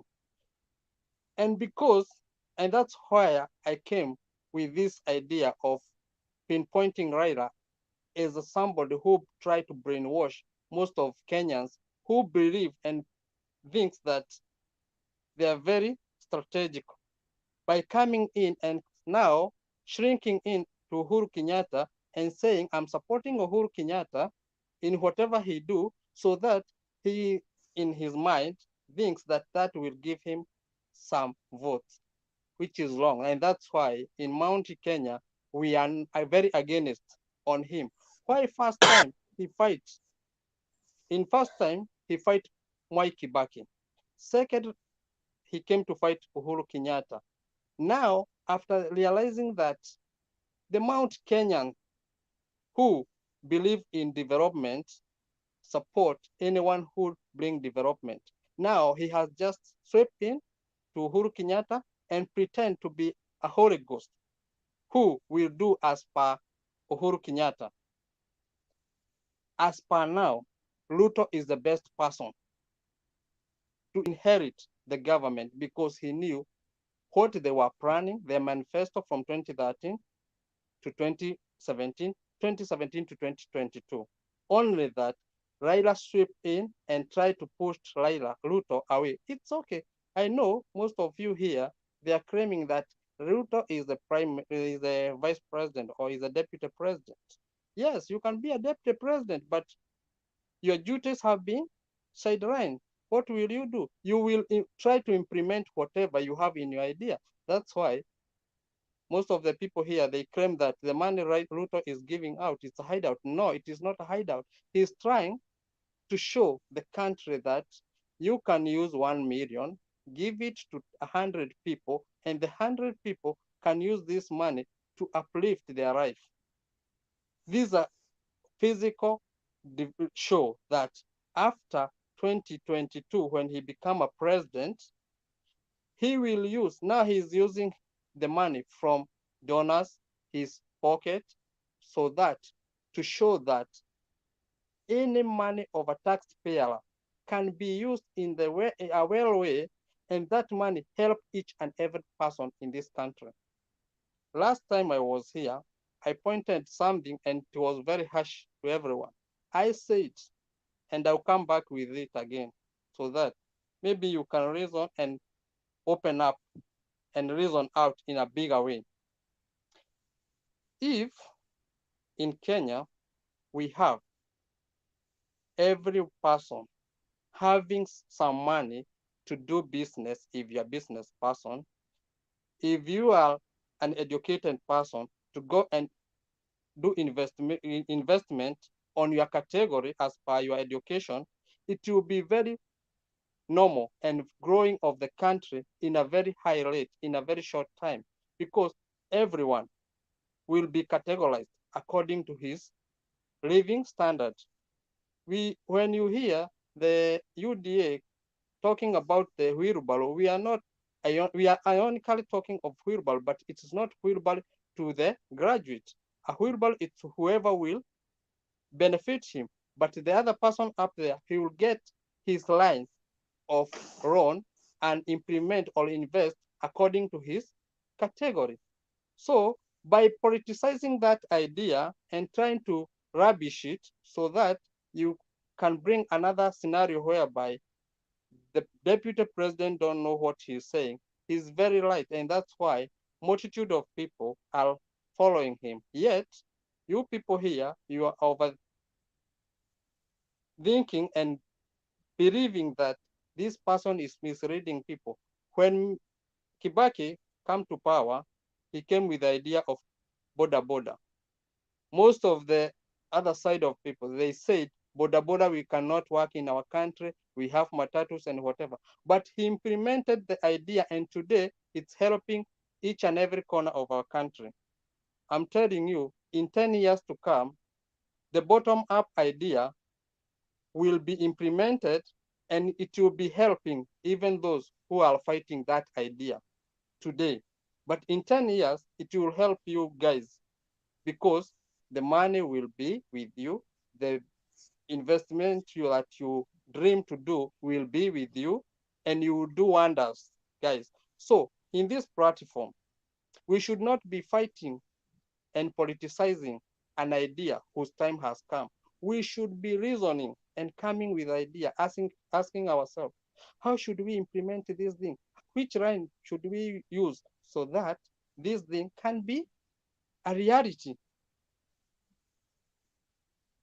That's why we in UDA don't live in history, but we live in ideology and implementation of our ideas. Yes, history is there to be. We can and we live in leading the history. But up to date, we implement our mind, and with our ideas, we come up with new ideas and try to implement them to be reality. That's why most of our people down here are very hard to understand what we are saying. But in 10 years to come, you will come to realize, oh, this bottom up was a true story, because it will be implemented and come reality, as how Mr. Mwai Kibaki came with the idea of border, and today you can say, yes, border are working.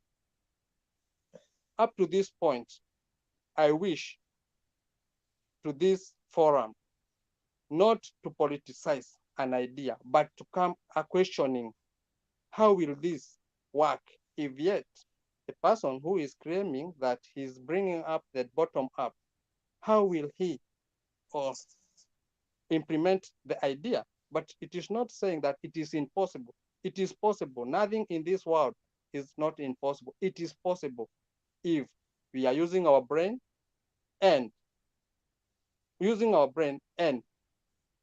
implementing whatever we are thinking about. That's only why Ruto is getting popular day by day. In corners where ODM was popular, now it is going down. I had one person here or 2-3 people claiming that in Coast Province, it is a diehard of ODM. It was, but for today, ODM is dying in Coast Province. And I can say this with fact. If you go to the South Coast, I think there is no ODM MP in that side. If you come back to the other side, we are pointing one by one, coming in slowly by slowly.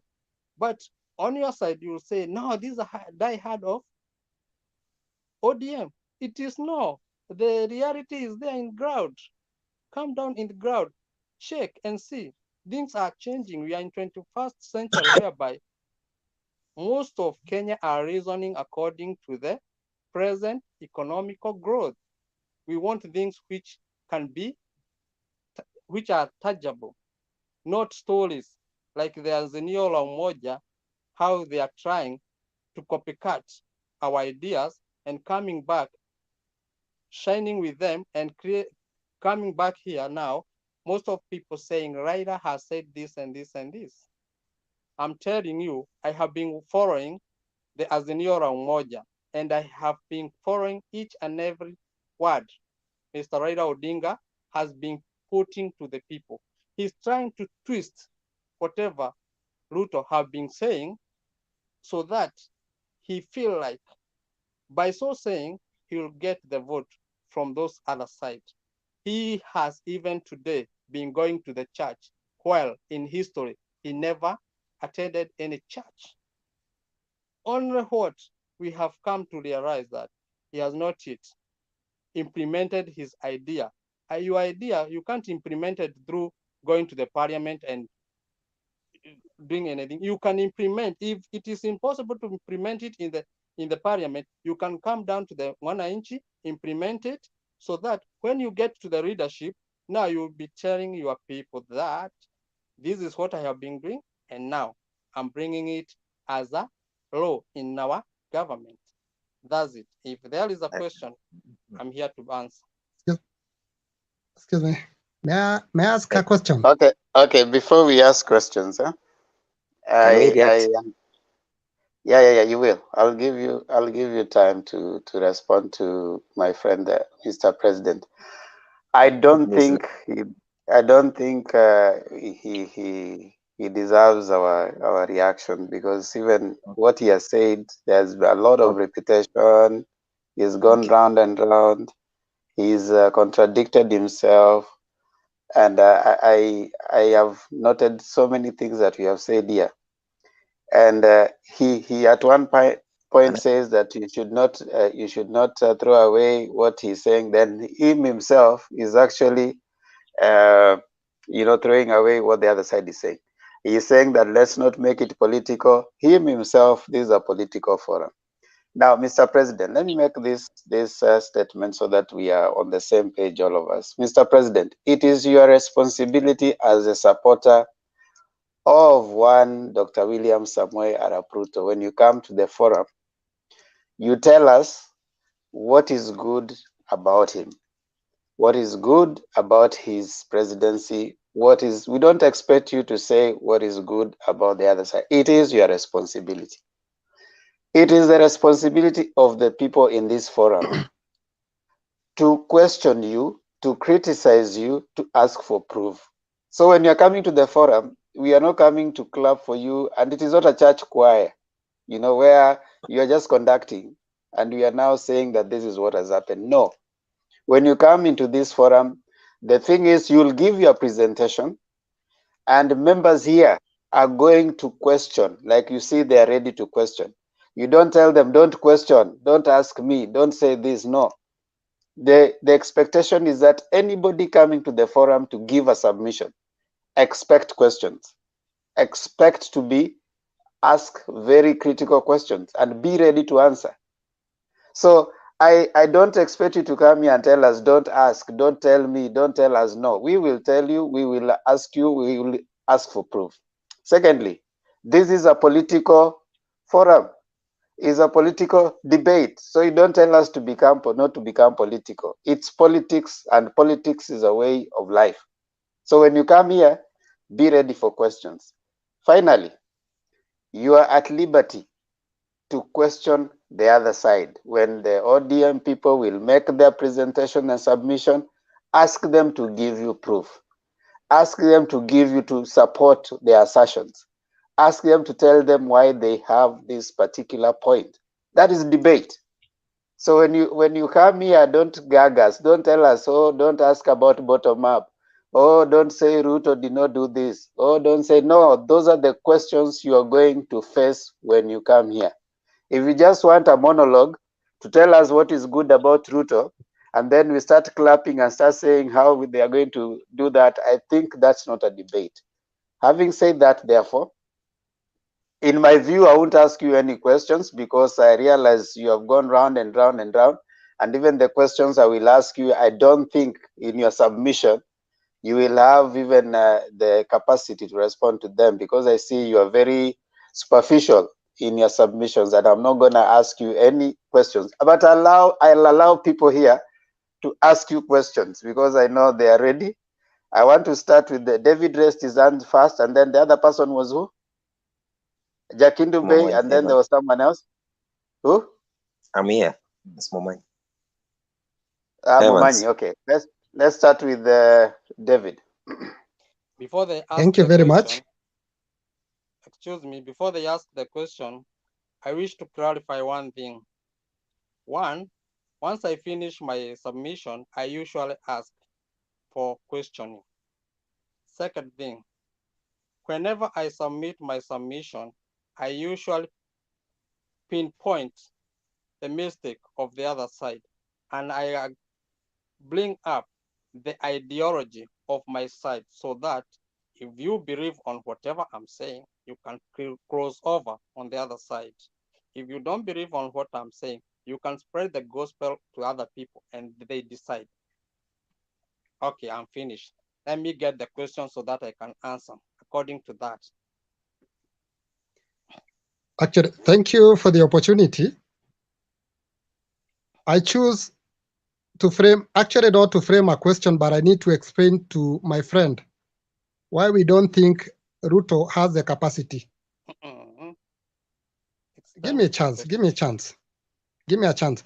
I need to tell you, Ruto is good in highlighting. Actually, he resonates with the majority, the problem that are facing our country. We actually need that bottom-up thing. But in our, this is a country, not a personal company. We need policy. He doesn't advocate for the policy, but he like to highlighting the problem. Actually, issue ya bottom up, he's the second in command. Kama mambo ya women enterprise and youth fund zimilishindikana, atatumia mbinu gani ya kupeana hizi pesa? By the way, this is a money from the exchequer. It's not his money. If at all he's going to get 100 billion from exchequer, that's our taxpayers' money. How can Mr. President elaborate the infrastructure ile watatumia kwenda kwa mama boga kama mabanks ambazo zilikuwa zimepewa zimeshindwa kufuata pesa za youth fund. How about this nini? And you see deputy president ameji-expose. Yeye ni mtu ambaye he doesn't want mambo ya policy. Now the reason being he is not accountable. Ni mtu ameonekana he's not accountable simply because he's talking of propaganda. Actually, let me tell you the truth. Deputy president has been campaigning for the last 4 years. And he want to tell us he's very serious. For the last 9 years, Mr. President, I need to tell you something, and this is something that you need to be enlightened. Deputy president is a reader of the government business. He's the chairman of the so-called IBEC. They sit down as an executive with the governor, that is the governor, whereby they prioritize on the projects that are supposed to be allocated money. Kwani saa hizi ndio amejua kuna mambo ya mama mboga na mambo ya bottom up. Why didn't he, hata as he allocated 100 billion, he would have even allocated 10 billion. But because he's not sincere, he's just playing around. Actually, he's a guy who is taking advantage of the ignorance with the people.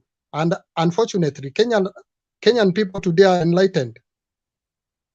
So, Mr. President, by the way, it's good to support. By the way, it's very healthy and democratic to stand with your whoever. But however, you also need to realize the sincerity with our candidates.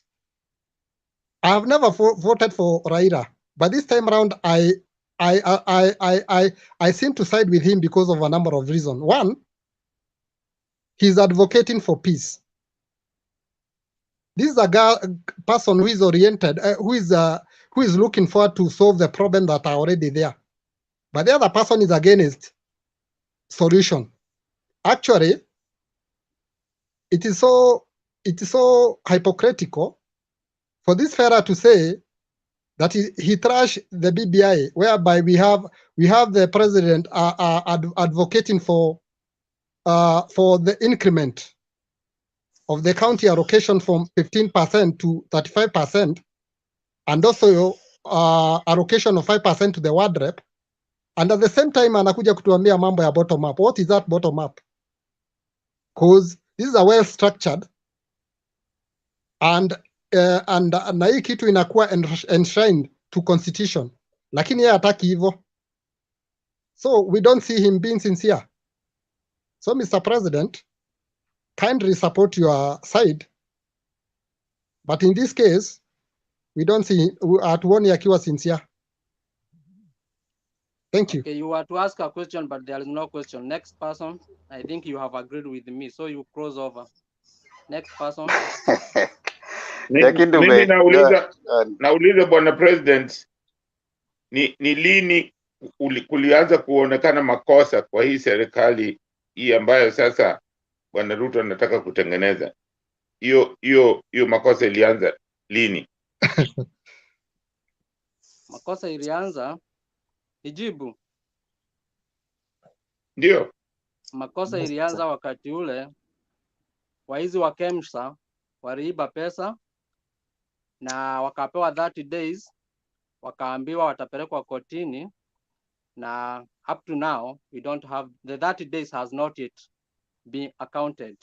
Second thing, our president is very honorable, and he is honorable to his people.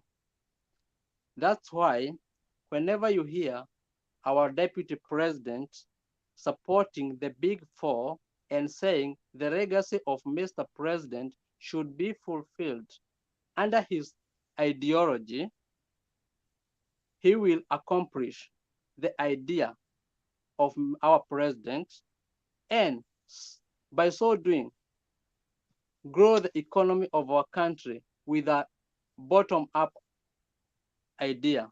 That's why he is there to support what they started from 2013, but the mistake which were within the way, because no government is 100%, the mistakes which were within the way, he will be able to counter them and fight them to the letter. So for your information, Mr. President. Big Four was a very ideological way, but our Mr. president has President. started and it will not be finished. So our deputy Mr. president will President. be able to finish on that. Hold on. Hold on. Mr. President. Mr. President. Yes. Do you believe in the Constitution? I believe in the growing up of our country. Yes, I do. It doesn't. You believe in the Constitution, right? It doesn't. Yes, I do. Angekuwa shasema kitambo. Okay. If you believe in the Constitution, do you believe in multi-party politics? Exactly. You do? Yeah. Okay. Do you think there should be a government and an opposition? I think Raila Odinga is an opposition, and that's why he's chipped up and ran away and come to the government side. You didn't answer my question. I answered it. Do you think there should be a government and an opposition? Yes, we have our opposition side and we have a government side. Does the Constitution as at now provide for an opposition? It's upon this government. Let me answer you and put it in broad, because no, it's okay. It's okay. It's okay if you don't know. It's okay if you don't know. Does the Constitution as at now provide for opposition? Yes. There is a slaughter for opposition in 2010 Constitution, but according to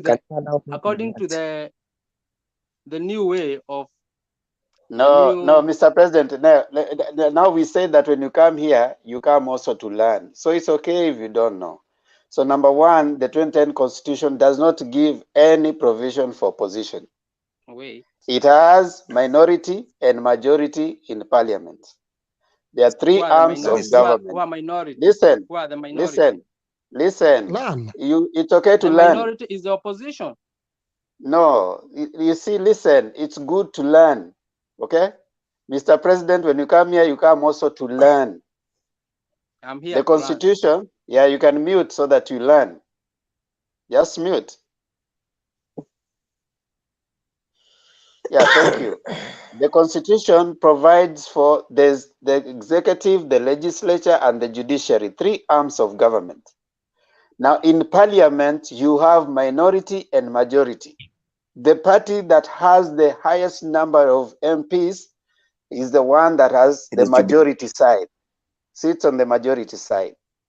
The other one sits on the minority side. But we have parliament, it's just parliament. There's no opposition. All right? Now, once you move from there, in the previous constitution that before we moved into 2010 is where we had opposition and government.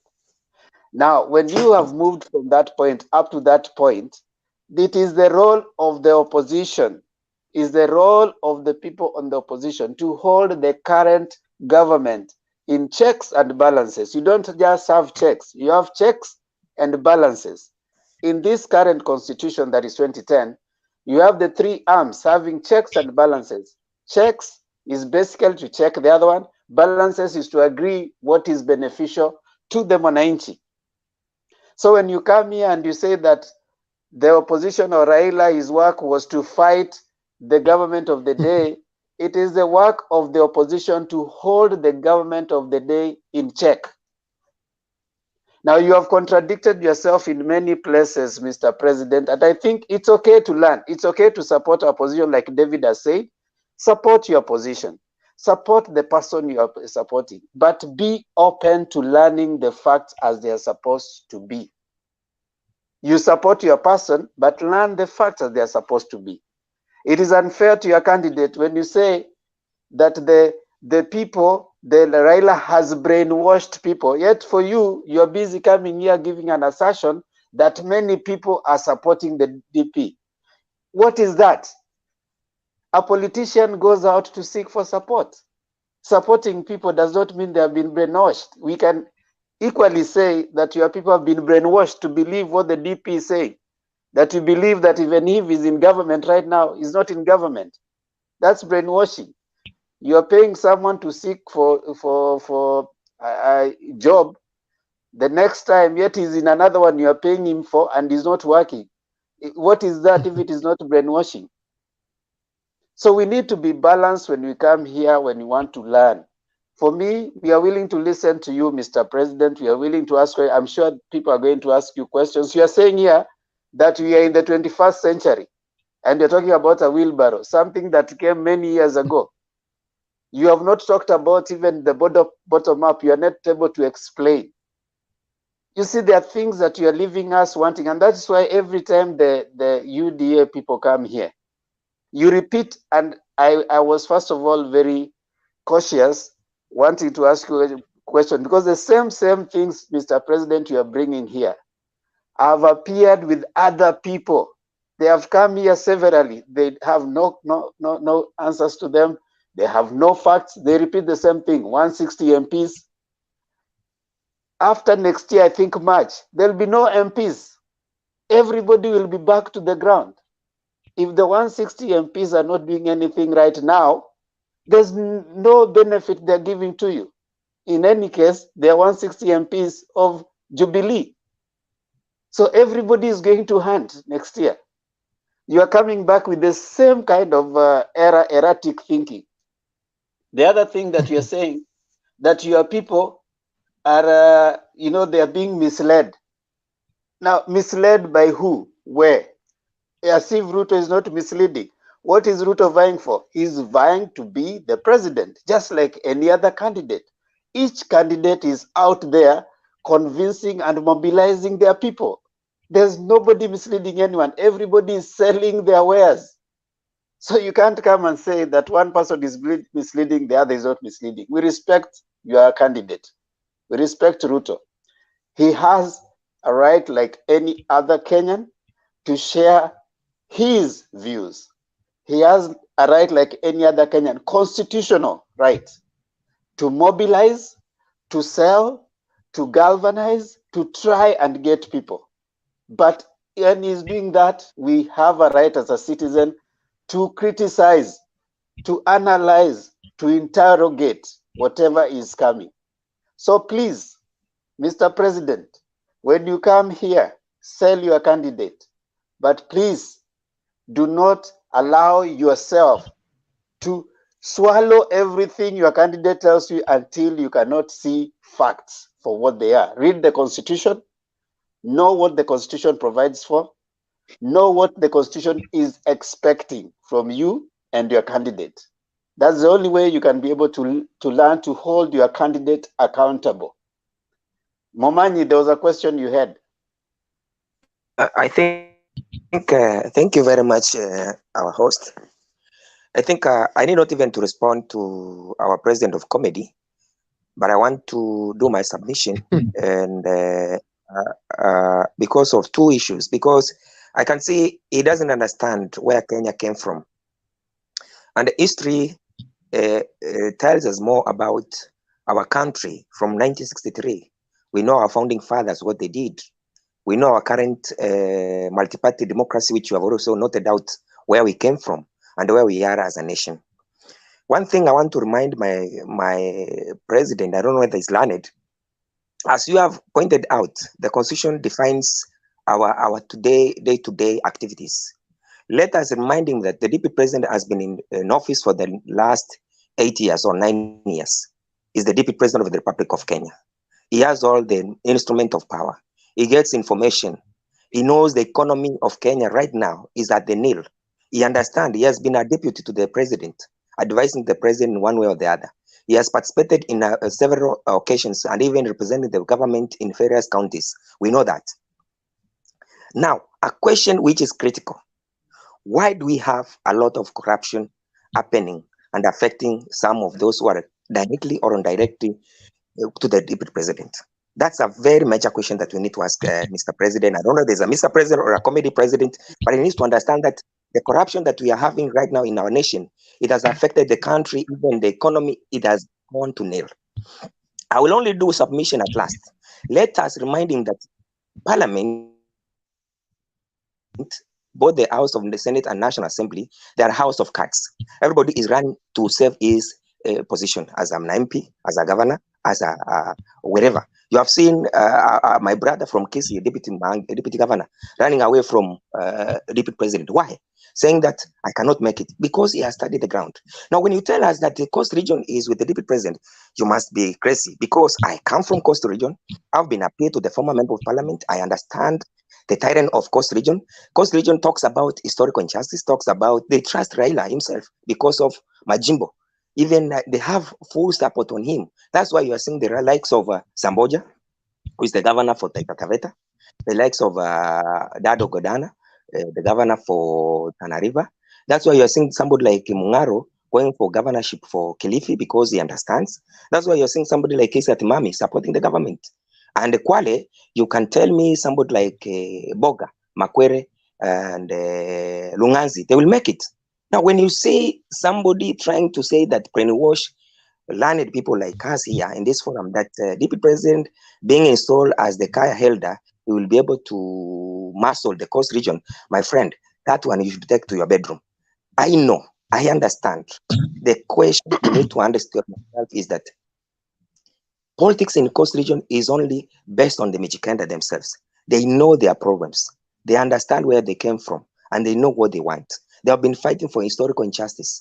Some of the benefits that they have benefited is through this the reforms which have come up with the new constitution, whereby devolution. It has also helped them. Even you look at Kuala itself, it's come at 80% developed. You go to somewhere like Kilifi and Taita Taveta and even Lamu, it is doing well because of a devolved system unity which came in.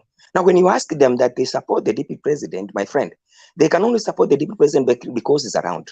And I want to advise you, my brother, Mr. President, I don't know, you're a president of comedy, is that the DP president, wherever it comes to coast region, he only meets brokers. It doesn't reach to the ground.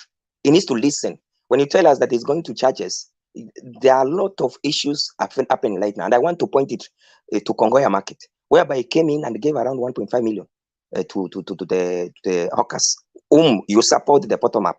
We have been supporting that, the bottom up. But these people, they have been crying that even that man did not reach to the common Mwananchi who is an hawker at Kongoya. It went to brokers. So you need to ask yourself, and again, Kenya and Africa has the history. If you ask Mkenya leo usikojoe hapa, watakuja karibu 100 watakojoa hapa. Kenyans are so much, they know where they are and where they're heading. Now, the era we need to ask ourselves, and I want this one to go direct to everyone. The government that we are going to form in 2022 is a government of national unity. Don't underrate Jubilee Party. It's part of that system of Azimio. Don't underrate the likes of Oka Kenya. Those are just flaggers who will come in and support Raila Odinga. You have seen even Raila quoting Musalia Mudavadi, and Musalia Mudavadi will give in. We have seen Gideon Moi several occasions saying that he is behind Baba. You have seen the likes of Wetangula, whom you know that they have a problem with their wives, coming back, and he understands. They understand the kind of issues which are happening. Somebody like Alonso is the Speaker of the National Assembly next government. We know.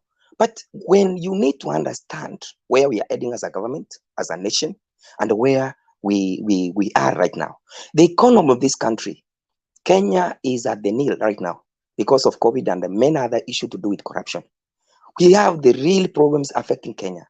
The bottom up is good, but we had what we call local focus in 1992, whereby this local focus, it was started because Ruto has really come up with this economic model by adopting the local focus, which was in 1992. And that thing made so many DCs and the DOs very rich, and some of them acquired lands. You know, when you talk of bottom up, you are taking money to the hawkers. Who will control that money? If we have youth fund, like my learned friend has said, we have women fund, we have so many funding which is being taken to even the Wealth Fund, the one which we left after Iran in 2003, 6 billion. It has a problem. Some MPs and the women representatives, they don't do it at the. They didn't even be able to give this money directly to the affected people.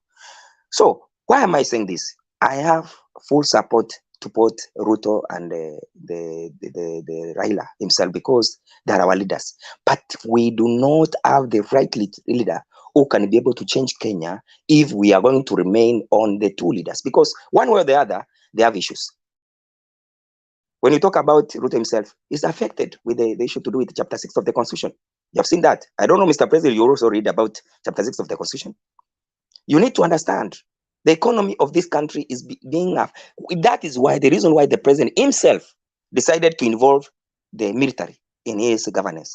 There must be an advice that he got because he doesn't trust the civilian government. That's why you have seen that even right now, Nairobi is under enemies because of corruption. That's why you're seeing the place like now, Kenya Navy, it has done something which is going to help the country to regain 6.8 billion because of the opening of the shipyard within Coast Region and the many other places like now Kisumu. That's why I think that KPA, Kisumu Port, is also operating now because of now involving of the military. That's why you are seeing some of the members of parliament you are talking about. Qualification authority is now at the Defense Department. Do you think that the likes of Oscar Sudi and the rest, they are going to be cleared to run? You need to ask yourself. There are a lot of things which are happening. And let me remind you, the president told us when he was asked by a young student, which legacy are you going to give to us in 2022? He said three things. One, a united Republic of Kenya. That's now you're talking about Azimio. A country whereby even a child of a poor can be able to be elected somewhere. The war against corruption and the war against drugs. Those are three things that the president told us, and he's fighting. The other day in Shanzu Law Court, somebody was convicted for almost 20 years in jail because of drug trafficking and many other things. So my brother, everybody in these forums, they are learned. They know, they understand the politics of Kenya. They know, and now the system is not with the deputy president. Raila has been winning election. Me, I'm a member, I'm a member of Jubilee Party. He has been winning, but we want to support him because of the good thing he has done. He has supported the president on the handshake. We support him for that. And then when you tell us that Mount Kenya will not vote for him, my brother, it is you who will not support Raila, but Raila will be your next president in 2022. What we are looking, you will now, right now, as a Jubilee Party, we are looking to form what we call a deputy party leader, in fact, from the president, and then we go. You wait parliament to be dissolved, and then you see Uhuru in his real form. You will not believe. My last submission is that let us not misadvise the country and even members of the public, because we are being listened by so many people in the whole Republic of Kenya. Let us learn through history where we came from, where we are, and where we are heading. Let me ask you, my brother president, if, for example, Raila did not support the president for handshake, where yourself, this freedom that you have today, where were you? Who were you to get? Look at the infrastructure the president is doing, like now in Coast Region and many other parts of the country. There is a lot of achievement, but the achievement is coming with the hands of saying that bottom up, support the president up to 2022, then you start campaigning. My brother, Kenyans are wise, and the wisdom we have, we know where we are heading, and we know what we are, and we listen to the leadership in the authority. We respect the president, and we know where we are heading. Thank you very much. Thank you so much, Mr. Evans. I also wish to say this. There are people, the other side. I've always said that, when you cannot eat roads, when infrastructure was being, put as a project that the Uhuru has implemented. The other day, someone came on the forum and said he went and opened a shipyard that before Kenyans can be able to benefit from the shipyard, it will take 20 years. The question is, for those of us you've been blessed and you have a child, you're taking care of the child. The child might probably start being beneficial to you after 25 years. So should you stop getting children because you can't wait for 25 years before you start benefiting from that child? And you're investing in that child when the child is growing. It is how you take care of that child. You see, those people who are thinking of the here and now cannot plant a tree. Because how long does a tree take to grow? You can't plant a tree thinking that you are the one who is going to enjoy the shades. You need to plant a tree. Someone else is going to enjoy that shade. It might not even be you. So this issue of being so myopic in our thinking, which is so much persistent on some people is what is getting us back. Now, fair to the UDA side. Raila became a president because of a certain million voters. And I mean, Uhuru became a president because of certain million voters, and Raila also had certain million voters.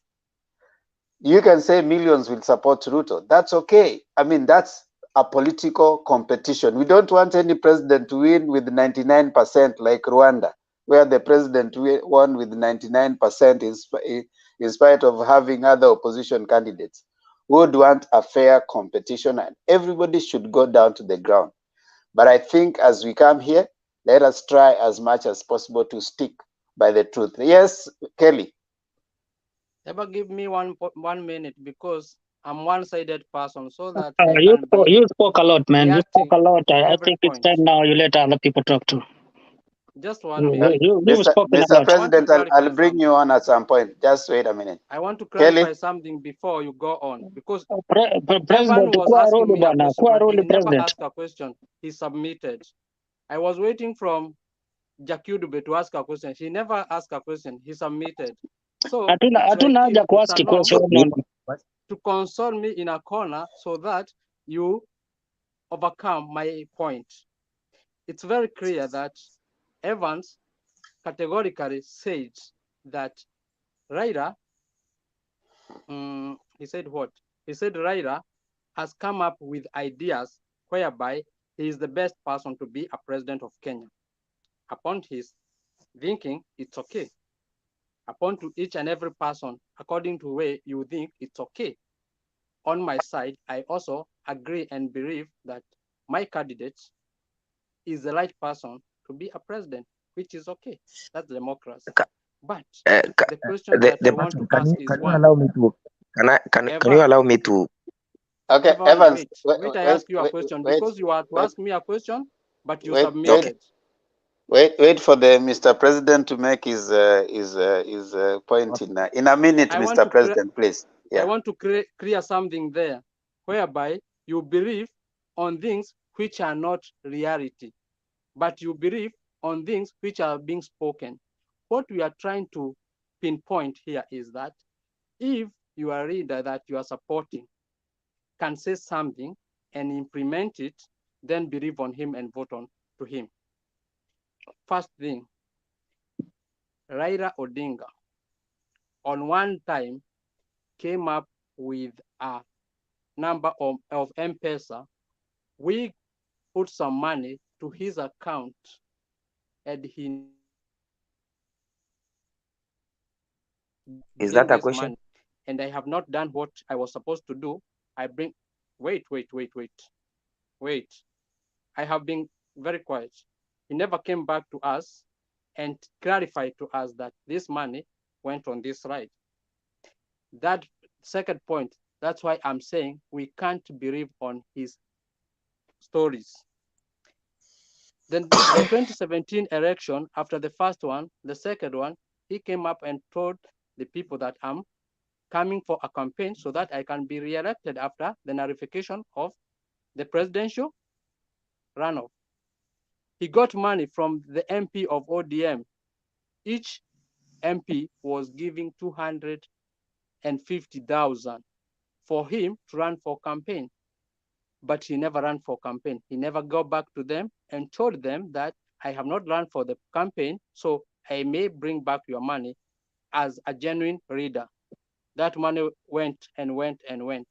So there are many things that I can pinpoint to show that Raila is not the right person, but he tries to cover up and to sugarcoat things so that most of the people to believe. He should bring his one-sided and the other side of him so that okay, Mr. President, the right person to Mr. President, or not. Hold on, Mr. President. On the issue of vying or not, you know, the Constitution provides for someone to decide to vie and not vie. And if there were his MPs were the ones who were actually, you know, contributing, that's a party issue. How does it come in? Right now, at what point did UDA meet? At what, wait, Evans, at what forum did UDA meet and decided that Ruto is the presidential candidate?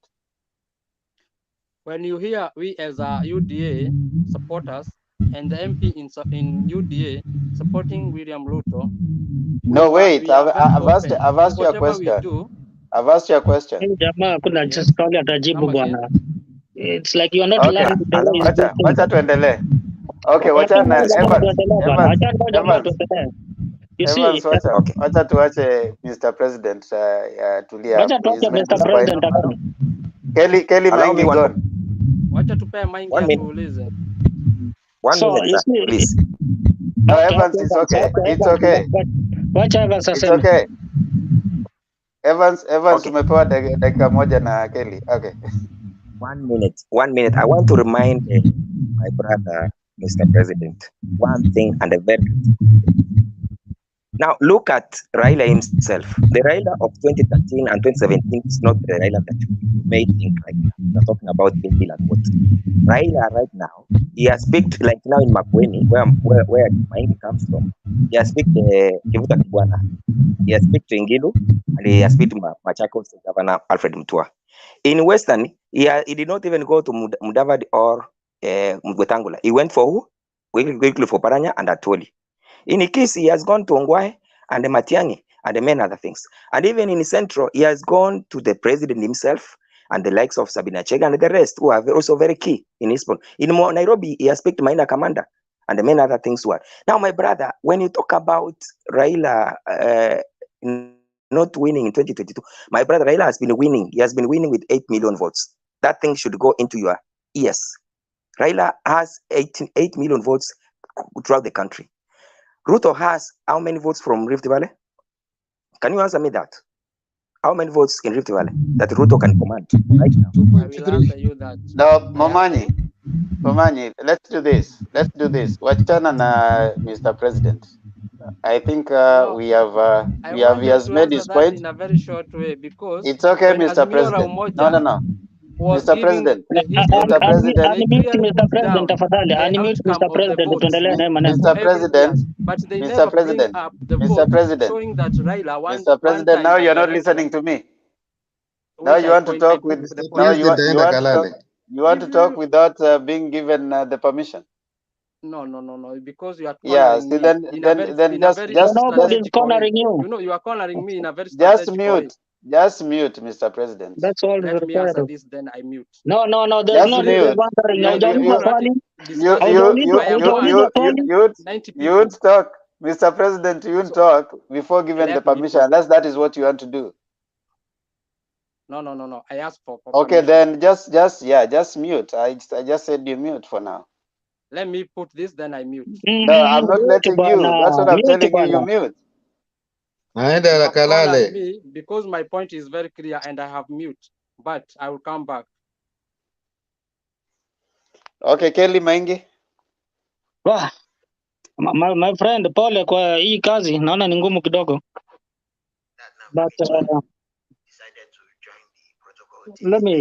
first of all, Bwana Evans, mi naitwa Maingi lakini si wa kutoka Eastern, mi ni mtu ya mlima.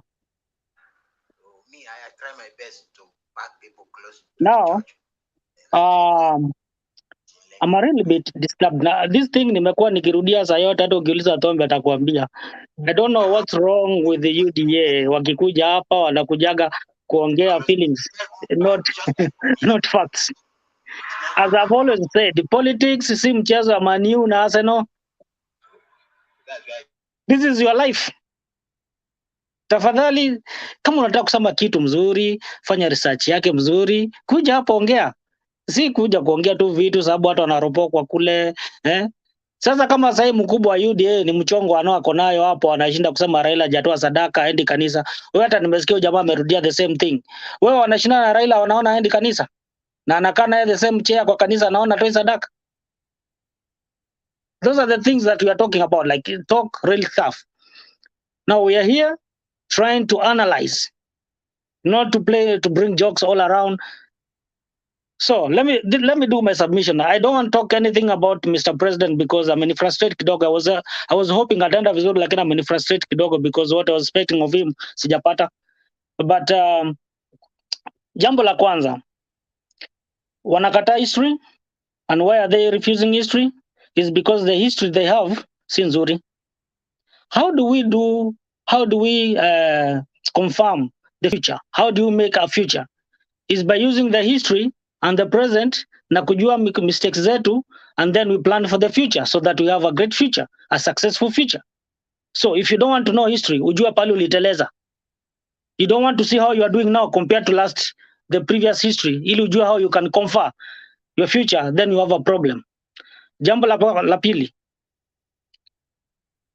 mimi nilijua Ruto kuanzia 92. Tangu nijue yeye, amekuwa anaoppose every change that has been brought in this country. Wakati all the youth tulikuwa tunachapwa tear gas, yeye na Jirongo walikuwa wanajienjoy huko, ndio nasikia anaitaka 500 Jirongo. Lakini Jirongo alikam to his senses, yeye amerelax, ameona kweli country inaendelea. But this guy ameachwa peke yake, bado anaota ile ndoto, anaona bado amekuwa president, a control vile anataka. That's why even when Uhuru gave him 50% of government to run, jamaa kuona bado. Kitu kwanza aliendelea na hizo hallucinations zake. He's even recorded saying that he's the one running government. Lakini sasa anasema, unasikia jamaa anasema that he was the vice president. Sasa kama alikuwa amekuatiwa akisema na run government, how is he becoming now vice president when it comes to fulfill what he's supposed to fulfill? That's one of the thing. But this is what I want to do. I want to say, wakati wanazungumzia bottoms up, kitu wa kwanza, even tangu tuanze hii kitu, sijaona mtu amekuja akatueleza how will bottoms up work. Ni kusema tu pesa. Kama ni pesa mashinani, pesa is already mashinani. As we talk now, vijana na wamama wanapoa pesa, si ndio? And we say still is not working. So I don't know, anafaja tueleze how better will he do wakipeana hii pesa. Itafanya. Just now this guy Mr. President alisema pesa anatoa pesa sahihi, hizo anapeana ni example. I'm yet to see any youth, any mtu amepewa pesa ni Ruto akisema amefanya kazi. The other day I was seeing a clip of that Ukambani lady. Alikuja akapromisiwa mpaka pesa mpaka leo. Akapelekwa mpaka Karen kusalimia. Hajaipata. Naona hapo watu wanasema ati alikuja akaacha 500,000, wanaachwa kipigana, pesa hakuna. Because he promises something, he doesn't do. Ana promise 200,000, anaacha 200,000. Jamaa kijaribu kugawa kuja inakuwa vita. Sasa amerevuka, ameona kitu inampiga, ameacha kufanya hivyo sasa. Sasa apropiani pesa sana. Hata leo nimeona huko Mombasa kwa kanisa hakupeana pesa, amesema tutasaidia tutarudi. Nikasema jamaa ameanza kushanuka sababu amejua hiyo kitu ya pesa imeanza kurarua yeye. But this is what I want to say. Kama Ruto surely he had Kenya at heart, angekuwa na rani kwa race sahihi akisema bottoms up. Hiyo bottoms up it should be on the way doing work now. Angekuwa anasema Simeona nimeanza, Simeona inafanya kazi, si tuendelee tuiweke nguvu. That's what he should be doing. Why? Unajua huyu Raila ambao tunadharau already had created a room for him. Wakati majimbo ilipitishwa, wakati constitution, nimetumia jina majimbo, but wakati constitution ilipitishwa, ilikuwa na vipengele ambavyo vilitengeneza mambo. One of them ni yeye kuwa deputy president ambaye hatakuwa anasumbuliwa ama anaweza chujwa ovyo ovyo ni rais ili aweze kurani kazi yake. Hiyo imemsaidia mpaka ameweka ofisi mpaka sasa. Ingekuwa ni kitambo sasa Ruto angekuwa shaenda nyumbani. But no, he can't. He's still running, doing his own job, bado anapata mshahara.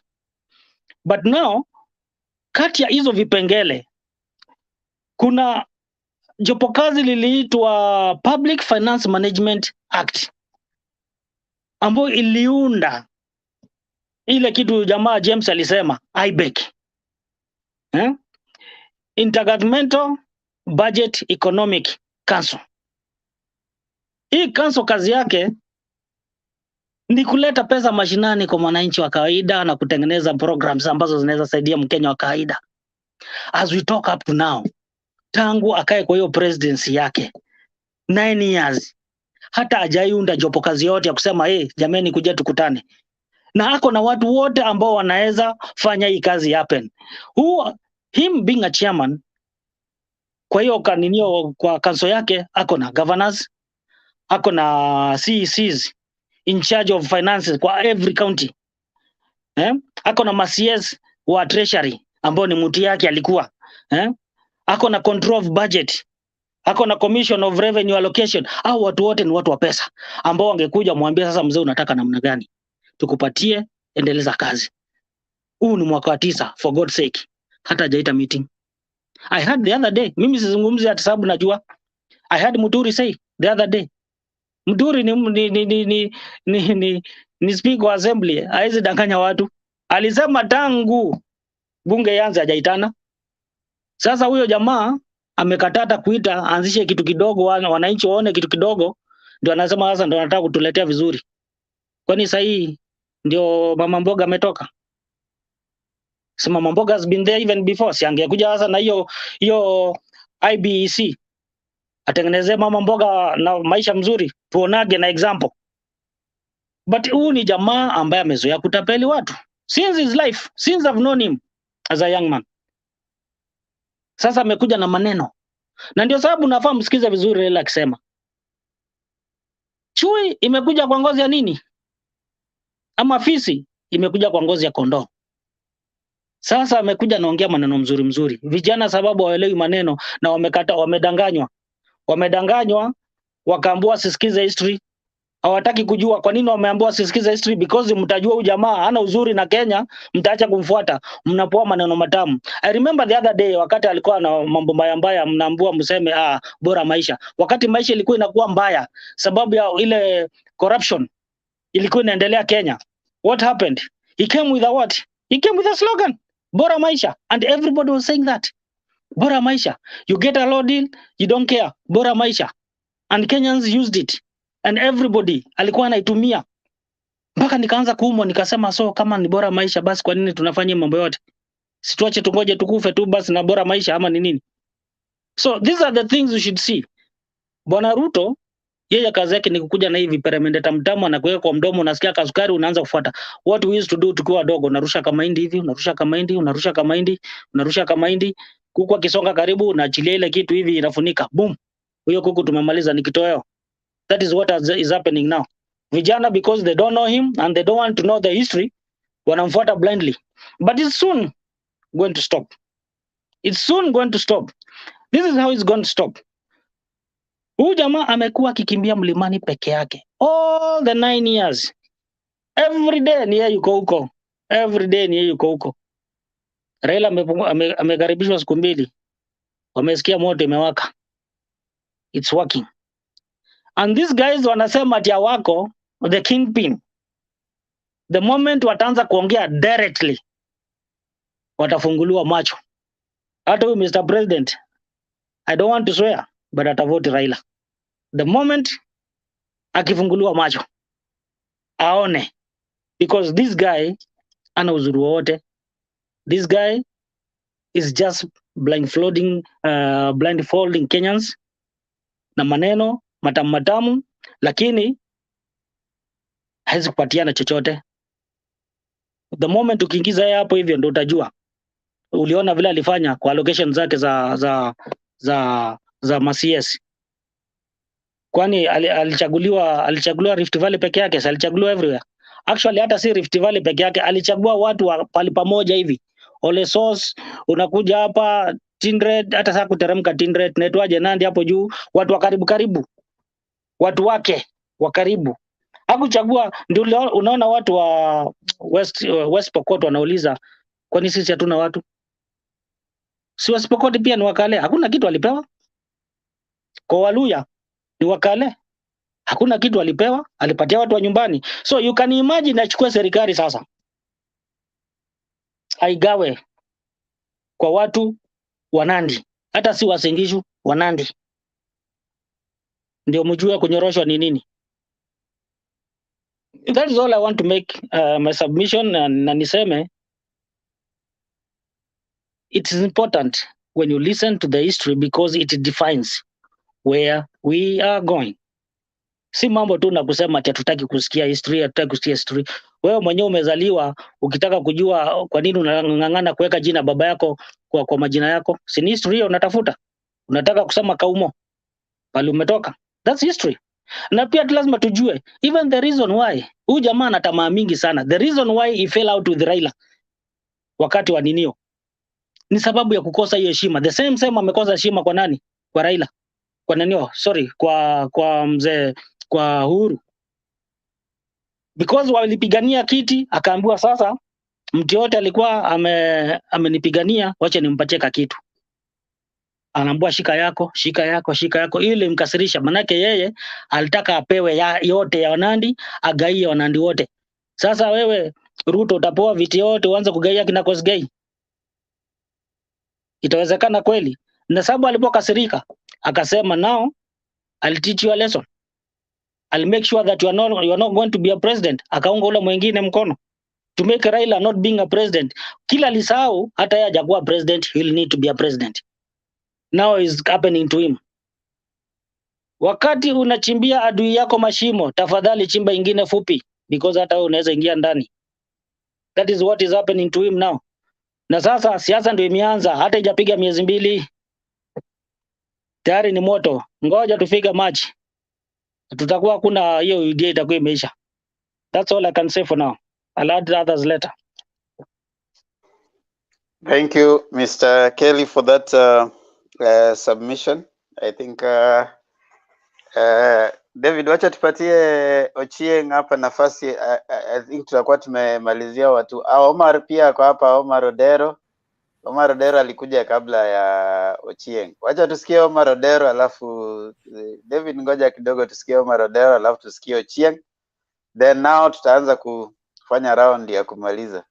Yes, Omar Odero, twende. Nimerukwa lakini nimevumilia, wacha nizungumze yangu. Pole kaka, pole. Na support ndugu yangu huyu amezungumza sahi. Unajua kuna watu wanacheza na akili ya Wakenya. Kuna watu wamefanya Wakenya ni wapumbavu. Kuna watu wamefanya Wakenya hawajui history, pali wametoka na pali wanaenda. Kuna Wakenya kuna watu wanajaribu kutumia wa vijana, hasa wale, kuna wavutaji bangi, kuna wahalifu wa kila aina, au ndio hawataki history. Ndio unaona wanafuata mtu nyuma, mtu anawaletea porojo.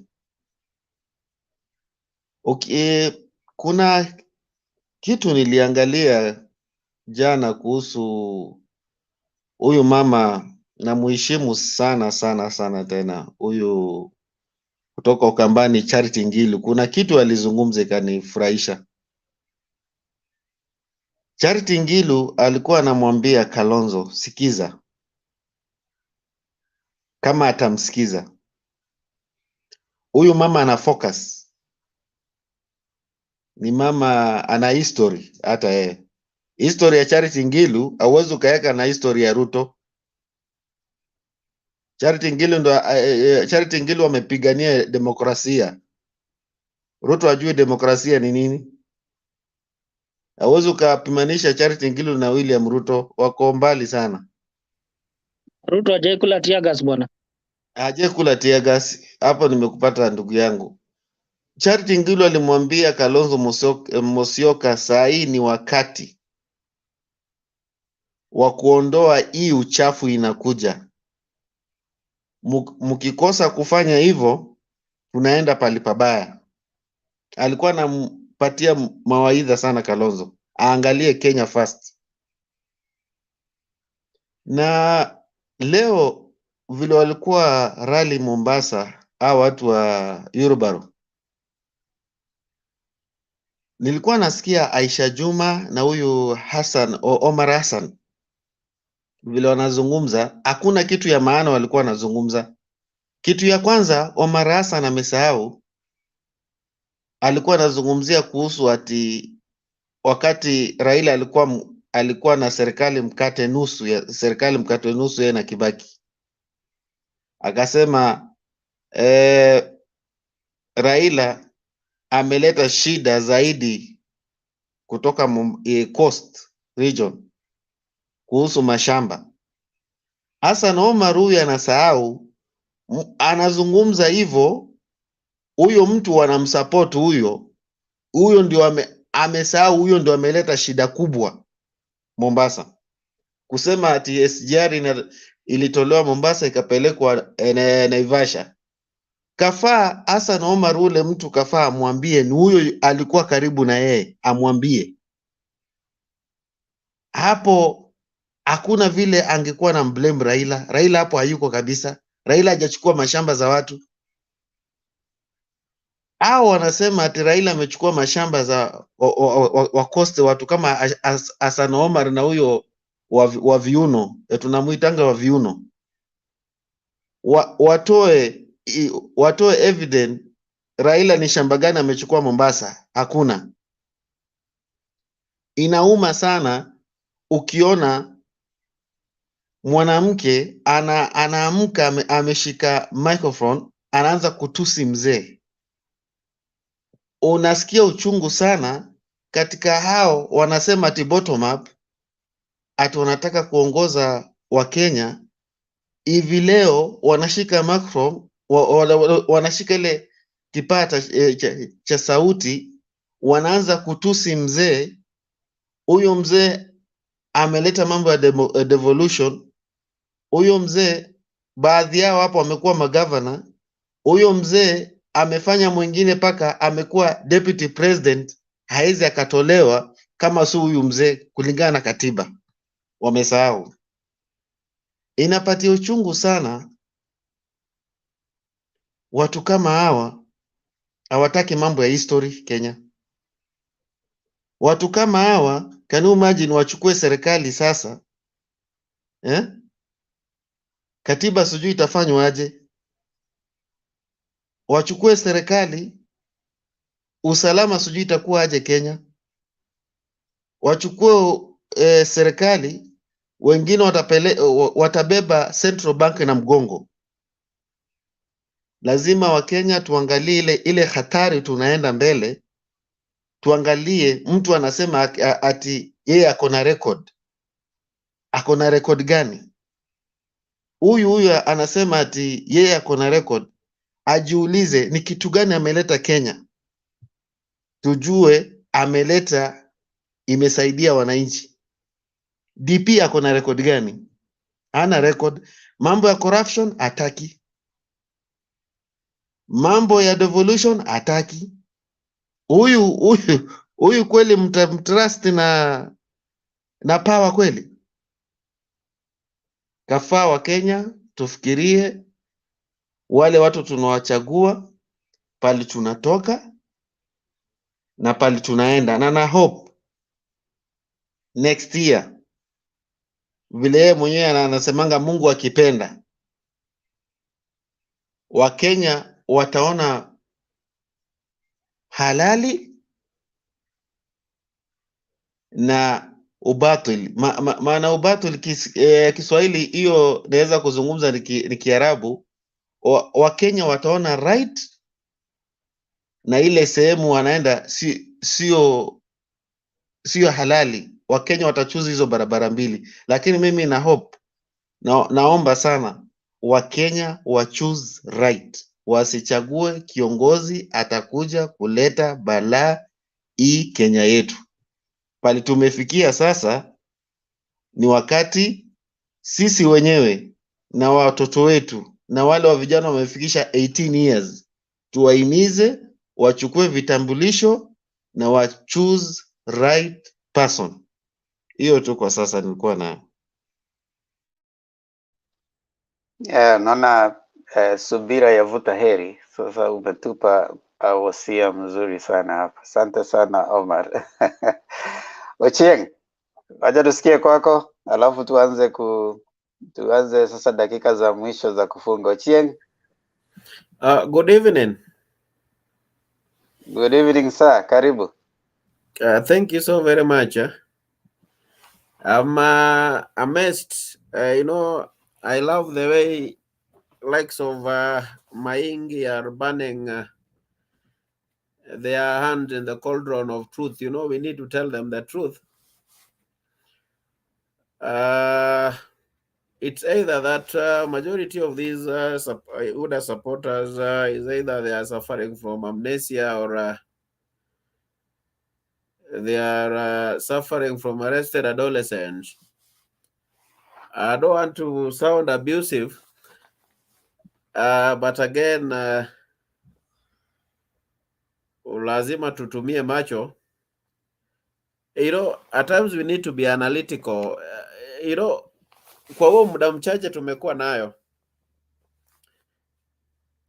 even the president himself, Uhuru Muigai Kenyatta,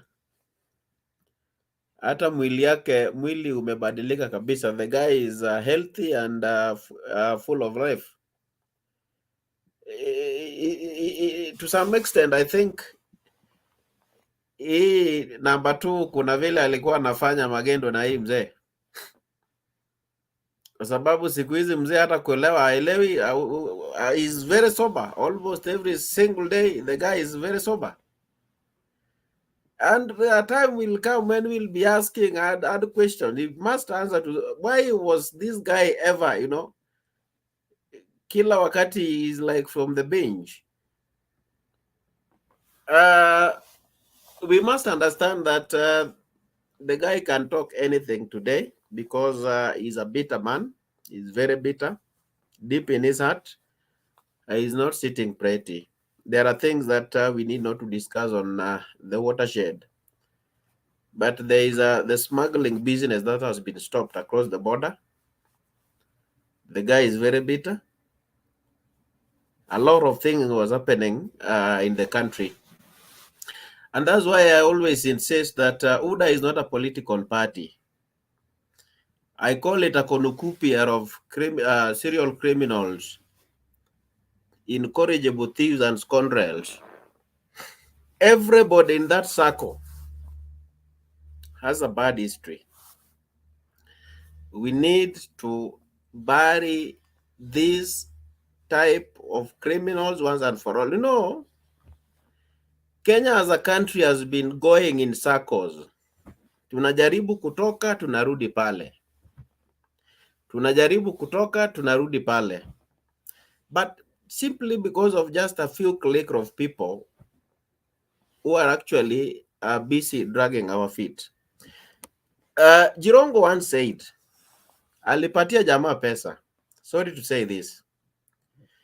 Aende afungue biashara ya hostility. Ilikuwa ni a tour guide, I think.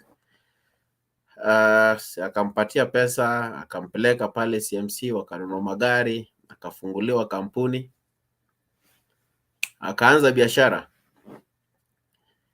So when Jirongo went back after 1 year, hakuna pesa, sijui alimpatia around 1 million. Immediately jamaa alianza biashara, alienda akafungua parallel company kufanya biashara ile ile. Such an individual, my friend. Mali tunaelekea, we are not going to leave any stone unturned. Lazima tuambie ukweli. This guy is not telling us that he was bought at a fee when he was joining the president in 2013. He will call people names, but never will you hear him saying anything on his side. He was paid handsomely. We must put things straight, because if we fail to, we are in a big mess. Themba, I was following from the sidelines. I was doing something, but I'm very glad with the debate, and I think we are doing good. We are doing well, and may God bless every participant. Thank you. Thank you so much, Ochieng, for that able, eloquent submission. I want us to start closing down now, so we'll have 2 minutes. Tukienda hivi Jakindu Bay, tunaenda polepole, turudi huko juu tukimalizia. Jakindu Bay, dakika zako 2, tuanze sasa tukifungasha. Asanteni sana, nimeshukuru kusikia nani, lakini nasema bwana president hakunijibu swali ambayo nilimuuliza kama makosa ilianza kufanyika lini. Hajui makosa ilifanyika lini wala ni makosa gani. Anasema kwamba serikali imeharibiwa sijui 2000 and kitu gani. Amesema kitu fulani hapa ambayo iliharibu serikali, ambayo ni kusema mtu haelewi chochote kuhusu serikali. Kwa hiyo mimi sitamuuliza swali tena, kwa sababu kuzungumza na mtu ambaye haelewi, anasema hataki mambo ya history. Na ukimuuliza sasa, kama utaki history, unawazaje kujua hata ulijikua wapi? Kama umejikua kwa kidole, si lazima ujue. Hata ukienda kwa daktari kwanza, ulianza kuwa mgonjwa lini, tangapi, nini ilifanyika? Hizo ni history. Huwezi kujenga kitu kama hujui history, wala huwezi kuponya ugonjwa kama hujui hiyo history. Kwa hiyo Kenya kama nchi yetu, ili iendelee, lazima tujue history, tujue makosa ilitokea wapi, kwa sababu Kenya haikuwa hivi, haikuwa inatakikana iwe na ukabila vile ilivyo. Haikuwa inatakiwa tuanze kuwana sisi kwa sisi kwa sababu eti tunafanya uchaguzi. Hiyo haiko. Ndio maana mtamkumbuka Uhuru na Raila kwamba waliketi wakaangalia kule pale tulikosea, na namuomba huyo president Uhuru akimaliza ile Uhuru Garden waende pale. Hiyo itamfanya aelewe nchi yetu inatoka wapi na inaelekea wapi, kwa sababu huwezi kupanda tu basi barabarani hujui imetoka wapi na inaenda wapi. Hiyo mimi namuhimiza aende kule, na nataka kusema kwamba hii sasa, nasema Ruto morally hafai kugombania upresident. Sijui kwa nini Wakenya hawaoni. Hata ukiangalia kwa hizi nchi zote za ulimwengu, huoni vice president akigombania president. Hii yetu, kwa nini tunafanya mambo ambayo sio ya ukweli? Hata ukiangalia Joe Biden ilimbidi angoje, walimchagua Mrs. Clinton badala ya yeye, na wakati amekuja, kila mmoja katika hiyo chama chao wamemsupport, wamemunga mkono, mpaka amekuwa president. Lakini sisi tunataka tunataka katiba ya Amerika, lakini system ya Amerika, lakini hatufuati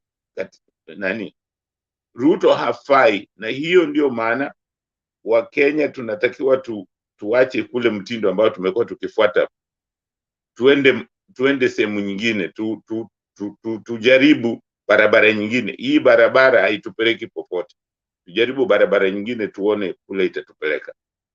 Kwa hiyo na jambo lingine nitazidi kurudia, tukija hapa tuje na utaratibu wa kuheshimu wenzetu ambao tunajadiliana nao. Tuache matusi.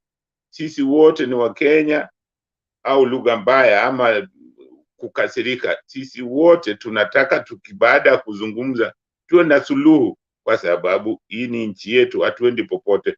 Ni sisi wenyewe tutaijenga, hatutajengewa na mtu yoyote, ni sisi. Kwa hiyo ni lazima tutafute suluhu, namna ya kurekebisha mambo yetu. Asanteni sana, muwe na usiku mwema.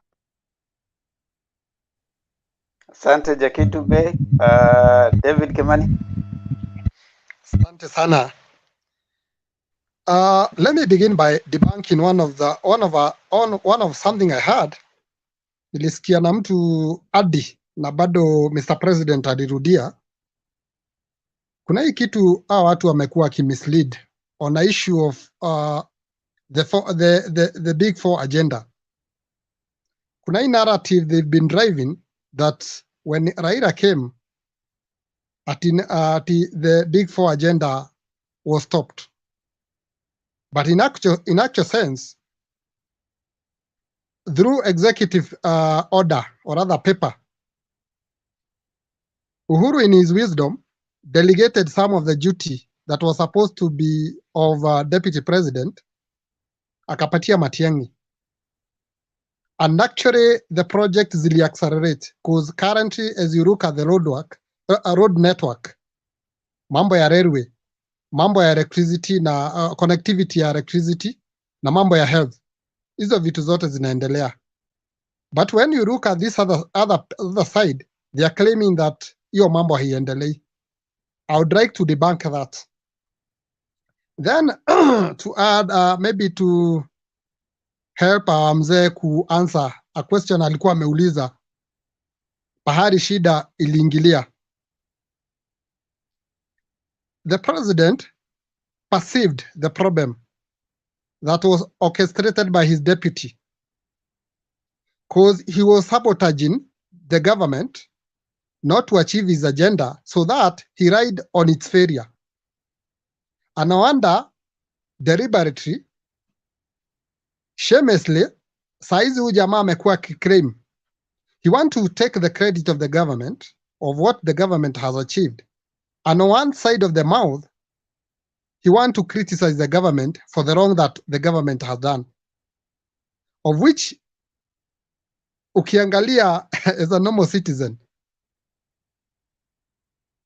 it's something unimaginable for somebody like Deputy President to criticize the government that he is part of. Actually, I've never heard of such. Inaonyeshana hypocrisy ambayo iko na huyu jamaa. But I thank God, the Raila amesaidia sana our president to be steadfast. And our country is actually going to the right direction. Kuna watu wamekuwa wakihubiri pessimism, and especially wamekuwa wakicriticize mambo ya borrowing, but you need to appreciate what we can see our government has achieved, which lay a foundation for a takeoff of our country, for takeoff of our country. Because I'm expecting the next government are going to embark more on industrialization rather than issue ya energy na infrastructure ya energy na road network na railway, because ni kama by then ni kama watakuwa wameachieve much of the infrastructure. So we are going to embark on industrialization, and by so doing we are going to check hii mambo ya balance of trade, because unajua hii mambo ya balance of trade tumekuwa tukifinywa sana, because it's kind of we are importing most of our goods from outside, and we are supposed to be exporting. So I need to encourage our Kenyans tuache kuangalia mambo ya propaganda, to appreciate what God has enabled us to achieve and look the brighter side of our country. When you see our president doing what he's doing, mambo ya revival ya KMC, mambo ya ammunition, mambo ya shipyard, that's something very positive. Also need to encourage, to congratulate one of our governor, Charity Ngilu, what she's doing, which other governors ought to be doing, taking advantage of the resources that they have and exploiting the natural resources that are on their side. And actually, even at this moment, I would like to critique one of the governor by the name Nanok, whom has taken side with the deputy president looking at what our former president did, alitumia our resources to carry out a research, waka discover an aquifer with a capacity of water, billions of liters of water, which can supply to entire country for 70 years. This person have been allocated 17 billion, wanakuwa kipewa 17 billion. Whereas Kiambu County hapa inapewa like 80 billion.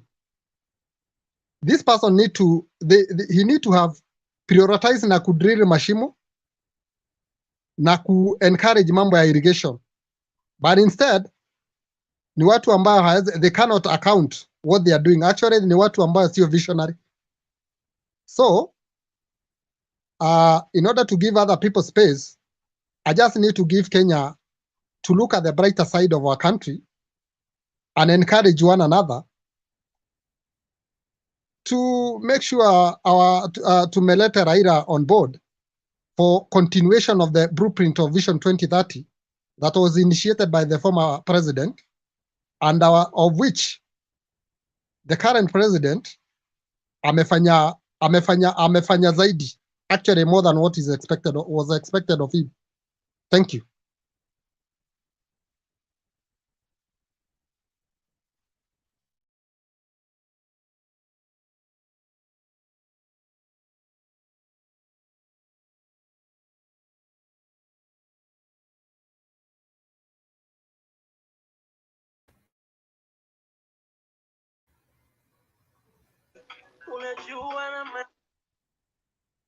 David.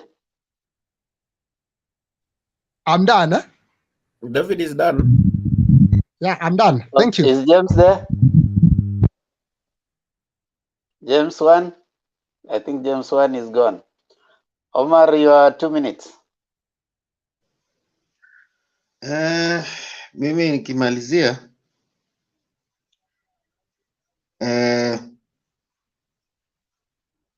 lazima tupatiane usia katika hii nchi yetu, na lazima tukue serious.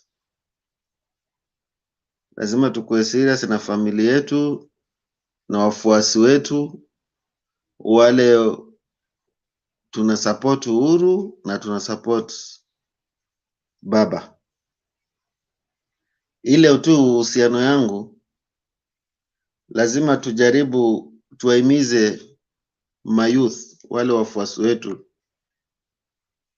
Next year IBC inataka kurudisha hizi voter card. Lazima tuwaimize ground wachukue voter card, yani wachukue na fujo, kwa sababu hii election ni kukufa na kupona. Na hii election, ule mtu anajidai ati yako na 100 and something MPs, tutataka kumuonyesha hata huyu mzee na Uhuru Kenyatta wamewatusi sana, au pia wanaweza. Ile tu naweza kupatiana usia wa vijana wasijaribu kudharau wazee.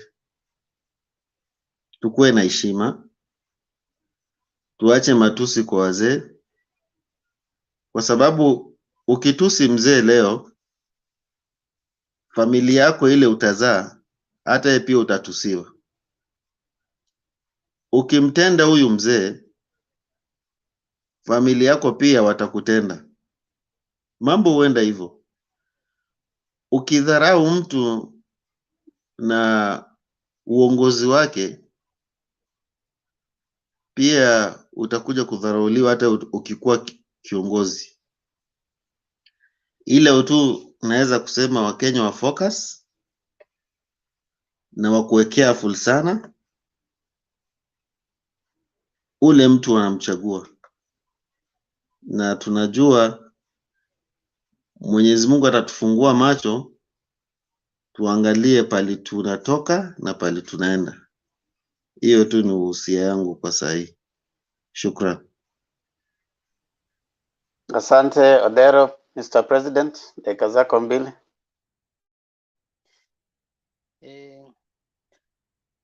Fikia hapo, mi niko na point kama 2-3 za kujibu tu. Kitu ya kwanza, wakati ule tuko kwenye hii debate, venye ulisema Dhamba, ulisema we are advising each other on 1, 2, 3 things. Lakini when one side pinpoint the other side by trying to bring the mistake, the historical mistake yenye wanafanya, it's like if kila mtu anapanda juu. Okay, well and good. Hiyo ni politics. Kwangu nitasema hii. Kitu ya kwanza, nimesikia almost everybody here ana fight Ruto. Instead muuze Baba. That's a mistake you have been doing. You should be selling your agendas for Baba, and we are selling our bottom up for Ruto. You have been saying very categorically that Baba amekuwa akishinda kila election. Lakini I was very shocked. Siku ya Azimio la Umoja mlileta history na vote zenye zilikuwa wanashindana Kibaki na Raila, Uhuru na Raila, Uhuru na Raila. Hakuna mahali mlituwekea kwamba Raila alikuwa na milioni 8, Kibaki akakuwa na milioni 7. Mliweka Kibaki alikuwa na milioni 8, ilikuwa hivyo yani, in short. So when I use the word brainwash, I was very right, because anawadanganya, but the fact remain, when you come to the history that you really put in a seal, mnaleta tu the ukweli kwamba Uhuru Raila amekuwa akishindwa, but mkikuja down to the people, sababu ya kuwa change mind, mnasema Raila amekuwa akishinda. You could have brought that the ukweli hapo kwa Azimio la Umoja, mseme siku hii Raila alikuwa ameshinda. Twende to the last point. Sahi tuko in 21st century whereby we need to see an implementation from ideas kutokana na our brains. Kile tunafikiria tunakiimplement, tukikiimplement kinakuwa reality. But you can't tell me that tutabaki pale kwa history, alafu hiyo history itakuwa ndio inaturead. History is there. We don't disagree with history. We agree with history, but we come with the reality and implement our ideas through reality. That's the only different we have between the ODM and the UDA, because UDA wanakuja na new things na wanasema hizi zinaweza zikafanyika. ODM wanakuja na history, wanataka ikue ni Mandela movement. The other day you came with a slogan that it is Mandela movement atitupatie Baba. No, we are fighting to get the vote and you are fighting to get vote. So bring your agendas. We bring our agendas. Then people will decide. That's the only point. So when we come to the discussion here, please, if you are on the other side, try to sell your idea. Try to sell your idea so that I can jump the ship and come on the other side. The same way I'm trying to sell my idea to you guys, and you come to a point whereby you can't ask a question, but you refuse to jump the ship. Next time I come here, I'll come to educate you about the bottom up, because hiyo kitu ndio mna raise na mnaweka underline kwamba everybody don't understand what is a bottom up and how it will be implemented. You will give me a good humble time so that niwa educate, mniulize maswali, ndio next time msiulize hiyo swali tena. Tunaenda step by step tukiendelea. Mimi kufikia hapo sina comment ingine, but I'm very happy for the discussion. It's a very mature discussion, but we must be philosophical. Yangu iko sawa, yako iko sawa. Jump ship if you feel like umeshindwa. Let me jump ship if I feel like you have the points. Thank you. Okay, thank you. Kimani, you have just come in. What's your point? I give you at least 3 minutes, then we can close. Not David Kimani. There's another Kimani who has come in. Oh, okay. Although ukipata nafasi kuna jambo nitaambia president. Okay, sawa. Ngoja tusikie huyu Kimani ana neno gani anataka kusema. You can Okay, mute. niaje, habari zenu? Mzuri, sema. Mi ni yule wa backbenchers, ni wale wa kuangalia tu, lakini unajua kuna kitu moja mi nataka kuweka wazi niwaambie. Of course unajua kuna watu wa UDA na kuna watu wa ODM, si ndio? Kama nimedanganya Temba ama niaje? So by the way, nilikuwa nasema hivi. Okay, the first thing, One wacha nikwambie, I saw you on the comment, and I think it's not fair for you to call people or even make it look like tribal stuff, like una refer to people as Wakikuyu, Wajaluo. We are all Kenyans. No, So on you the, know on why, the comment, bro? hold on. Yeah. The reason I even shared so that you can come here is because I saw your comments and I didn't think that is a mature way of addressing people. I don't think even Ruto wants to be a president of Kalenjins or even wants to be a president of Kikuyus. He wants to be a president of Kenyans. So when you want to start, marginalizing people, even you wouldn't want people to be saying that wewe Mkikuyu, wewe Mkisii, wewe Mjaluo. I don't think it's a good thing. A mature way of debating or even putting your points across. Mr. President has put his points across here. We may not agree with him, but he has a right to put his points across. You don't have to, to marginalize him or segregate him and tell him wewe Mkikuyu nyamaza ama wewe Mjaluo nyamaza. I think you need to learn to respect people if you want to be listened to and respected. So that's why I brought you in, so that you can share what you think and respectfully state your point, but in future avoid such kind of engagement. It's not good for right now, and as a young person who wants to develop a country. So you go ahead and give your submission. Okay, Tembe, sorry for lighting. Kwa kuandika nimeomba msamaha. Umenisamea? I mean, it's the people there. I mean, you need to apologize to them. Wanisamee. Unajua nilikuwa naitisha link ukakataza, nikaona acha niandike hivi ndio mtanipea link. In fact nimeingia. So, nilikuwa mimi nasema ni maneno mbili tu. Wale watu wa UDA na ODM. Unajua tunastahili kuuza, yaani kuongea mazuri kama ni ya ODM na mabaya ya ODM. Tusikuwe tunaongea tu mabaya ya Ruto na hatuwezi ongea mazuri yake. Umeelewa? Hiyo mimi ndio ndeweza ongea. Sina maneno mingi mimi. Hivyo tu. Nimemaliza. Okay, thank you for that. Okay, you just mute. You see, mute yourself. Just mute kidogo. David, mute. You see, I've said here before, na narudia tena, it is not up to watu wa ODM kuongea mazuri ya Ruto. And it's not up to watu wa UDA kuongea mazuri ya Raila. It's up to watu wa UDA kuongea mazuri ya Ruto and up to watu wa Raila kuongea mazuri ya Raila. It's up to the other side to come and criticize. So if you don't have enough points or even you're not well able to come and defend your candidate, then don't join the forum. Don't join the forum. But if you come in and you're ready to defend your candidate and you're able and you have the facts, join the forum and engage. We are very civil here. This forum is a very civil forum. It's not a forum that is going to bash you like they do in other places. So I also don't think that was a way of even gaining the attention by you, abusing. But we have forgiven you. We are Kenyans, and Kenya is our business. We cannot hate each other. We just have to love our country. We don't have to really like each other, but it is a country that now we have to live together. So we have to tolerate each other so that we can build a united country. Yes, David. Sir David. Thank you. I think I wish to overemphasize on a trend that appear to be of concern. It appear our friend from the other side kind of feel confined to discuss on a particular way. And you see,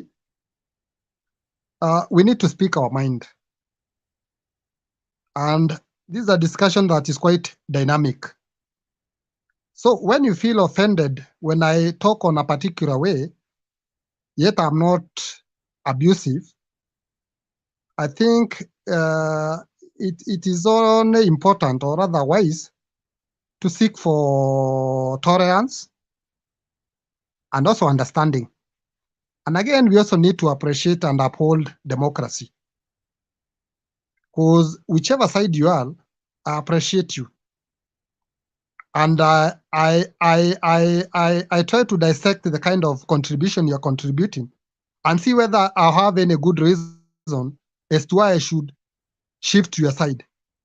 And on my side, I try to convince you to come on my side, because politics is not about friendship, it's all about interest. And we all look at a place whereby our interest will be catered for.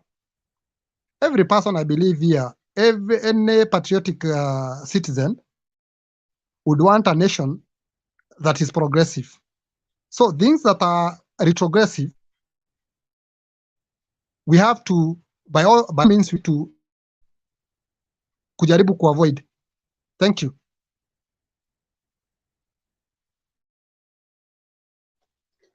Okay, thank you so much, Sir David, for that clarification. All the UDA guys, as you come on, always know that we really, you know, this for Mr. President. We are not here to necessarily agree with you. We are here to listen to you, but listening does not mean agreement. Okay? So let me hear Nelson. I agree Nelson? with you. Thank you. Nelson?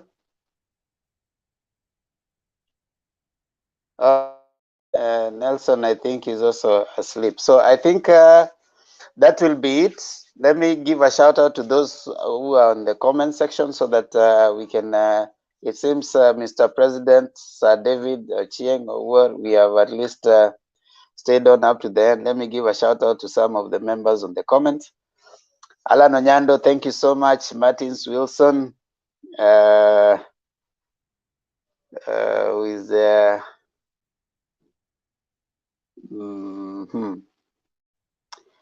Mercy Luvai, thank you. Mercy Luvai, I was asking what Walali. People love their country that much. They are not sleeping, so that's why.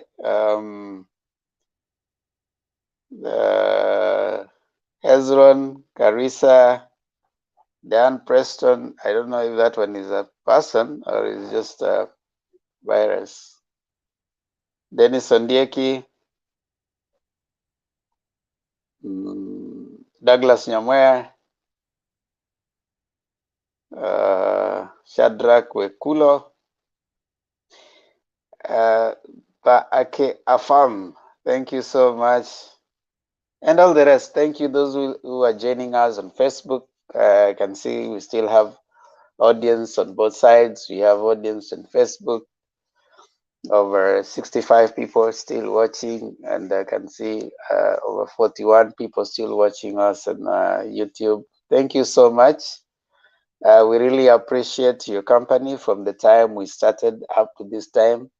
Kindly keep it right here. The debate is supposed to bring us on up to speed with what is happening, the occurrences every day, what is happening, the political trends. We discuss the people, the persons, the events that are taking place, the people that are shaping the history, because all that is being captured is part of history. They say that you are the youngest you'll ever be in this lifetime. So that is part of history. So we need to capture all that, and also the trends and who are shaping what is going to happen now and in the future.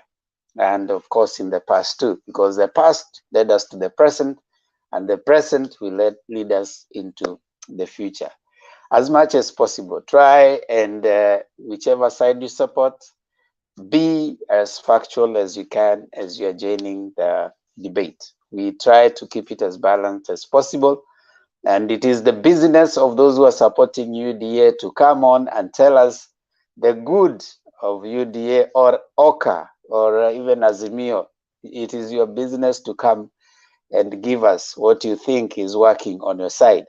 And it is our business to criticize and interrogate so that the viewers and the listeners can learn and can gain from what you're selling. We are here, as we keep saying every time, to look at that person who is still undecided. You know, they are tilting in the middle. Now that person will listen to you. If you can articulate the point that is positive to your person well, and without putting insults into them, respectfully, the person might be convinced to give you a vote. Remember, the vote is going to decide who becomes the president come next year. Go take your vote, go register, go vote for your candidate.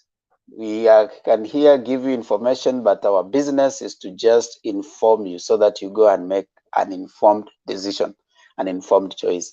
Come next year on 9th after the voting, we will have a president, be it Musalia Mudavadi, be it Ruto, be it Raila. There will be a president, and we will have to be with them for the next 5 years.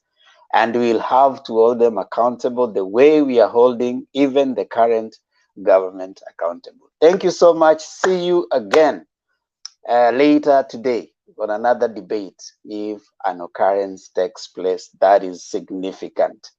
And remember, don't ask the government what it can do for you. Ask yourself what it can do for the government. What is your part? Your part is participation. Do not say that I'm not going to vote. By not voting, you're voting for the bad leaders that we are going to have. Until next time, see you all. Remember to subscribe to Mutembe channel.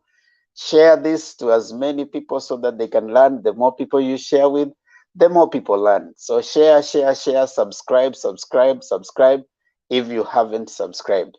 And see you again. Until we meet again, I think this is it from the studio.